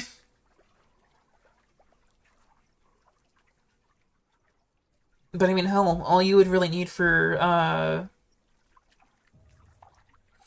tier 2 tools is a better smelter. Fucking. No, you would need pretty much everything from everything again, wouldn't you? I don't have anything tier 2 unlocked as far as structures go. Does the tier 1 fishing station allow me to do the... No, it does not. Awesome.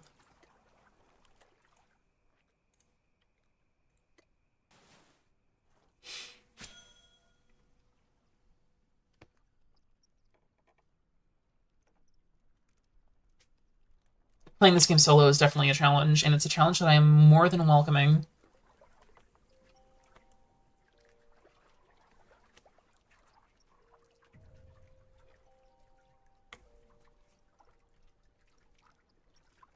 Moving buildings is very powerful.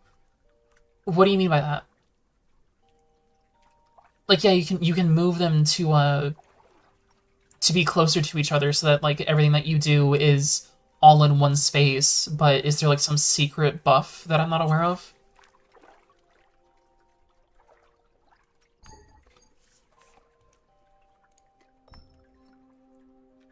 I have a cooking station too, I may as well use that.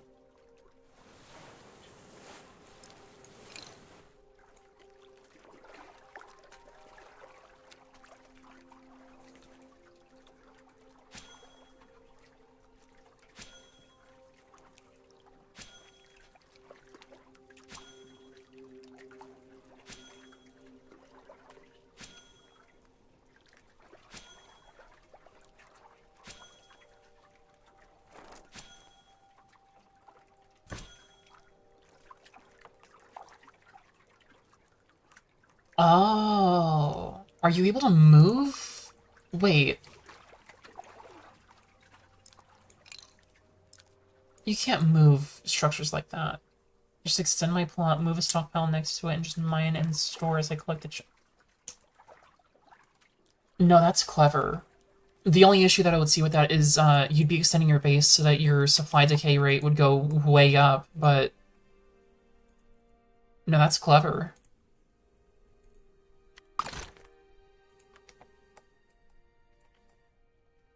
Okay, I'm not that far anymore. I'm a screen away, roughly. Momentarily, true, yeah. No, you wouldn't have to have them out all the time. Huh.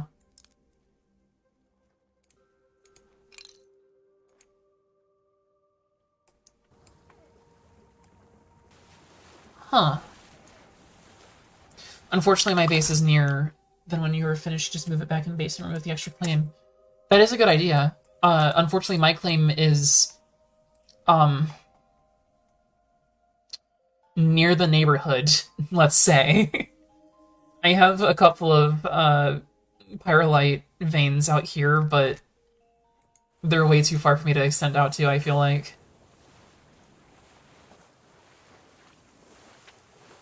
Yeah? I'm near a lot of people, so I'm not really surprised.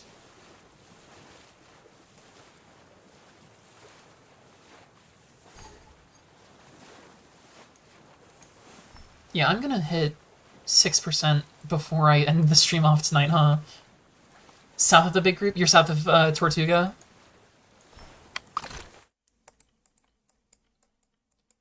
Yeah, there we go.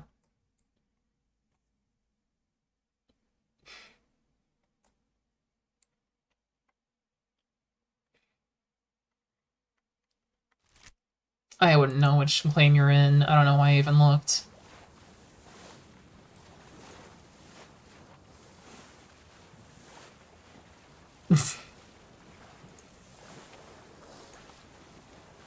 There's another Rumba.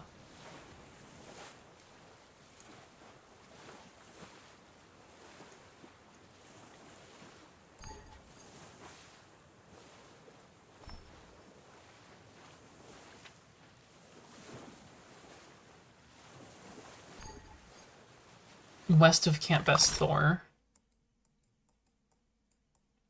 Camp Best Thor, so you'd be around here. Okay. I should really go exploring inland sometime soon.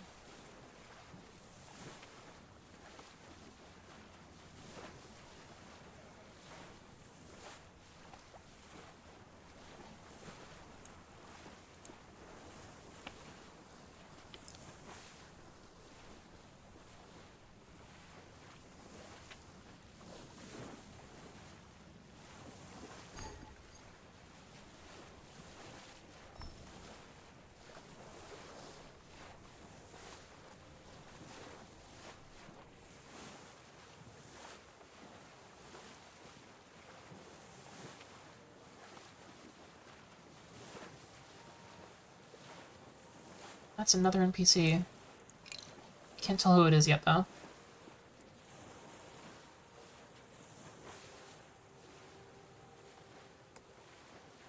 Oh, it's twins. Okay, gotta go see their stock.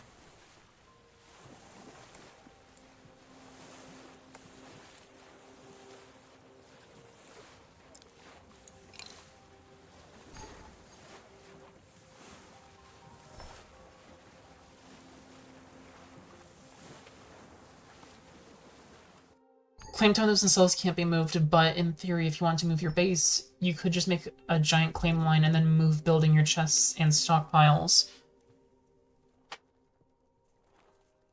You are clever. That is clever.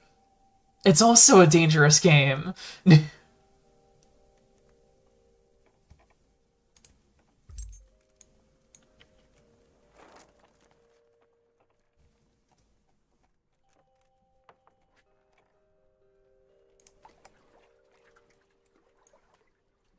Oh, that's just the raft making that noise, okay.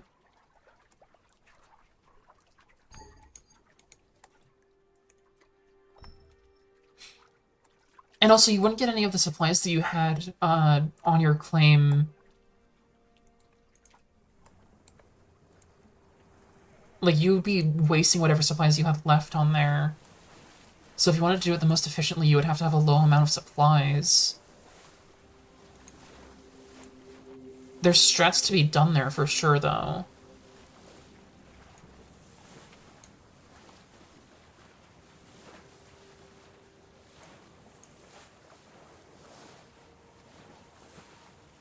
Boy, frame drops.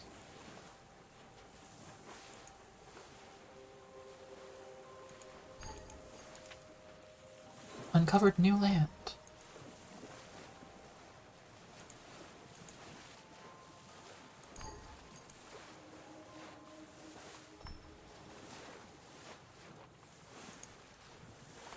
If you're moving away, then the supplies are gone anyway.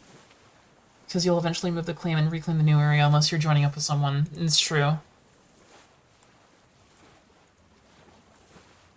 You just gotta be, like, sure that that's something that you want to do, but yeah, it's gonna be a sacrifice that you have to make anyway.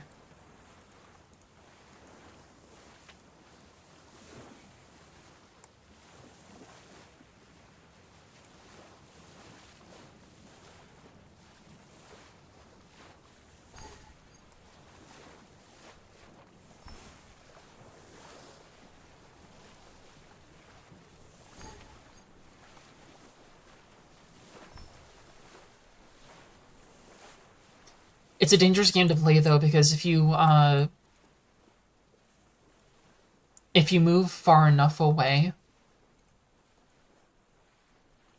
and you move all of your stuff to be in that area, then you have to, like... You would have to destroy the claim totem. If you move far enough away, you would have to, like... run all the way back over to your claim totem, destroy it, and then run all the way back to where your stuff is. If you're moving, like... Say you started where I'm starting from.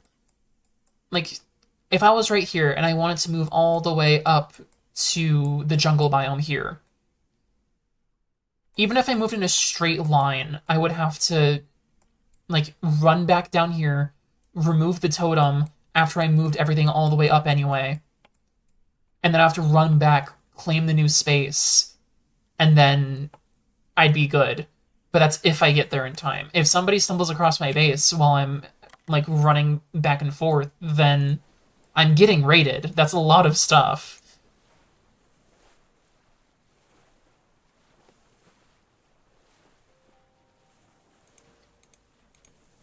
I'm not saying that it's not a strategy that you should go for, because it is a very smart strategy if you just put like your entire inventory into chests. I think that's a person over there. If you put your entire inventory into chests, into storage, that's not a person, that's... Is that a Corvus? And then you move the chests, then you're essentially like, you have a backpack, pretty much. Oh yeah, that's another jungle biome. Huh.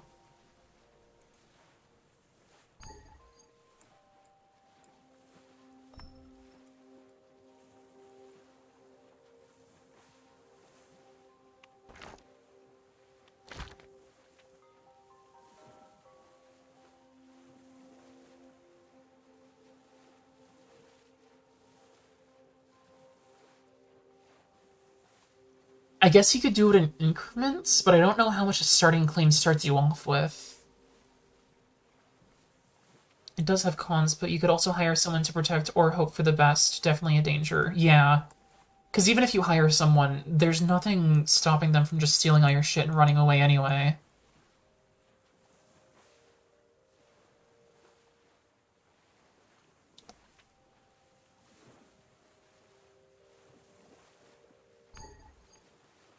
But I do like the strat. I might use it myself.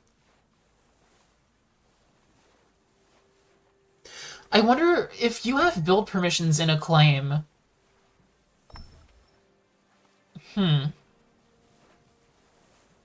If you have build permissions in a claim, would you be able to move a building from one claim to another?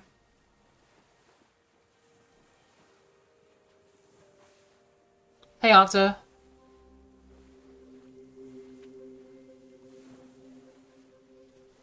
Boating's going good. I set a quota for myself to get to 5% completion rate by the end of the stream today.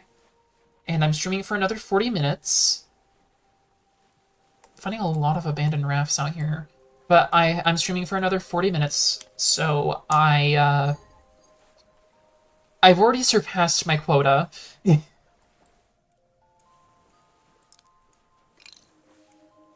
What I'm curious about is renting places. True. Can I get off my raft, please? There we go. Okay. Oh, wait, no, don't climb, don't climb, don't climb, no. Oh, I just wasted stamina. If you rent a place nearby, store stuff there, then do the claim thing. That could work.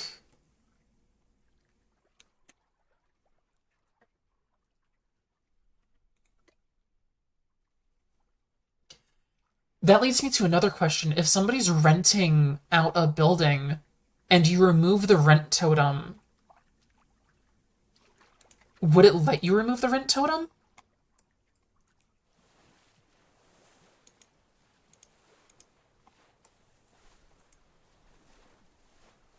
Like, would you be able to fuck somebody over by just removing the rent totem?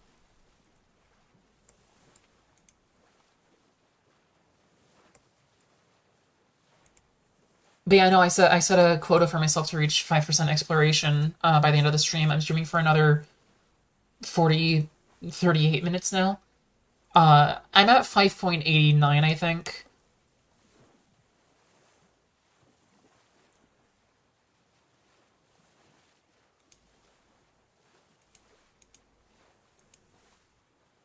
Like, what if that place unclaims their totem or runs out of supplies? That's a very good question. Um, it'd be really funny if you got squatters' rights. Like, whoever had that house rented out gets the claim for as long as it's active for. Is this the fastest boat? No, not by a long shot. But I'm poor. So it's fast enough for me.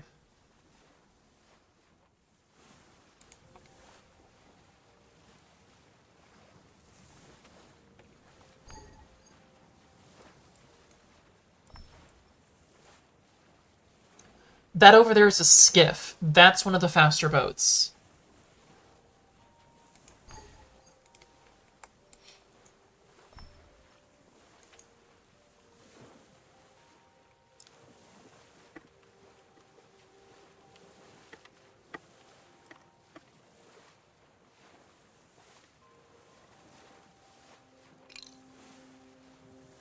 I wish I could steal it. Piracy's not a thing in this game. All of the boats are ID locked. It's like that one game, what was it? Metal Gear...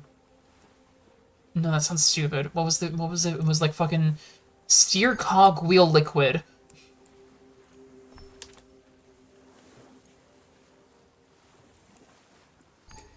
There's no piracy in the game yet.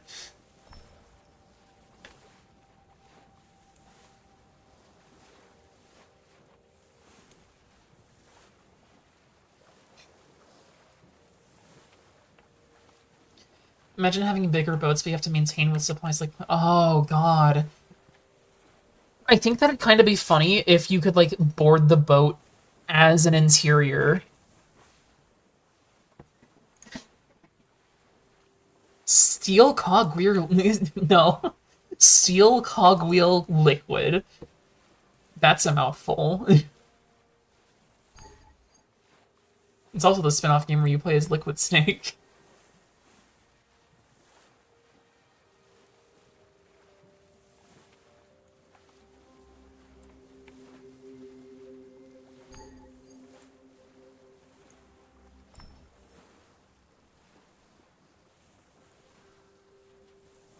But, you know, bigger boats that you have to maintain with supplies, just, like, claims, that'd be awesome if you could enter the bigger boats as, like, an interior, and then also steer it at the same time. It'd be cool if you'd be able to, like, steer it without it being claimed inside, too, so that, yeah, piracy could literally just happen to you if somebody boarded your boat.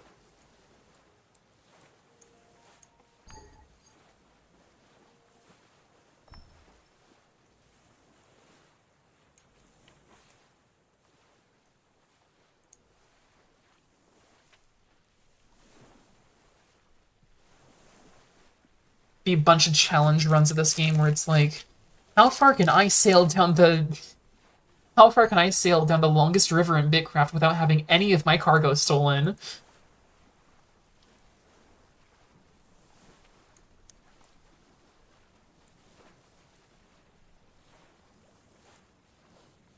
Oh, this is somebody's base. It's not claimed either. What's our heading, Mr. Gibbs?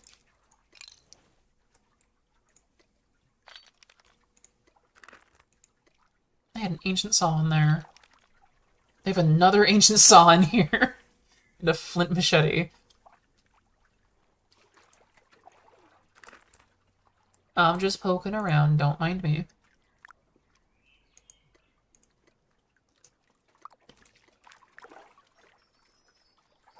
That is tempting. No, though. I'm not gonna be mean, I'm not gonna steal anybody's pitch.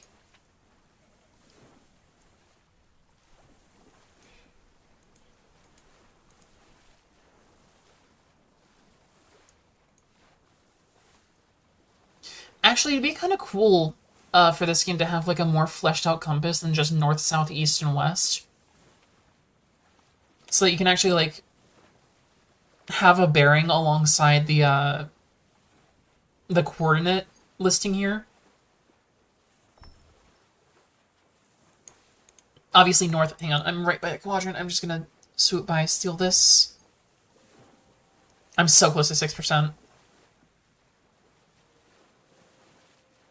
There we go. So you would have like the north and the east, and then looking straight north would be 0 degrees, and then looking straight south would be 180.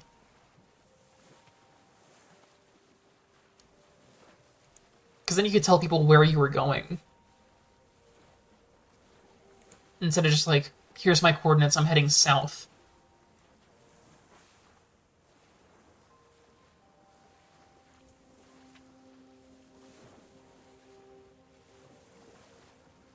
I should add Anna and Kaz. So you can travel through the 4th dimension? What? Also, Octa, I'm sorry to say, but this game already has twins in it.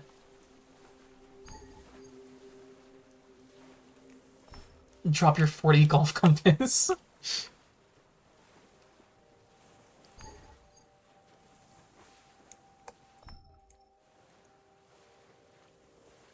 I heard you talking about 4D golf a little bit. I don't even know what it's about, really.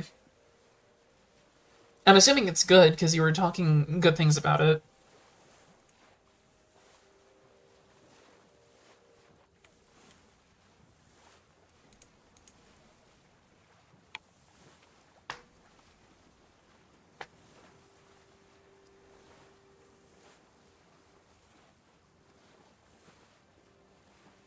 It's mini golf, but 4D.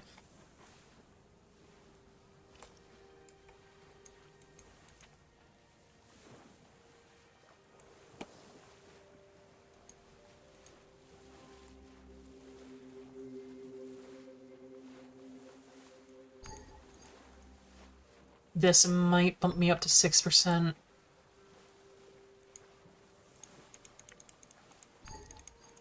Okay. Come on. But I'll have to check out 4D Golf. Because I am a big fan of mini golf games.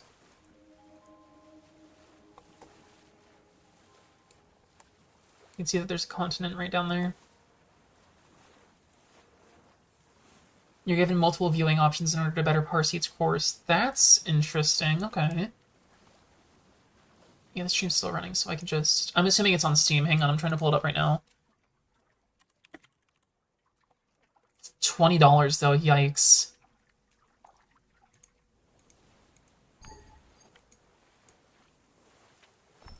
Hey, 6%.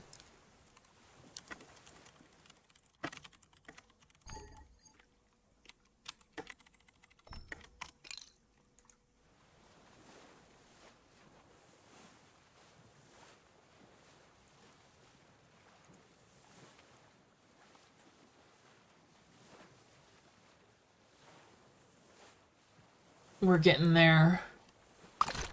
One map chunk at a time.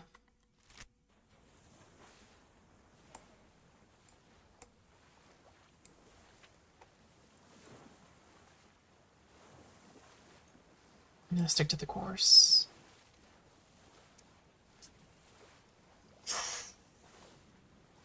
Woo!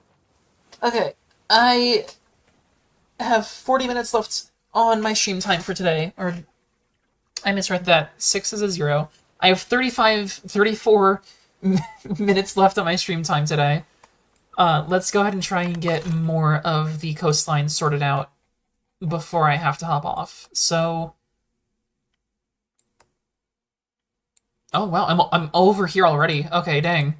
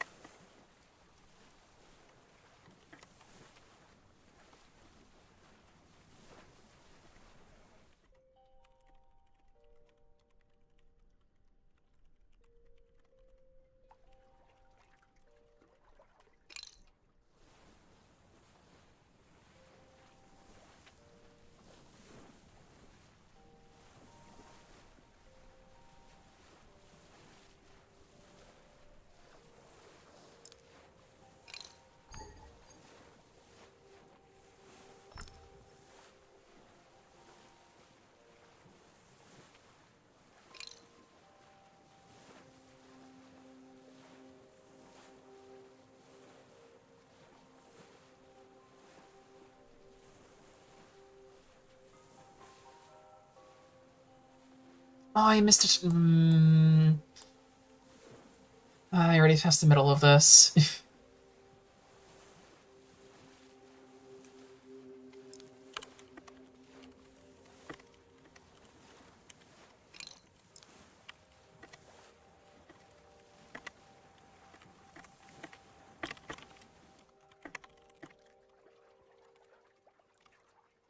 So empires, what's driving desire for land claim? Why would one empire want to fight another empire for land? Ooh.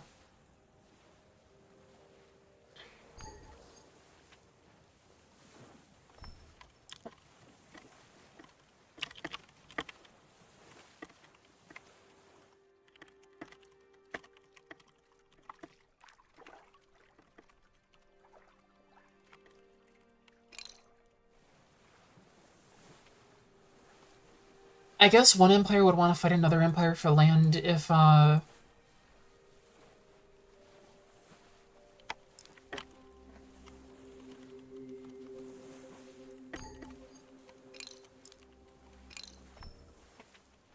they're like surrounded, if they're landlocked by another claim.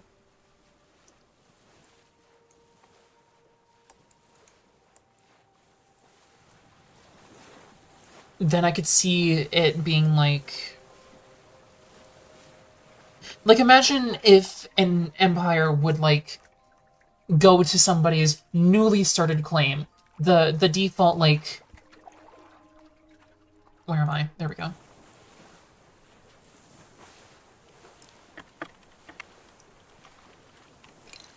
Like they went to somebody's starter claim and they just completely surrounded the entire thing. Come on, what? Disembark. Awesome, okay. Let's steer. And they completely surrounded your entire claim with their own claim plots. Like no thicker, no thinner, just like one entire contiguous loop.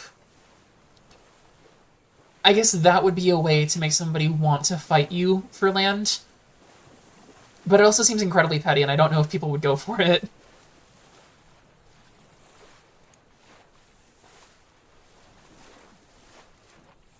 Other than that, though, I guess if somebody's just like looking to pick a fight, I guess that would be something. Or if somebody like takes over someone else's land after a claim expires. I feel like we would need unique resources that spawn at set locations, kind of like civilization, to give land value. There are claims where all they do are all they would do is claim like wall tiles. And then they'd also have like gate tiles as well, but it's mostly the wall tiles that they would have claimed. And they wouldn't have any of their interiors claimed at all. And I feel like that might be a way that somebody like locks off an entire biome from other players. Just a thought. So that could be another reason for fighting for land, if somebody, like, claims an entire biome that you want access to.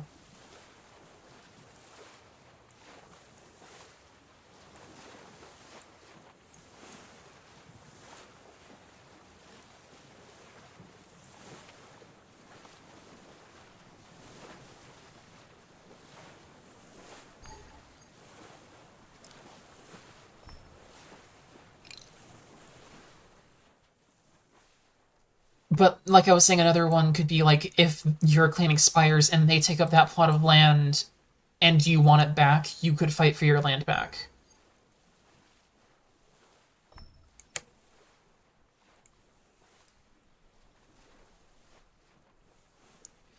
Do we know how much land is claimable per person yet? I don't think there's a claimable per person, but in the claim research thing, you unlock additional tiles. So if you go all the way down to, I think tier 6 is the last one that has any content, you can claim up to 4,000 tiles per claim if you get all the way down to tier 6.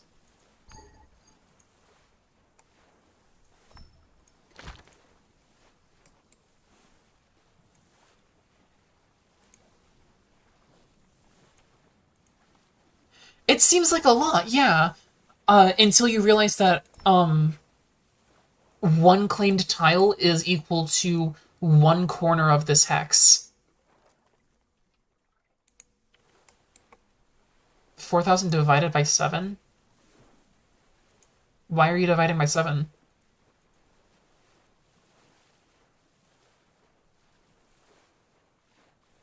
Oh, you mean okay, I see why you're dividing by 7 now. Um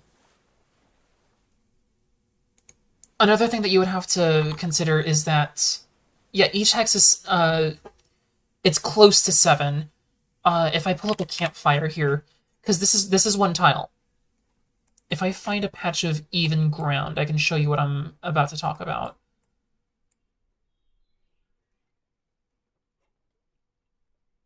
Because it's 1, 2, 3, 4, 5, 6, 7. And there's also the middle tile here. So it'd be 7 per, and then 1 per each corner. You have to take the connecting tiles into account there.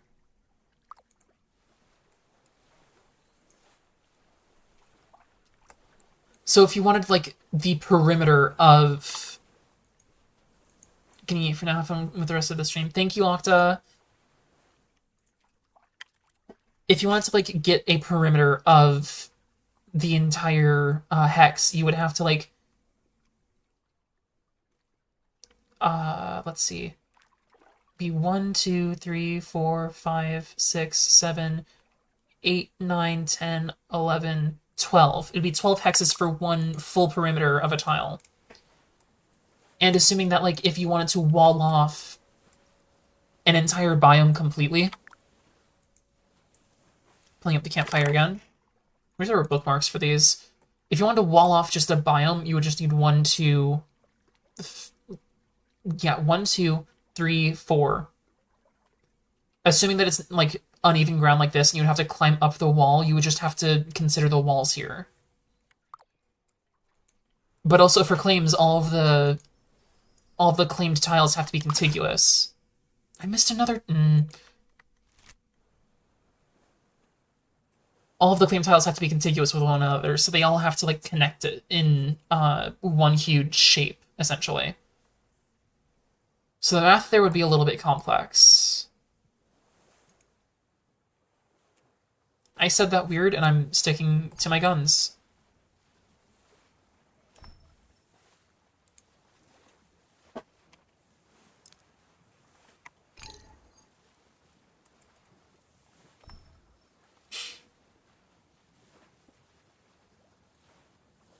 But yeah, doing the math for that would definitely be a fun challenge. So many outposts. But I'm almost back to where I have claimed land at, which is really cool, actually. I have to go all the way down to where I started, which is roughly around... Where did I start?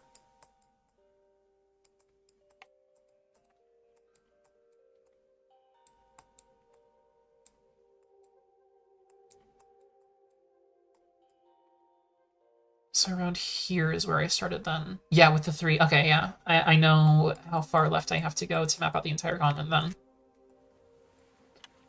But you can't just claim a perimeter of a biome, right? You have to claim all of the inside as well. No, that is not true. It has to be one contiguous shape, but it doesn't have to be filled in.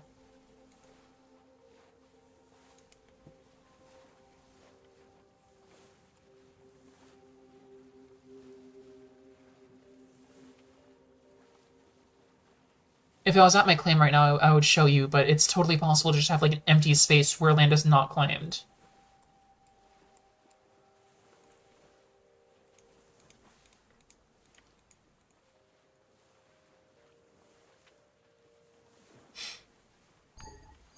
You just can't have a spot of land that's claimed separate from the rest of your claim. Like, it has to be connected to it has to be connected to it somehow. But it doesn't have to be filled in.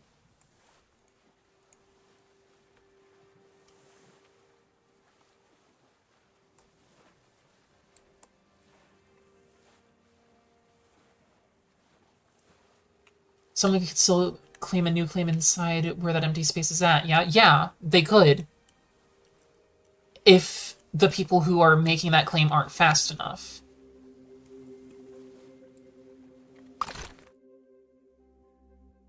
That's not a new island. I need to keep going on this path so I can get the entire perimeter.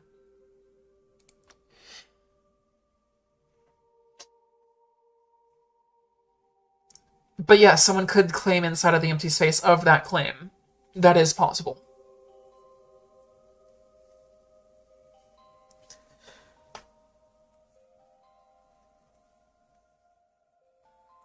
Oh, there's a Brico over here.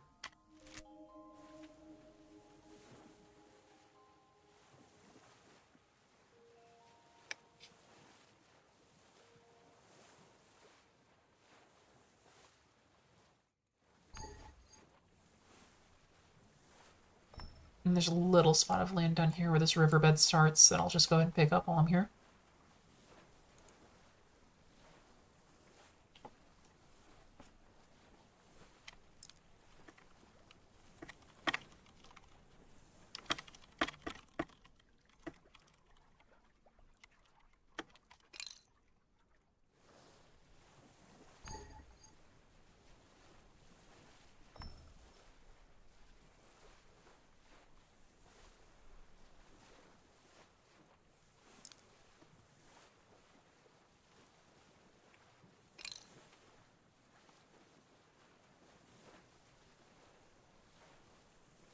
So you had to keep a biome, you would essentially need to claim it all, which empires would have to add a lot of claiming power for that to be possible.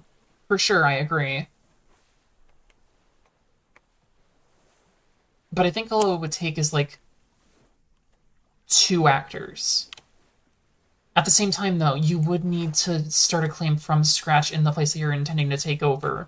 If you got there first, and you kicked everyone else out, and you, like, kept them out, you would still have to build up the research to at least make a wall that keeps people out.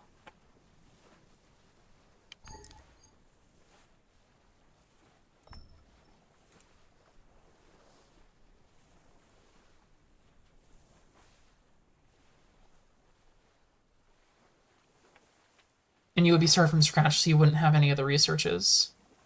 Which means that you would probably be limited to just the base, like, 200 tiles at the start until you build up to it. How do walls work in this game? I haven't messed with them. They're just a collidable. You can't go through them and you can't climb them.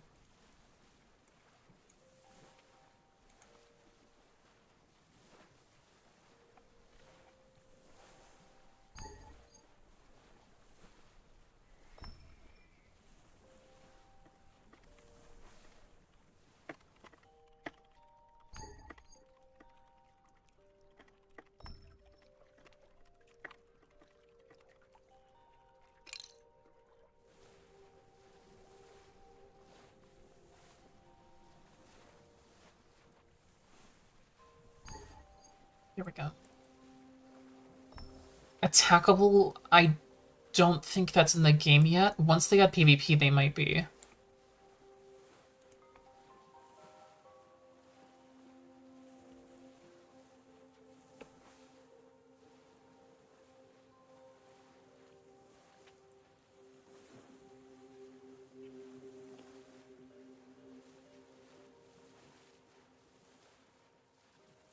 There's a part of the coastline that I don't have mapped.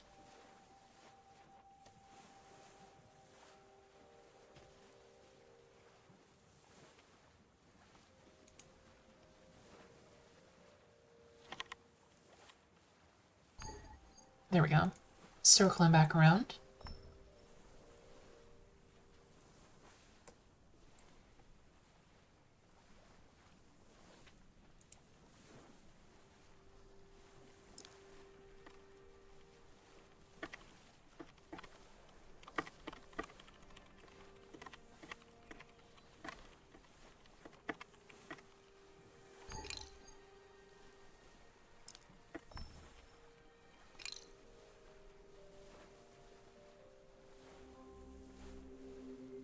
Good morning, babe.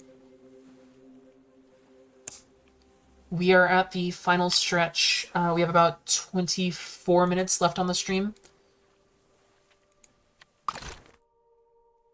So to beat the Adventure Guild, you'd need a skiff. Maybe? My goal isn't to beat the Adventurers Guild, like, exactly. My goal is to be the first player to have 100% map completion, because it seems like, 1, nobody's really going for that right now, and 2, the people who are going for that, the Explorers Guild, are looking for just piecemeal 100%, and that's not... I'm not going for that. That's...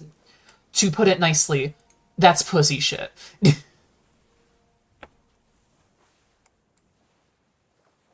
I'm going for 100% completion, and it's going to be on this one character, and that's it. Even if I'm not the first, it'd just be funny to have 100%.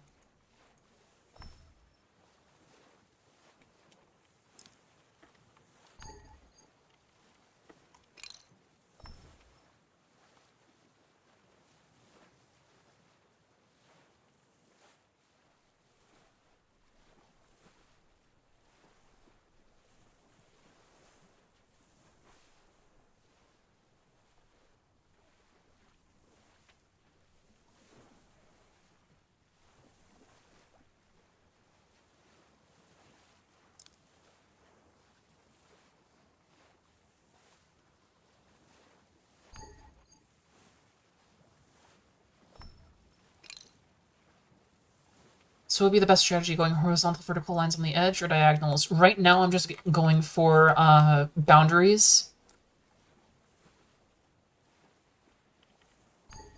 I'm trying to see how far things go in any given line. But I'd say that the best strat for map completion would be to ride one of the chunk boundaries all the way up and down or all the way left to right. I'd say up and down because it seems like everything in Hexagon is true.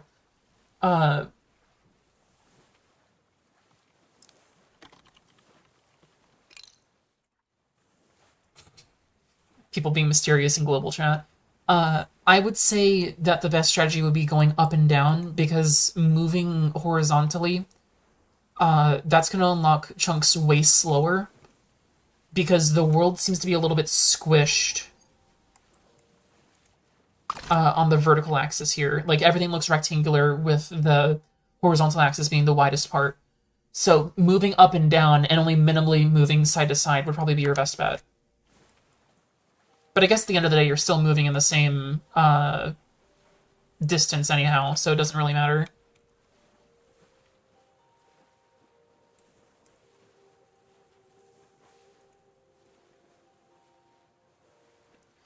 It all depends on what the boundaries of the land are, because I'm planning on doing ocean first and then doing the last marathon on land. On land is going to be the tricky part because that's going to require a lot of running.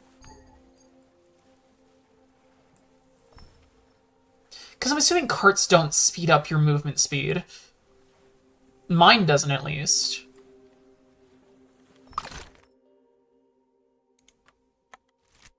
I like Witchy Bank. That's fun.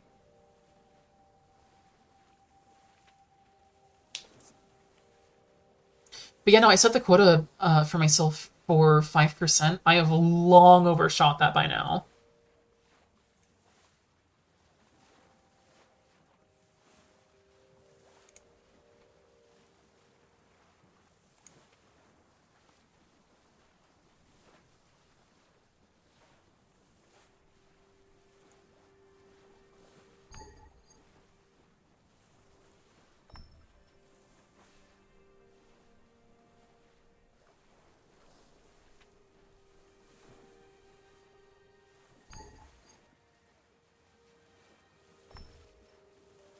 We gotta go back to the coast.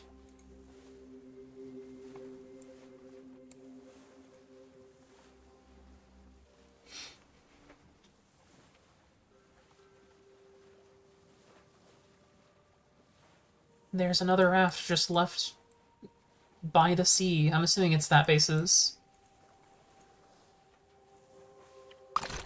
Who is that base? Chillin' place. I like that. Oh, we're coming up. We're coming up on this big stretch of land here.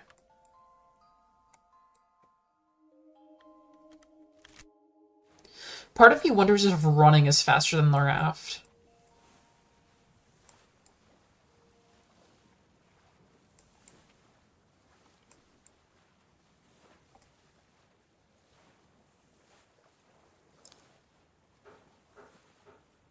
Oh, I hear hammering.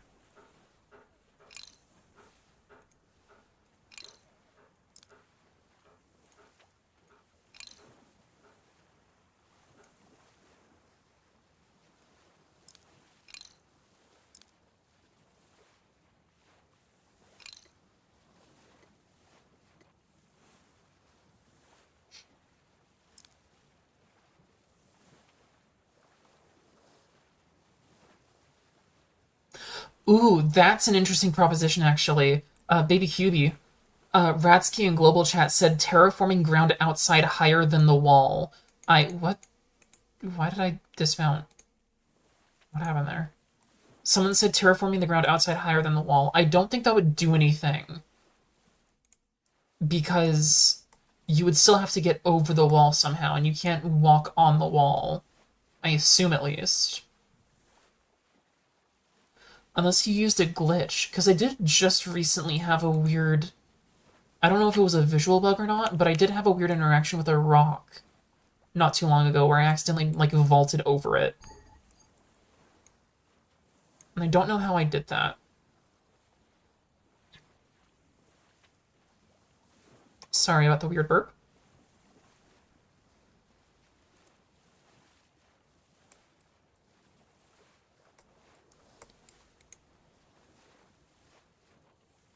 We assume, but this is alpha. Questions are worth exploring. This is true.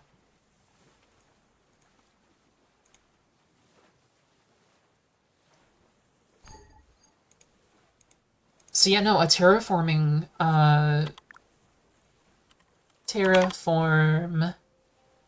yeah, terraforming dig site. If you build that higher than the wall, would you be able to walk onto the wall?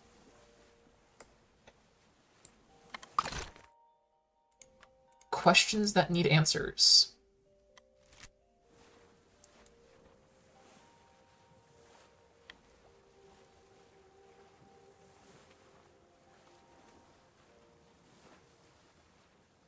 This looks like a lake, but I'm just gonna map it out real quick because I don't have it on my map.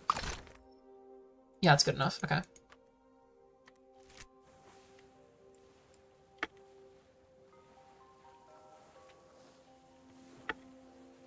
That seems like another abandoned claim. They had fences and a gate. That's interesting. It's an interesting design choice.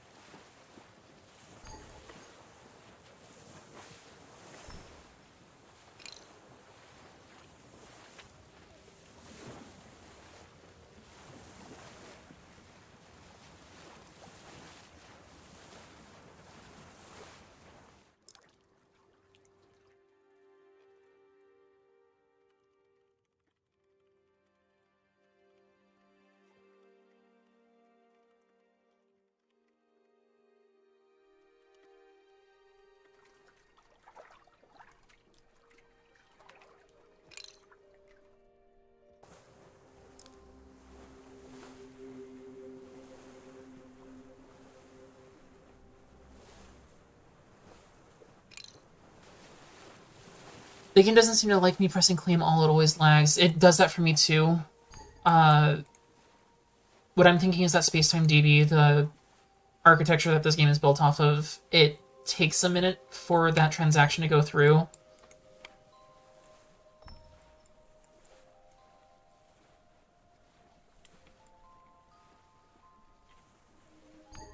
There we go. Yo, 6.28, that's Tau!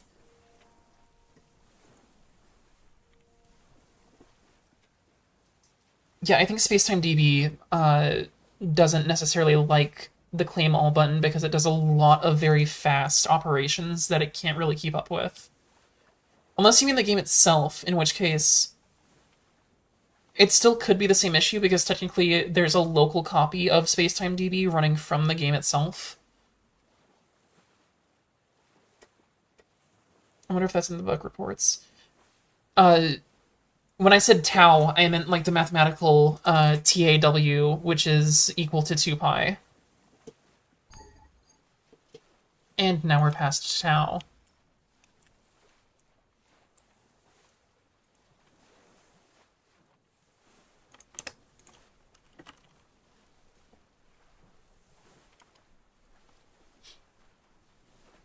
But no, I was not talking about the Genshin Impact character Hu Tao.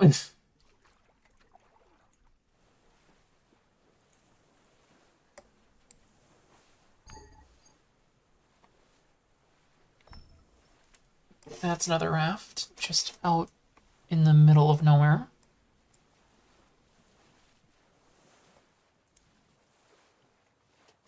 Oh, there's someone actually associated with this raft.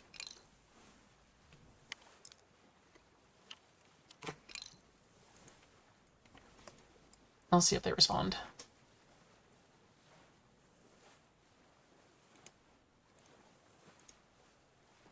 Yay! Everyone's so nice. What is that? Oh, it's a mossy rock. She's my favorite animated character, such a good design and personality. Anyway, a bug post I need to make is the fact that the system tab when gathering resources from resources that don't.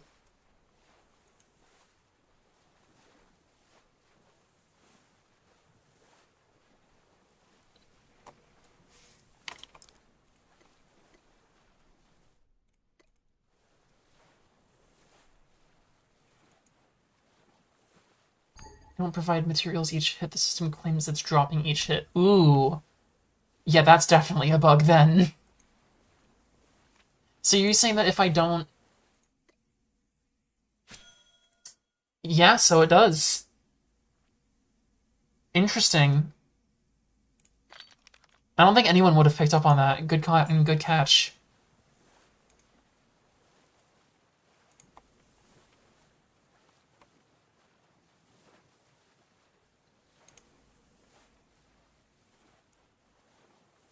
We are down to 16 minutes left on the stream.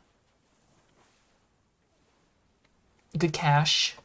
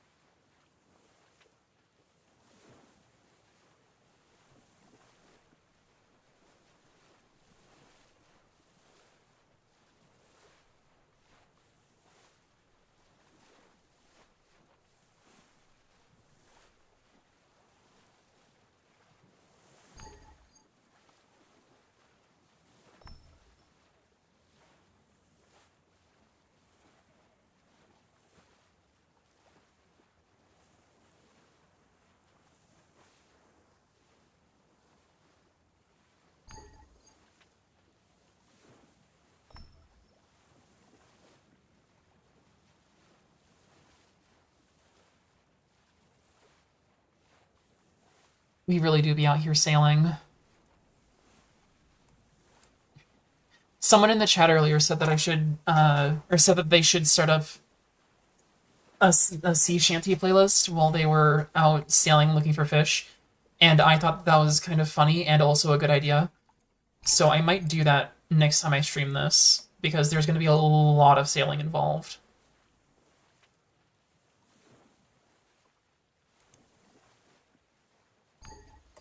Okay, I got that chunk. I can go back.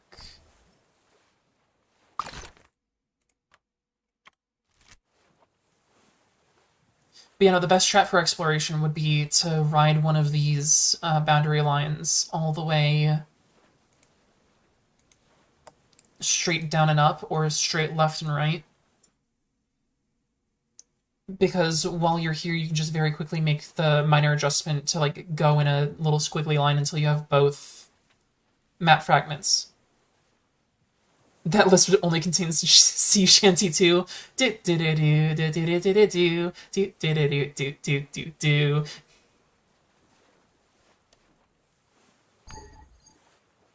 Oh, that just unlocked both of them right away. Awesome. Am I missing anything? Nope. Just gonna keep going this way. There are twins back there, but nah, I don't have money. Wouldn't be worth.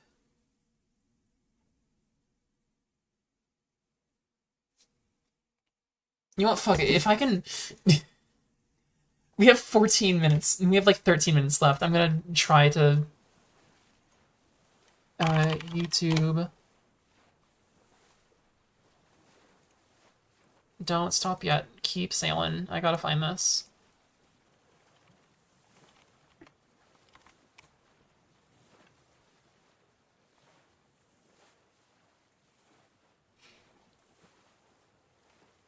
It's perfect.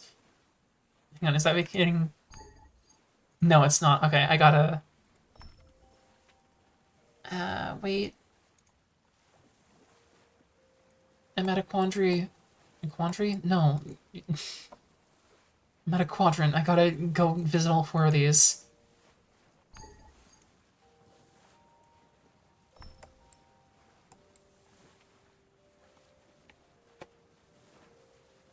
There we go. You can tell when it's about to proc because the game lags out just a little bit. Okay, well, I'm on the way. I gotta add application.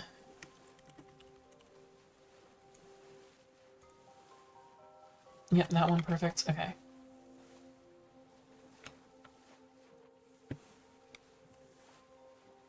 Yeah, I know, I'm working on it.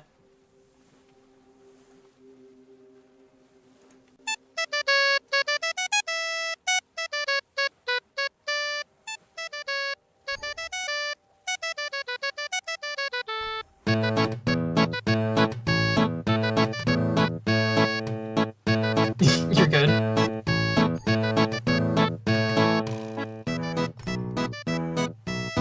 Welcome to the sailing stream.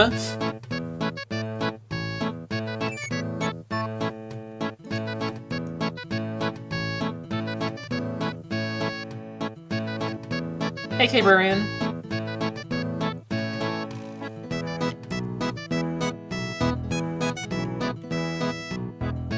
Make sure to have a true loop. And I'm gonna turn it down a little bit because it's a little hard to hear things. I'll turn it more on stream side though. Hopefully that works.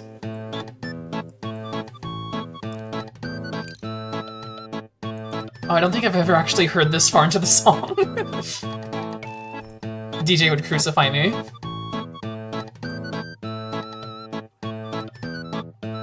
Get back on the raft. Go.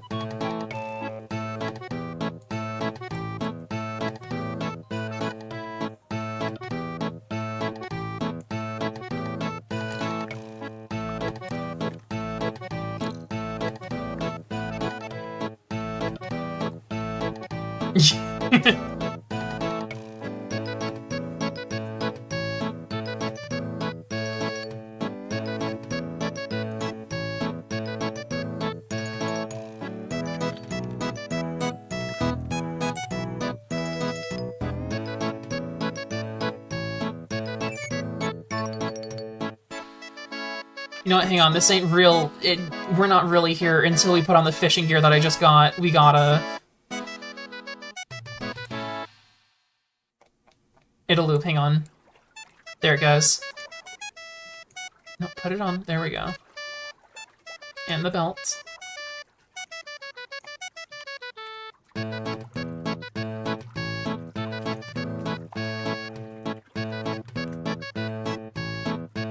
Yeah, there we go. Peak content right here.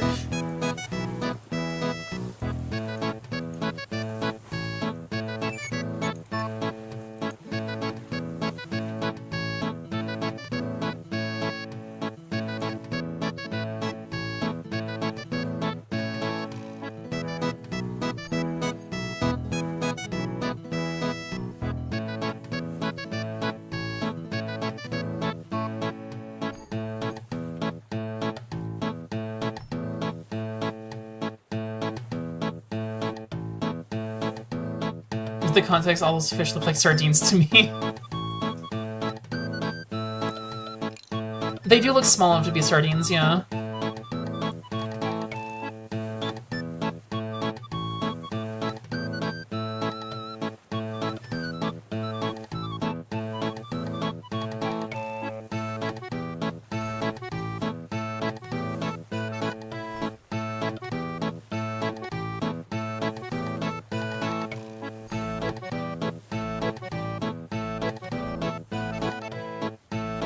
Oh, this is great, actually. I'm enjoying this.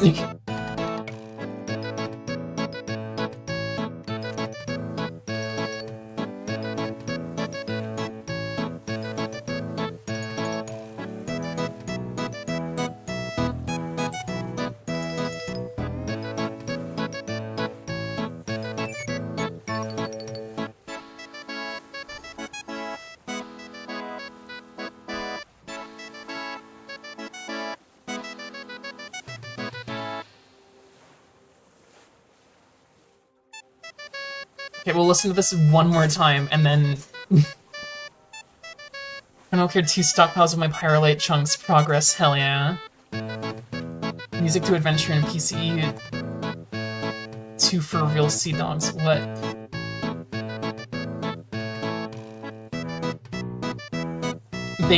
That's words? I don't know what they mean.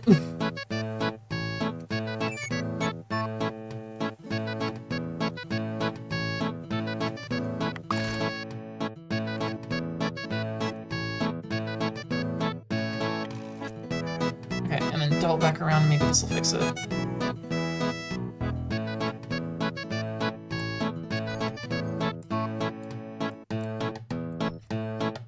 Dev should definitely consider a sea shanty theme music for the sea. They have music for the sea. They have music for when you're out sailing. It's just very, it's very heavy on the strings. Adventuring in PZ, the music is for real sea dogs. Not sure how else to explain this. That's fair.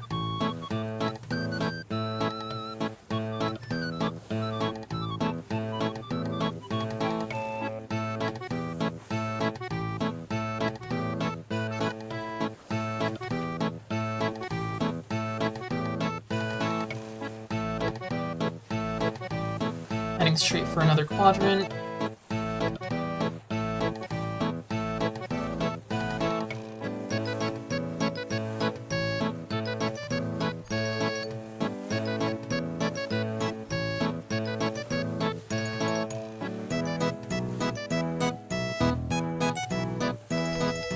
Okay, cool. We can keep going. That looks like a goat? How close are we? Oh, we're like right there. We're almost a screen away.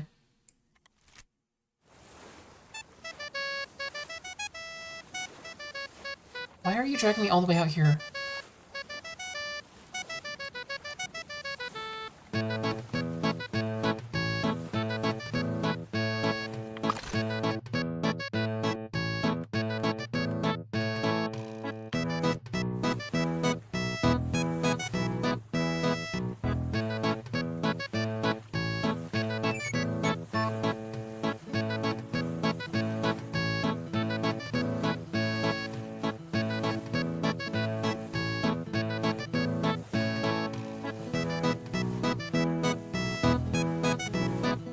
We're out of quadrant.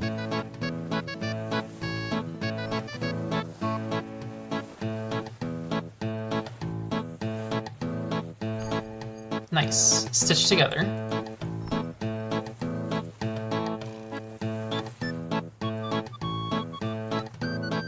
Ignore the camera, sometimes it just does that.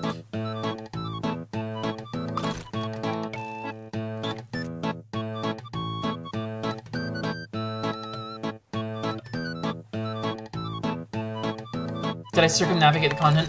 I've been trying to do a perimeter, yeah. This is the entire beginner's continent right here.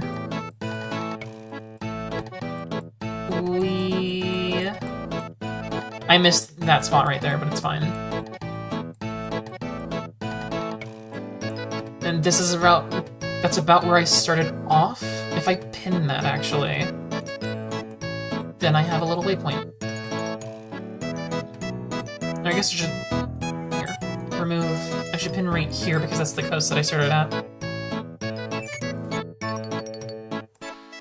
But yes, the current goal is to get the entire perimeter of the beginner continent mapped out, so I know what my limits are for that. Very impressed, thank you. The goal is to get to 100% on one character instead of the Explorers Guild, whose goal is to get, I think, like, piecemeal 100% on different players. I'll still provide my maps to them, but... I missed a bit of the shoreline! No!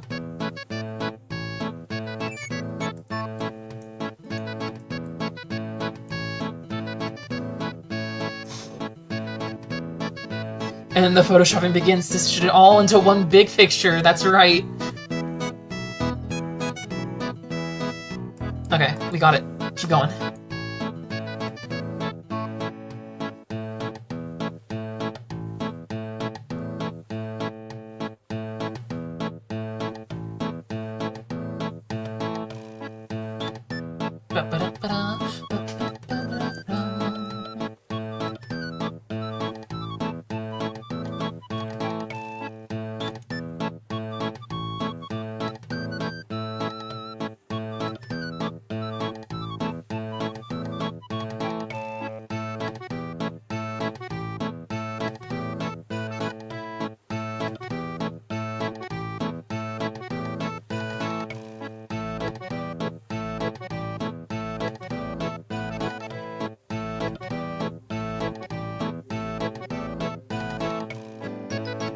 That is a lake.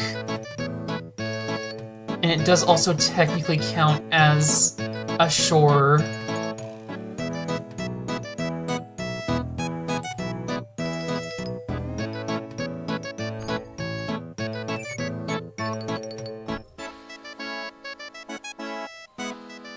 Unless I already have it mapped out. I don't have it all mapped out. Okay. Okay, I'm getting bored of sea shanty.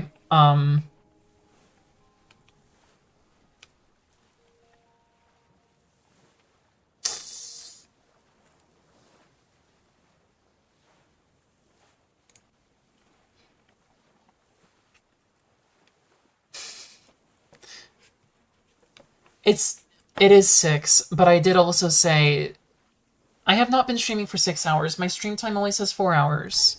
And it doesn't even say that yet.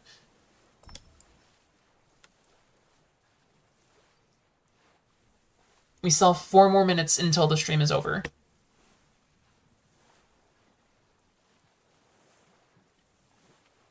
But it will be over soon, don't worry. Can listen to songs on repeat for hours. I've done that for Funky Ton at work before. Boss stared me. Whenever I listen to songs at work,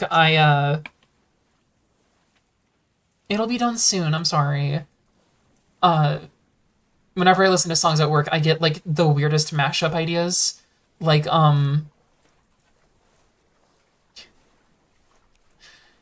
there was this one song, and I don't remember what it was, but it was, like,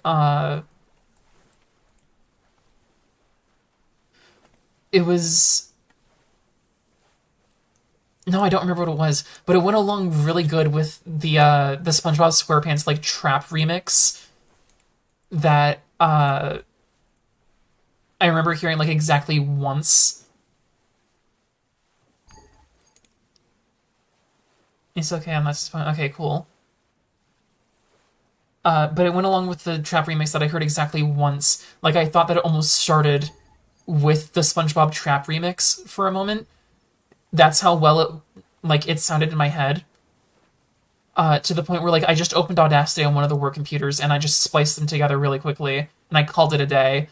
And it worked.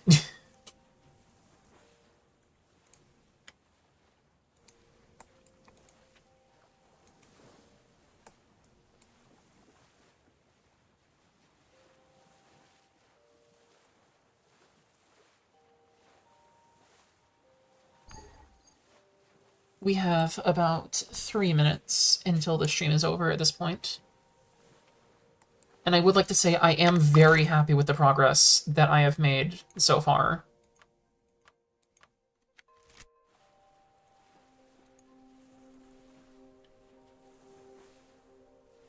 I started off today being sub 4%.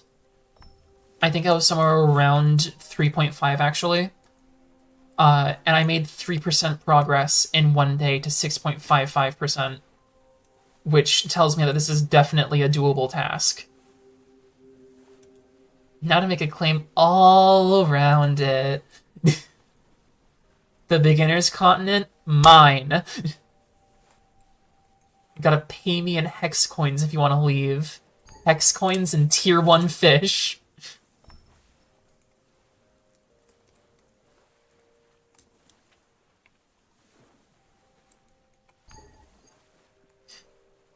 To be fair, I did tell, like, quite a couple of people that I was streaming, and Bitcraft is kind of a hot game right now. But I am very happy with the people who joined in chat.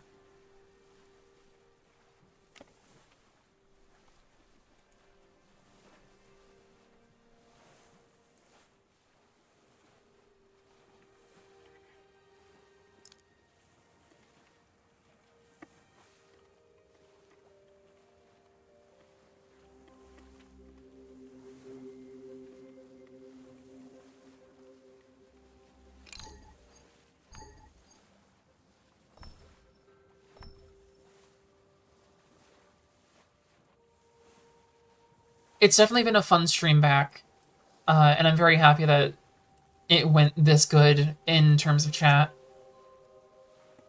I actually had people there to like keep me going through it, and I'm very thankful about that.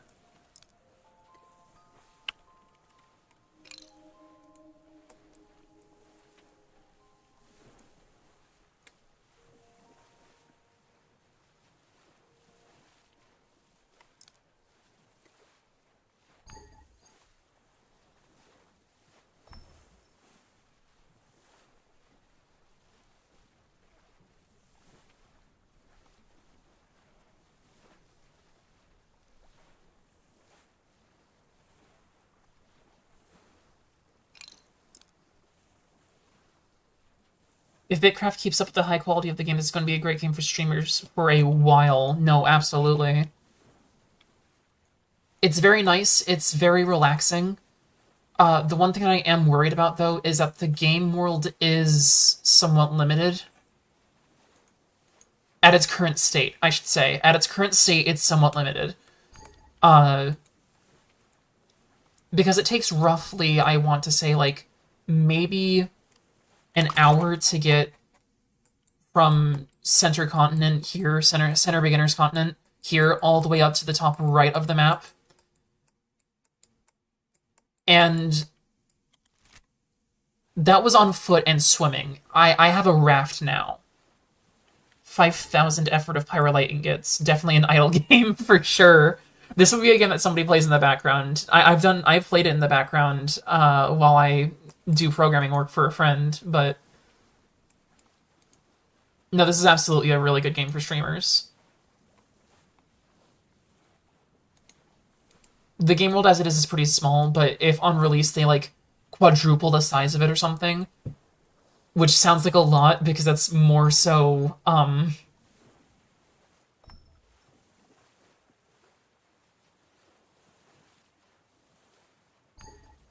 I'm thinking about it, hang on. If they extended it out to like 8,192, then that's going to massively increase the area of the game, but it's also going to it'll increase the area of the game, but it'll also increase the openness of it. It'll increase the travelability of it. It has now just reached 4 hours of stream time. So I think I am going to... I'm going to take a look at my map after I get this last quadrant here. Which means transportation also needs to scale up. I wouldn't say that. If they're planning to have like a full 10 tiers in this game, I think transportation can stay the same, honestly. I think ground transportation would be something that would be good to be improved. I mentioned in global chat a little while ago that mounts, like horses and stuff, that would be a good addition to the game. In order to have, or not horses, but like there's the goats, the newbie goats. Those would make good mounts, as well as the anything that you can hunt really would make a good mount. Now that I'm thinking about it, because there were boars in the rocky outcrops. There were the corvises in the jungle. There's the goats in the forest, and there's the birds in the plains. You can mount all of those technically, and they would be faster. But ground transportation is definitely something that needs to be scaled up, in my opinion. Because even with the game world being as large as it is right now, it's going to be a hassle to map out 100% of this.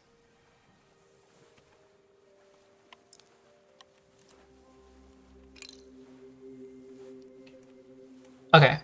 Pulling up the map.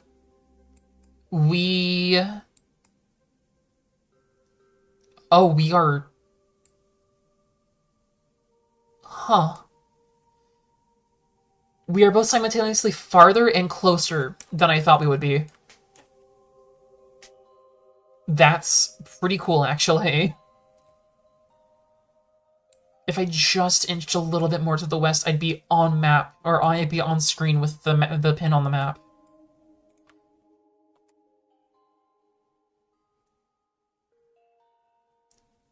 Oh, is that doable? No, it's not. Just barely not. Sad. But that's a good stopping point for today.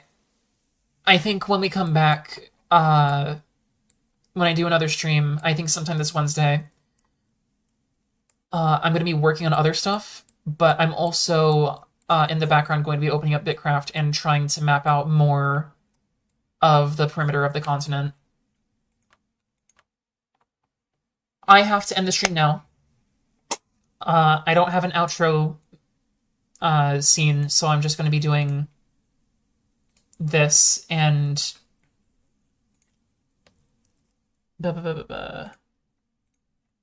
be doing this and hiding the show is about to begin thing. Thank you so much for coming to the stream. I had a really good time, and I'm going to be streaming again, like I said, this Wednesday. Probably around noon Mountain Standard Time. I will talk to you all then.